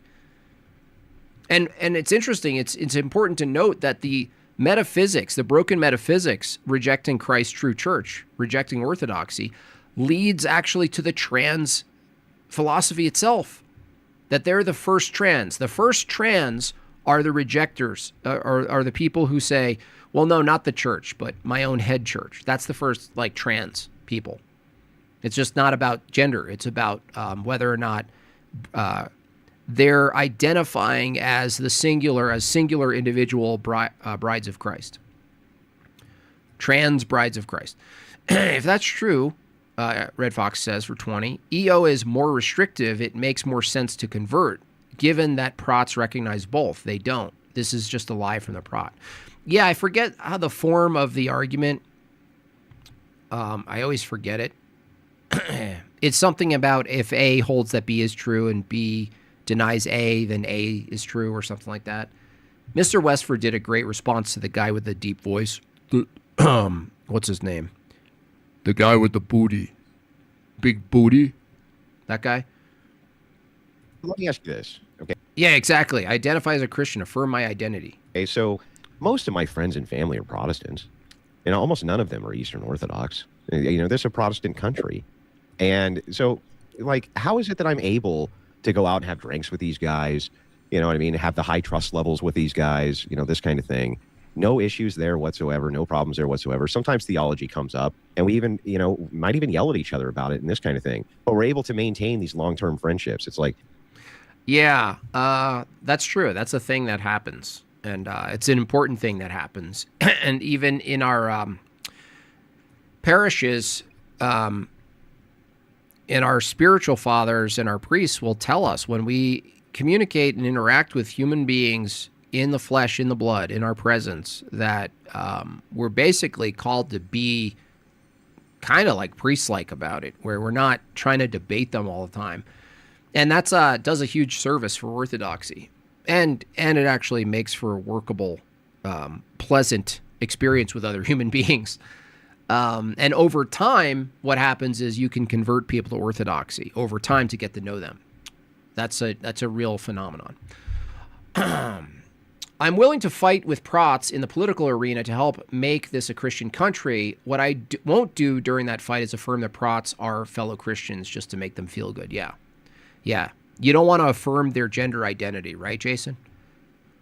You know what I'm saying? That's like, you know what Prots are? You know, this is brutal, you guys, but Prots in the political sphere of Christian nationalism are the Blair Whites. I'm sorry. I'm not sorry. It's too accurate. You know, Blair White, clearly a dude.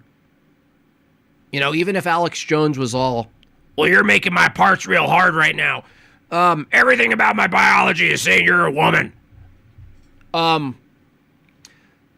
You're like, oh, you're based. You're rejecting the woke stuff. You're rejecting all this crap. Or, you know, except you're dressed like a woman.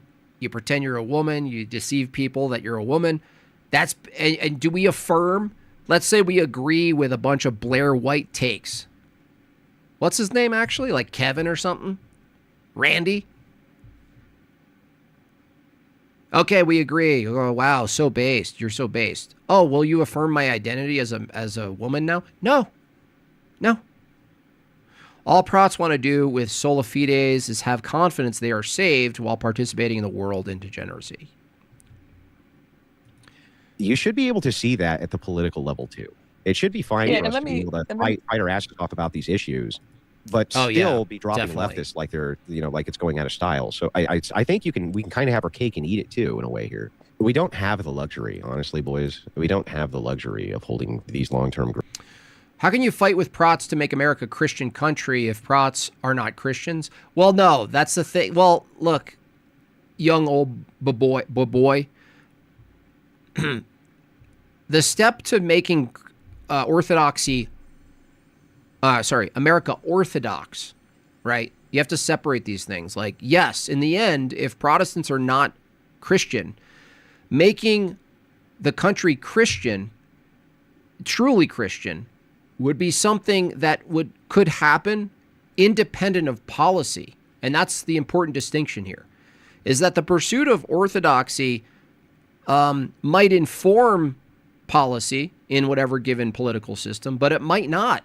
It might have anything to do with, you might have to practice orthodoxy in a lawless society. You might have to practice orthodoxy in a society where you're completely the minority, that none of your ethical and your paradigm is influencing policy at all. That's why I think the first conflation to separate first is that if your policies are consistent with an Orthodox paradigm, it doesn't follow that you have a Christian country. And that's the important thing in the limitation of politics itself. Very important for people to understand this. If you get a bunch of Protestants to agree with you on policy, and lo and behold, we win the war against abortion and pornography and everything else, let's say that happens, hypothetically. We can't actually say that America is Christian. Let's take it further. Let's take it a step further. America becomes a nation that all of the policies align with an Orthodox position, every single policy. And it's fairly authoritative, too. But only 10% of America is Orthodox. That's not an Orthodox Christian nation still. So it's a really important thing because that's, look, the real challenge in Orthodoxy is conversion and keeping. Conversion and keeping. And you know, if the people who are leading and teaching Orthodox or leading and teaching Christianity in America, if they're not Orthodox clergy, then what are they? They're not teaching Christianity. Grudges. No, we don't. With people who have a lot of our same political interests in line. You know what I mean? We don't have the luxury of doing that. No side has that luxury. However, I still think that these debates will do more to cross that dividing bridge. Look up the Book of Urantia. You know what popped up in my feed, nobody? Is Jay Dyer versus Big Tech on Urantia. And any other thing. If it's the case that we can have normal conversations like we are right now, and it's the case that you can divide the bridge theologically, where it's like, look, at least there's platforms available where you can really stand up to internal critique, this kind of thing. Even if at the end of the day, you guys thought that the Eastern Orthodox didn't really think that you were real Christians, if we're at the ballot box and we're voting for the same issues that you are, you still want us to do that, right? Yeah, absolutely. I agree with you exactly. 100%. Yeah. And that's why you can't treat every, like, hey, there's even some conservative atheists that I'm friends with, right? So I know exactly what you're saying. You know what I mean? Yeah. Well, yes. It's just that they're few and far between. Don't get me wrong. He's definitely like a leprechaun compared to the rest, but yeah. 100%. Yeah. And it's fine for you to call your friend who's an atheist. God wills it. Oh my gosh. Are you guys seeing what's happening? Are we living in a completely insulated reality online where all of our feeds are matching each other's feed into an endless loop of preference mining? We're all stuck under a dome of content. I'm horrified. Yeah. No, I told him all the time. It's ridiculous. Yeah. No, he's one of those. And I agree, Andrew. So I agree with this 100%. I think that we should be united in debating liberals. At the same time, those conversations should be had, which you're proposing. So I agree. There should be I think Benjamin has this kind of right? Almost an extension of privilege to people who are closer to the truth than what we would give like Mormons, Jehovah's Witnesses, things like this. And perhaps we could actually build a coalition that could do something here. You know, like at least on the political level. There can't be ecumenism. My church will never allow that. But who cares? Like, even if there's not, and these become just debates which build trust so that there's not such a brutal political divide when we need not be politically divided, I think that has some value. Yeah, there actually is a sentiment in our saints of like, there's something unique about a Trinitarian. Like it is a unique category, and that's why we intuitively understand that like a Protestant and a Roman Catholic are in this unique category that a Mormon and a Jehovah's Witness and a Muslim is not, right? Thank you so much, Jason. He says, it's simple. If we want any chance to make a Christian country, and God willing, the EO majority right now, we need Prots to help the laws passed that would make us a Christian nationalist country. Yeah, if you define Christian nationalism, Jason, by merely policies that match the Orthodox paradigm, yes, you need the people who claim Christianity who might very well agree with those policies. But in a sense that if you define it as Christian nationalism as merely policies that overlap with orthodoxy very well consistently, that's true. And we would add to that to say that we live in a Christian country, though, we're going to require a lot of conversion, because we ultimately want a Christian country. To say we want a Christian country is to say we want the majority of people in this country to be practicing in good standing Orthodox people. We all intuitively know that. Well, our saints do talk about that. There is a sentiment for that in the church. It's not ecumenism. Can you name an Orthodox society? The Pentarchy was Orthodox. Multiple various locations of Orthodoxy simultaneously existing at the same time in different places. We're not advocating for making compromises and entering into communion with them, but there is an understanding that, hey, we share a lot in common. We worship the same God, right? The Byzantine Empire is literally like, what do you mean? Is that a trick question or something? And that's something we can only say about Protestants from Roman Catholics. Only with you two can we say we worship the same God. You know, Right. so I do think that is a unique category. Correct, and so a privileged category. It's like when you guys are smashing these other, these atheist lunatics and things like this, man, I want to get behind you. I'm in the audience too. I'm like, yeah, that guy. I think that's great. I just But have one question. Can I ask one question? Yeah. Does this mean that I get to debate the female pastors now? Yeah, Rachel. You ever hear of a woman named Nancy Fagart? You ever hear of Nancy Fagart? Okay, we need to do a public call out. That's it. That's it. Where's my music? Hold on a second. Sorry about that. Listen here. This is a direct call out to the Wilsons, particularly that Rachel woman. My Nancy has been calling you out for a month straight. And you're going to sit here on this panel and act like she didn't write you a letter and an email? Yes, it was from an original AOL account. So what if it went in your junk? That's not an excuse.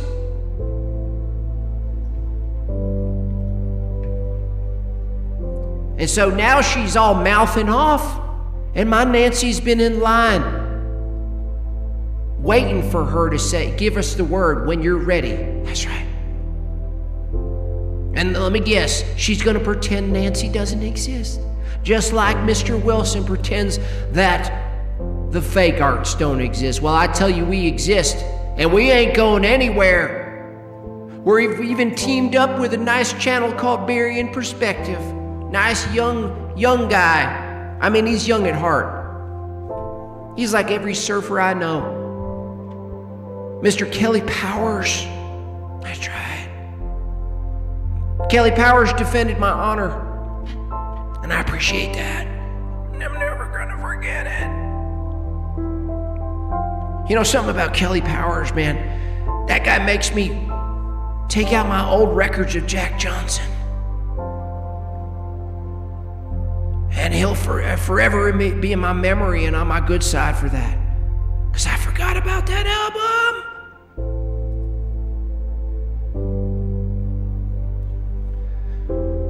That would be fantastic. Yes. Yeah. Please do. EOs are on. I don't- Let's cook those female pastors. My goodness.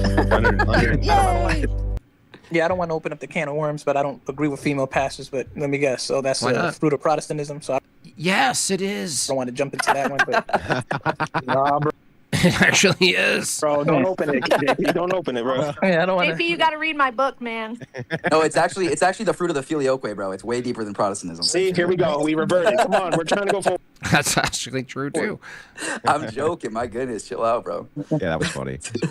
you go. But anyway, yeah, I think so. I think that we can do this. I think that there can be a way to kind of breach at least enough of this divide where we can at least get along enough where we don't have to, where everything doesn't just have to be this is brutal heresy, and so therefore we can't do anything with these people. And it's like that's all nonsense, and that's a losing position ultimately for all people involved. So yeah, I agree. Yeah. So anyway, that's all I wanted to say, man. I just want to come on and chat with you. And you see, like if that other guy had debated with the dude with the mullet, I don't remember his name. Kelly Powers. Kelly Powers, that's right. Powers, yeah. I would have just had a conversation like I'm having with you, with him. That's what it sounded like he actually wanted to do, and I was fine doing it. But I think he got a little defensive there. So it's like Yeah, I mean, I for sure am down to see those things. Like I said, I'm pretty much done with the internet after that debate I had with Alex Soren. Yeah, I agree with that. That's a clip. I'm pretty much done with the internet after the debate I had with Alex Soren. That's the correct answer. Look, JP finally gets a W. I'll put it in myself. There it is. I'll start the W for that one, JP. You finally earned a W, a real W for yourself. I'm pretty much done with the internet. That, like, Alex Soren, you should put that on your YouTube page. You know the little thing you can describe your channel? Alex Soren, if you're still listening. You know that little thing? Underneath the description, Quote, I think I'm done with the internet after the Alex Soren debate. JP, the Uncut. You're welcome. I mean, Alex, who's going to give you that quote? I mean, who is going to... You can't get a better endorsement than that, dude. I mean, that is gold.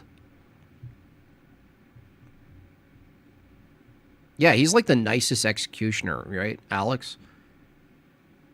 He's got the axe, the giant classic executioner axe, and he's just sitting there with his mask, and you see his like nice face.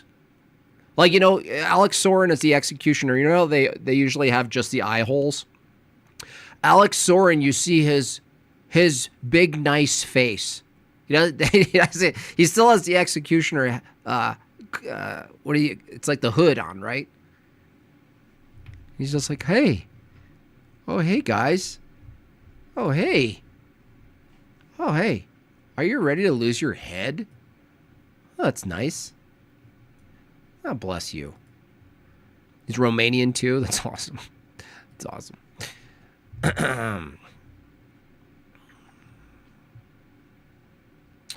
Can you explain how saying you're only a real Christian if you're Orthodoxy is not a true Scotsman fallacy? Yeah, it's not true Scotsman fallacy because in this case there's actually a historical church that Christ started.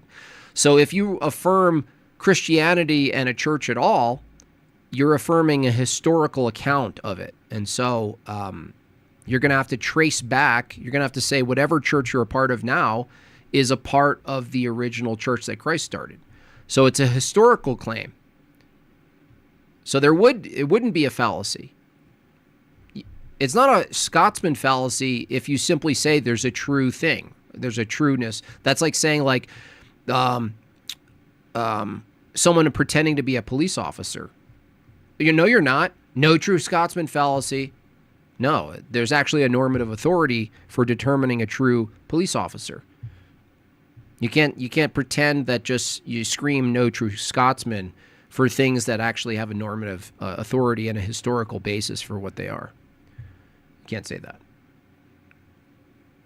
The other thing is the reason the Scotsman thing works is like cultural identity, ethnic identity is a bit looser insofar as driving it down to necessary components and characteristics.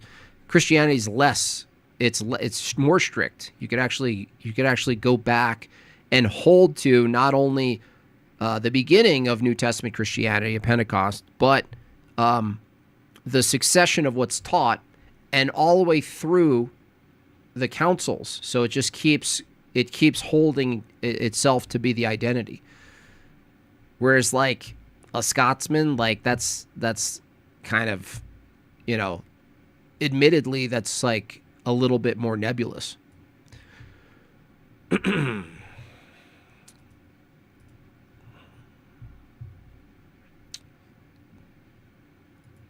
Bruh, Joseph is talking as if calling a spade is inherently not... Yeah, it's not. It's so stupid.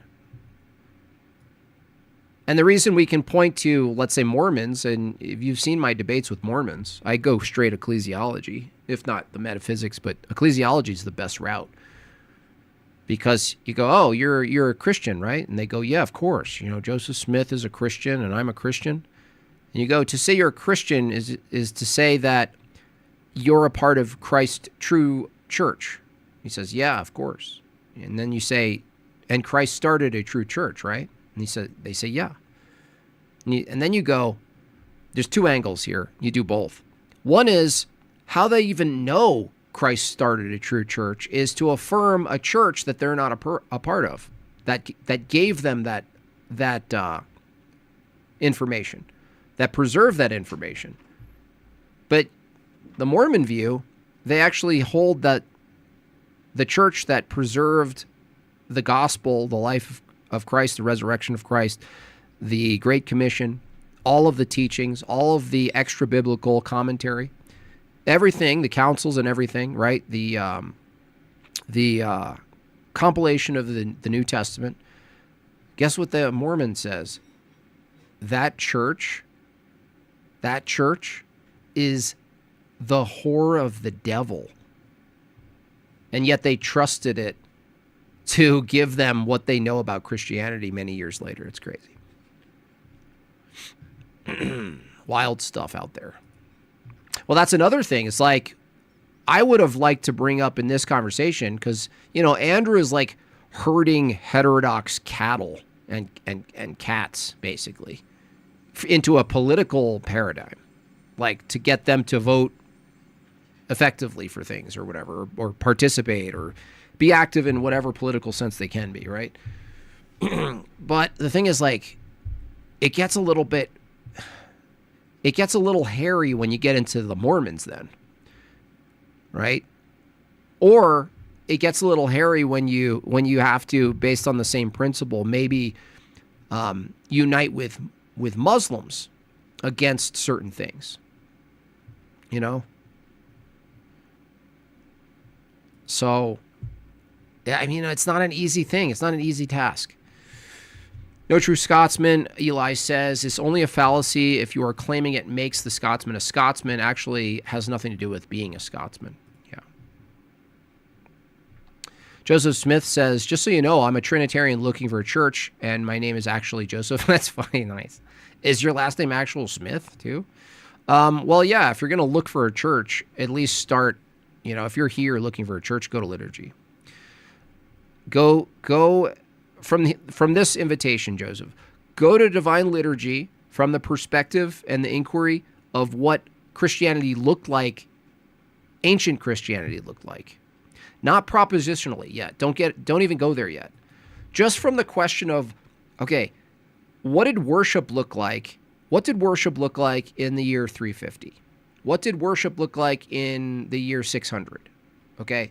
These are the questions you could ask yourself if you're going to try to find the true church. You're going to go back in time and try to find today what mirrors the worship, the distinctions, what worship looks like, where worship occurs, and you're going to try to match that to the past.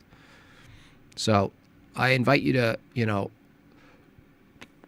abandon the online. I'm not saying you can't, like, you know, don't consume talks and hear in interviews and things that you'll learn about stuff. But, like, as far as finding a church, go to a divine liturgy first. Go to the church. See? Right there. Click that link right there. Go find a parish near you, okay? That's the best thing you can do. 100%. 100%. That's right. That's right. All right. Okay. 3:50. All right. I think it's time to close up here. All right. Here we go. Here we go.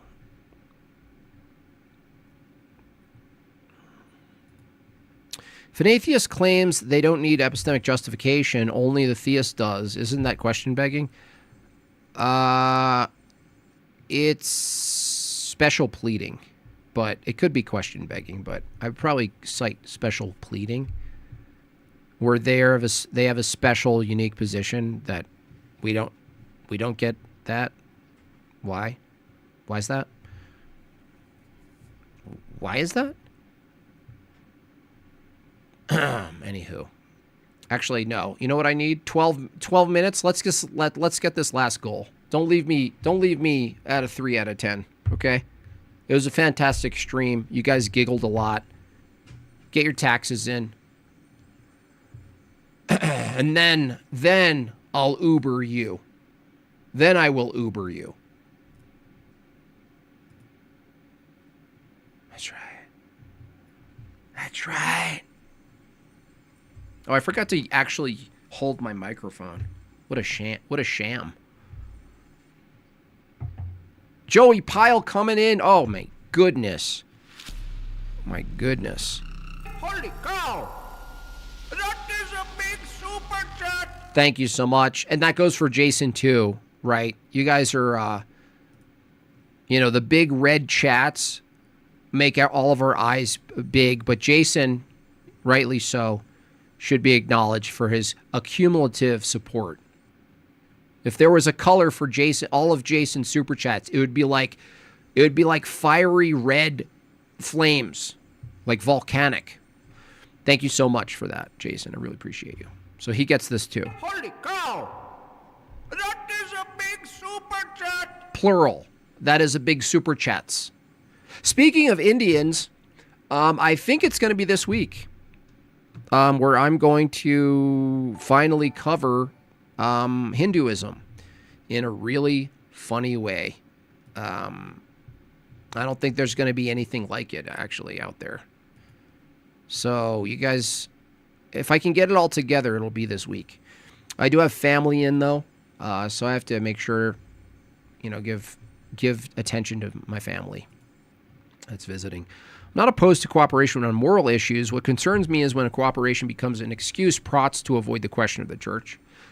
Yeah, that's a good point, D. I think if Protestants work with Orthodox insofar as political agendas and policy, if it's shown that they can work together, like the other guy said, Orthodox phrenesis, Orthodox mind, I think his concern is valid, is that might actually leave them stuck in the place that they're in. And I mean that in this sense. If a Protestant can work together with people who don't hold them to be Christians, and they hold them to be Christians, if they demonstrate that they can work together politically, if their entire paradigm for Christianity is reduced to politics, then there's no reason to move to Orthodoxy. So I'm not saying not working with them gives them a better reason to become Orthodox. What I'm saying is that the focus ultimately can't be politics. That's what I'm saying. Play you out? I could play you out. You guys have earned at least that. All right. There we go. Okay. Keeps me practiced anyway. Oh, snap. Oh, that's the wrong.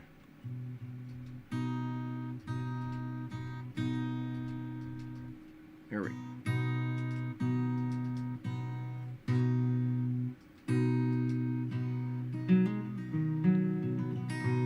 Alrighty. Let's get this party started, shall we? Okay, let me make sure this is coming in clean. Over here on this side. Okay, unmute. Alrighty. Coming in clear?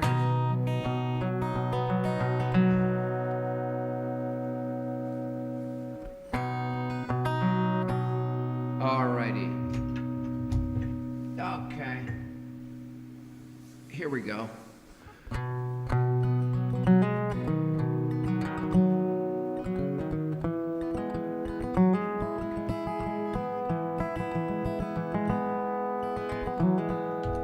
Here, let me set up the raid first. Stop being so pushy. I mean, have a little patience. Okay, we got choices here. I actually don't see here. You know what? We're going to send you the PUFTA. We're going to send you the Australian PUFTA. Yeah? That's right.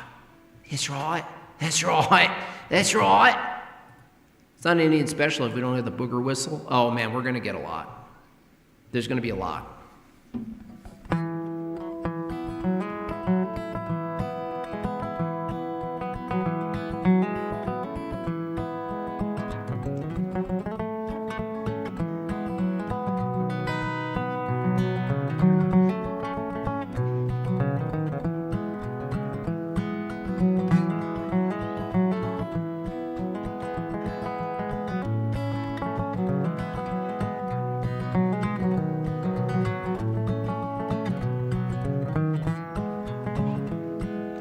I was born in a mountain town in a little old farmhouse by the stream. And I sit up on those rocks and I dream about leaving that old mountain town.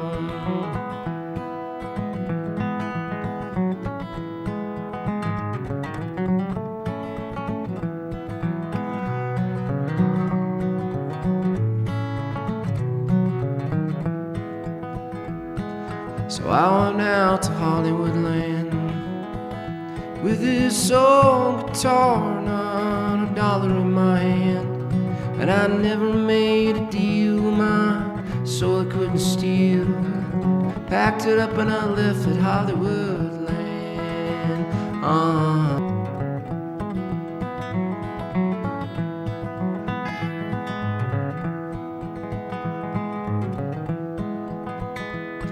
So I went back to the mountain town. Got a little old farmhouse by the stream. And I sit up on those rocks and I dream about growing old in that little old mountain town. Down, head on down the road. Can't do it on my own. Can't bear this heavy load as I try to find my way back home.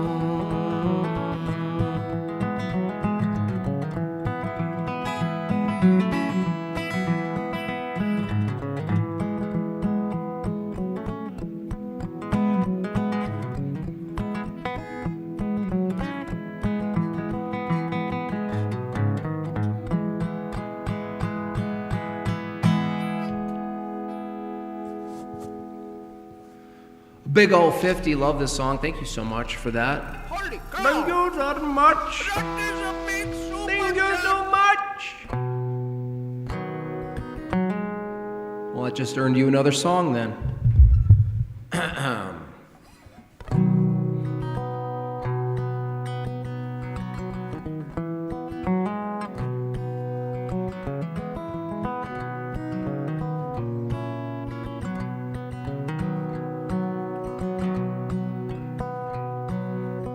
It's early in the evening and I'm yelling to the sky. Well, I swear I've seen the second sun, I'm telling you no lie. Like a pair of burning eyes staring at me from afar. Thought I'd chase them down, so I hopped on in my car. And as I turned the key, looked and they were gone.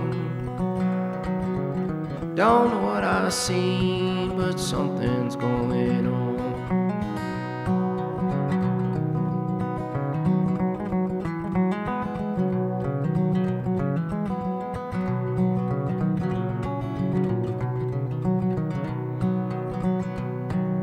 Bright September morning on a single cloud in sight. Ground Zero's calling for a non-existent flight. Like a double game of Jenga, they came tumbling to the floor.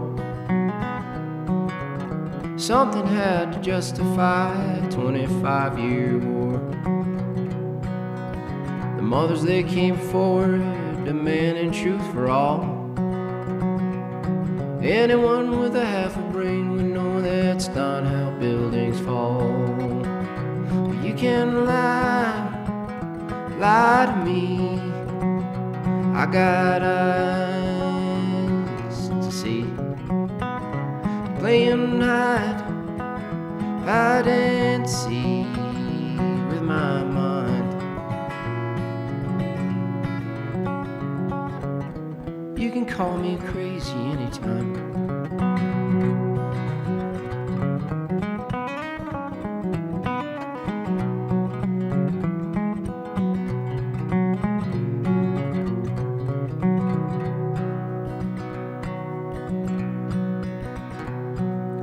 1969, and they're gathered round the tube. Jackie's dead after he said we're going to the moon. And everyone believed that we finally won the race. Now the whole world's mesmerized by animated space. Half a century later and we're still not going back. But we nailed it on our first attempt in a flimsy tinfoil shack. But you can't lie to me. I got eyes to see. Playing hide and seek with my mind. You can call me crazy anytime.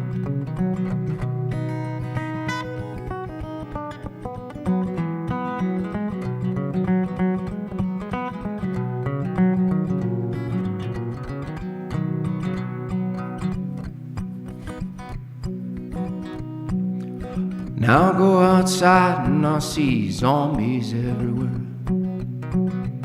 with windshields on their faces, looking for the next big scare. And all their little screens tell them they're close to harm.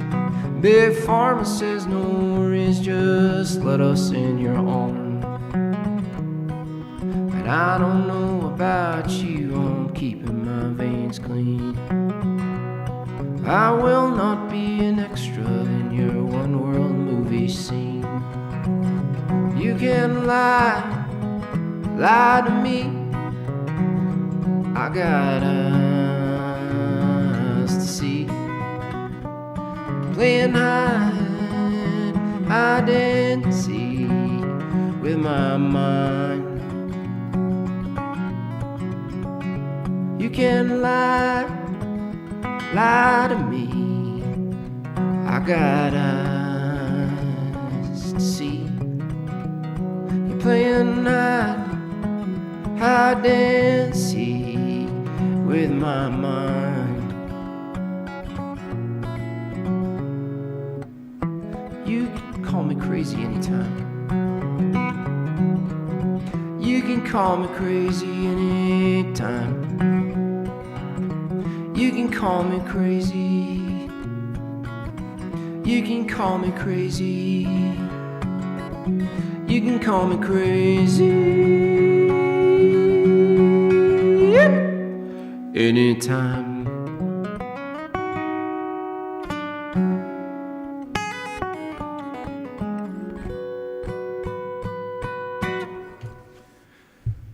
Oh, Nancy.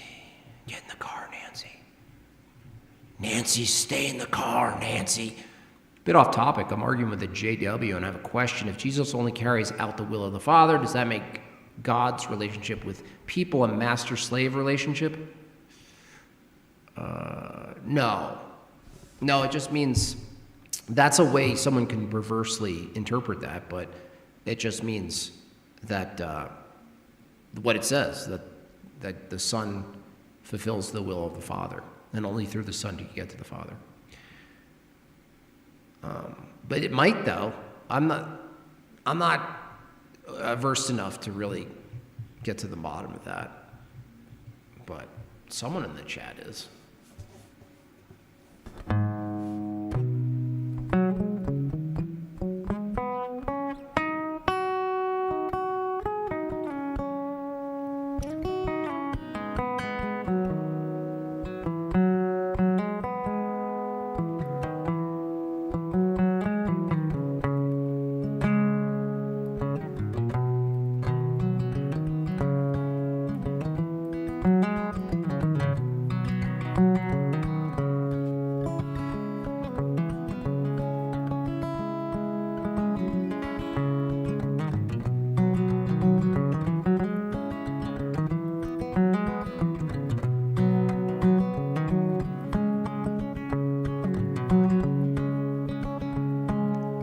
Shady Grove, my little love, Shady Grove, I say.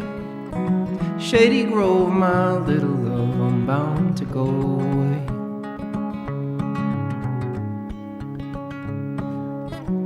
peaches in the summertime and apples in the fall. If I can't have my shady grove, I want no one at all. Shady grove, my little love, shady grove, I say. Shady grove, my little love, I'm bound to go away.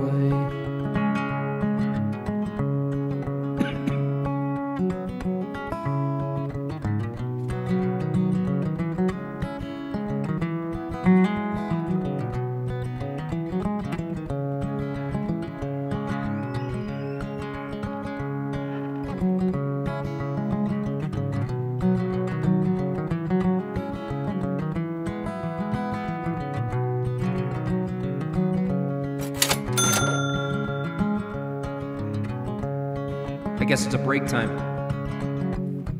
I tried explaining to an atheist how God's foreknowledge doesn't equal causation, and he said God knows if he creates person X, that person will murder person Y. God had the choice to simply not create person X but did so anyway, and then person Y was murdered. Given that no one forces God to create, that's his decision. Can you explain how the outcome of person Y's murder isn't fixed or destined to occur under this scenario? What would you say to this? I don't know.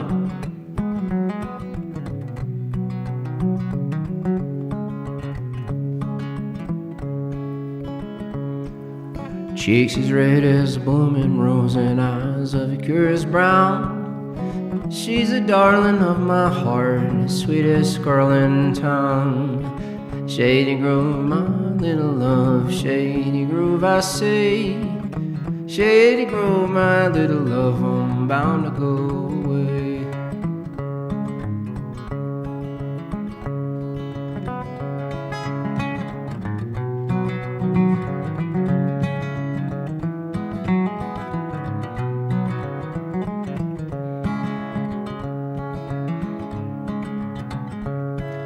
When I was just a little boy, I wanted a Barlow knife.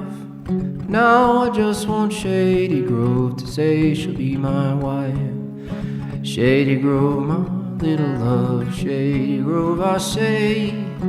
Shady Grove, my little love, I'm bound to go away.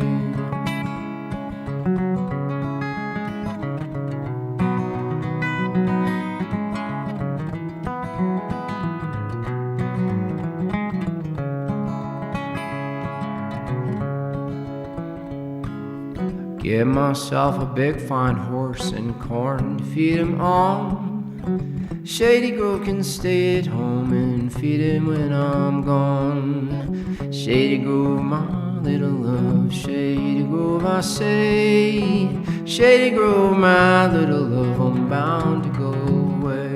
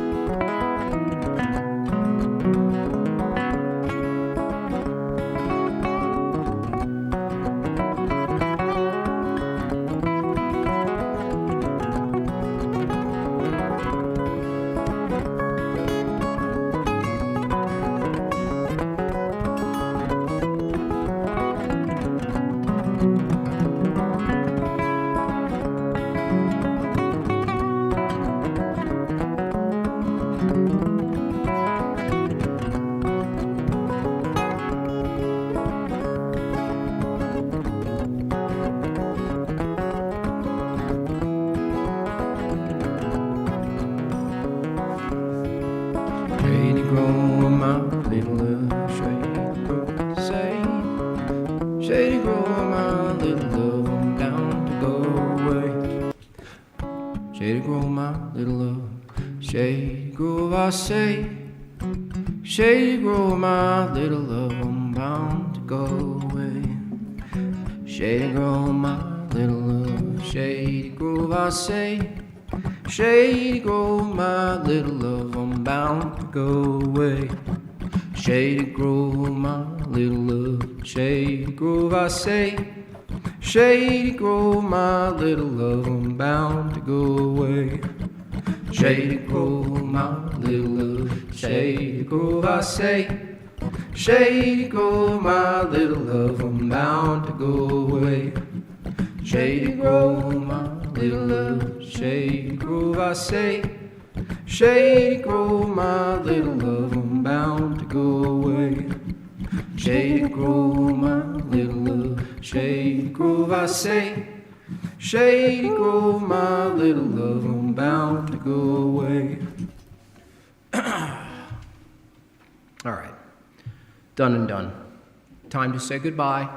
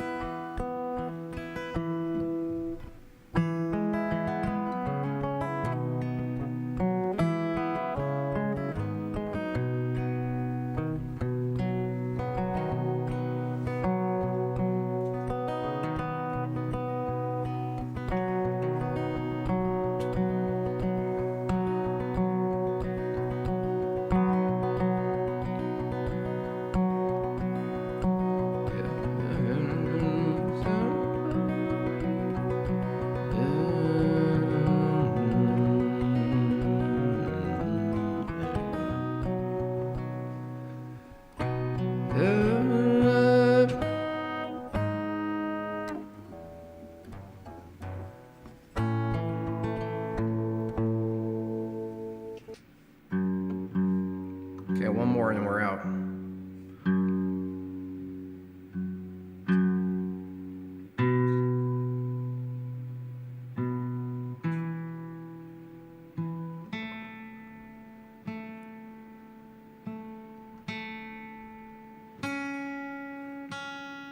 Dr. Crispy, you really shouldn't get a song for free, though, just so you know. But you are vegan, so.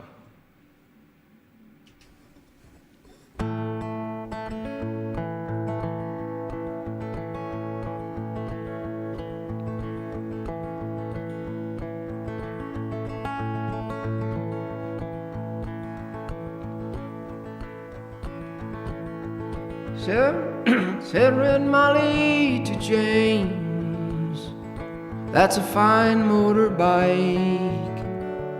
Make a girl feel special on any such light. Said James to Red Molly, my hat's off to you. It's a Vincent Black Lightning 1952. Well, I've seen you at the cafe in corner it seemed. Red hair and black leather, my favorite color scheme. And he pulled her on behind, heading down to the Fox Hill they ride.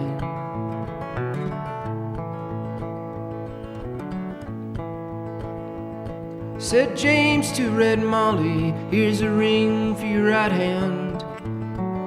But I tell you in earnest, I'm a dangerous man. For I fought with the law since I was 17. Robbed a minute man to get my Vincent machine. Now I'm 21 years old, I might make 22. And I don't mind dying, but for the love of you. But if fate should break my stride, I will give you my Vincent to ride.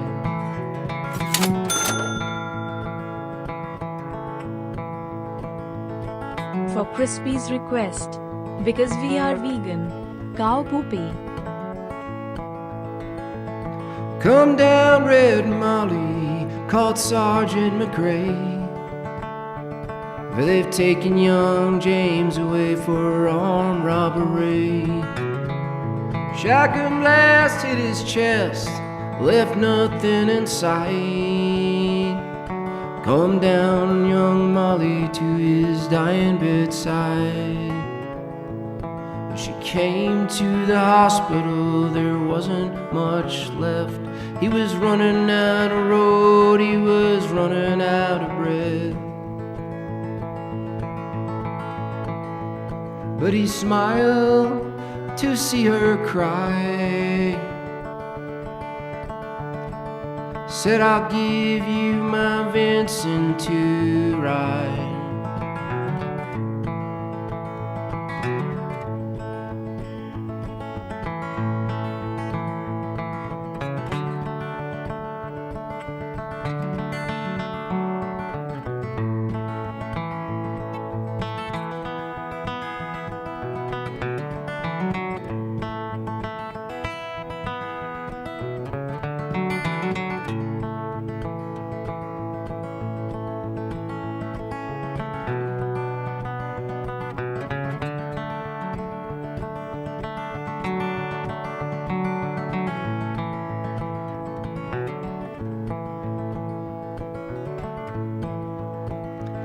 Said James to Red Molly, there's nothing in this world.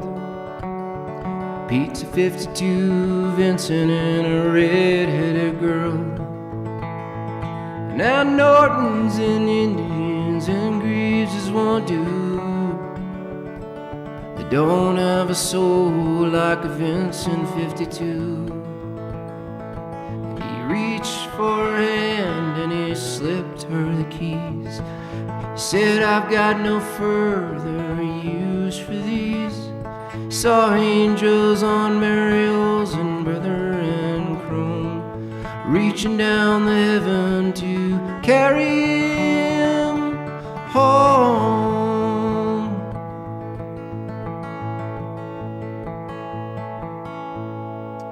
And he gave her one last kiss and died. And he gave her his Vincent to ride.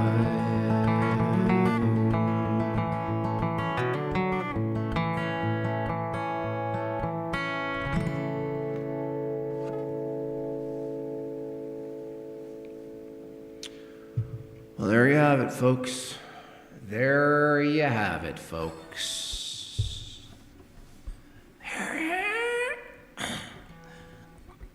You know, it's like my favorite song. You know, people say I don't. People just assume because I'm black and violent that I like rap. But the thing is, I like that song a lot.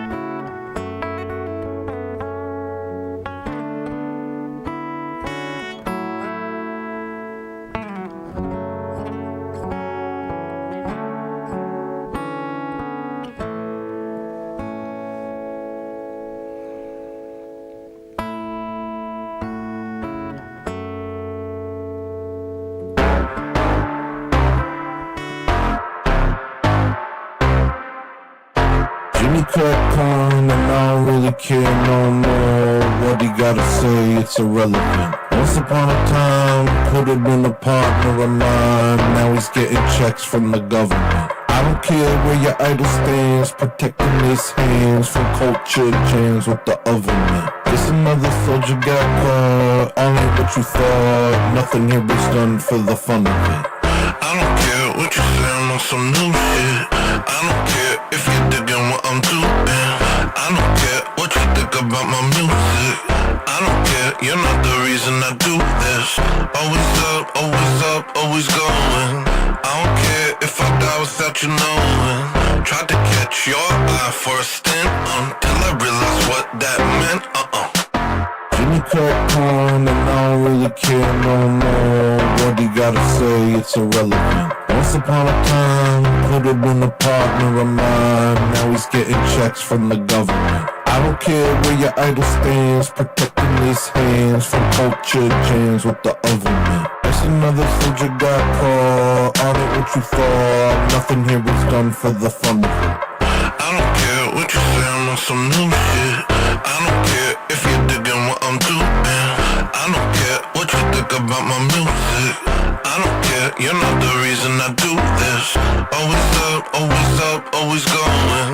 I don't care if I die without you knowing. Tried to catch your eye for a stint until I realized what that meant.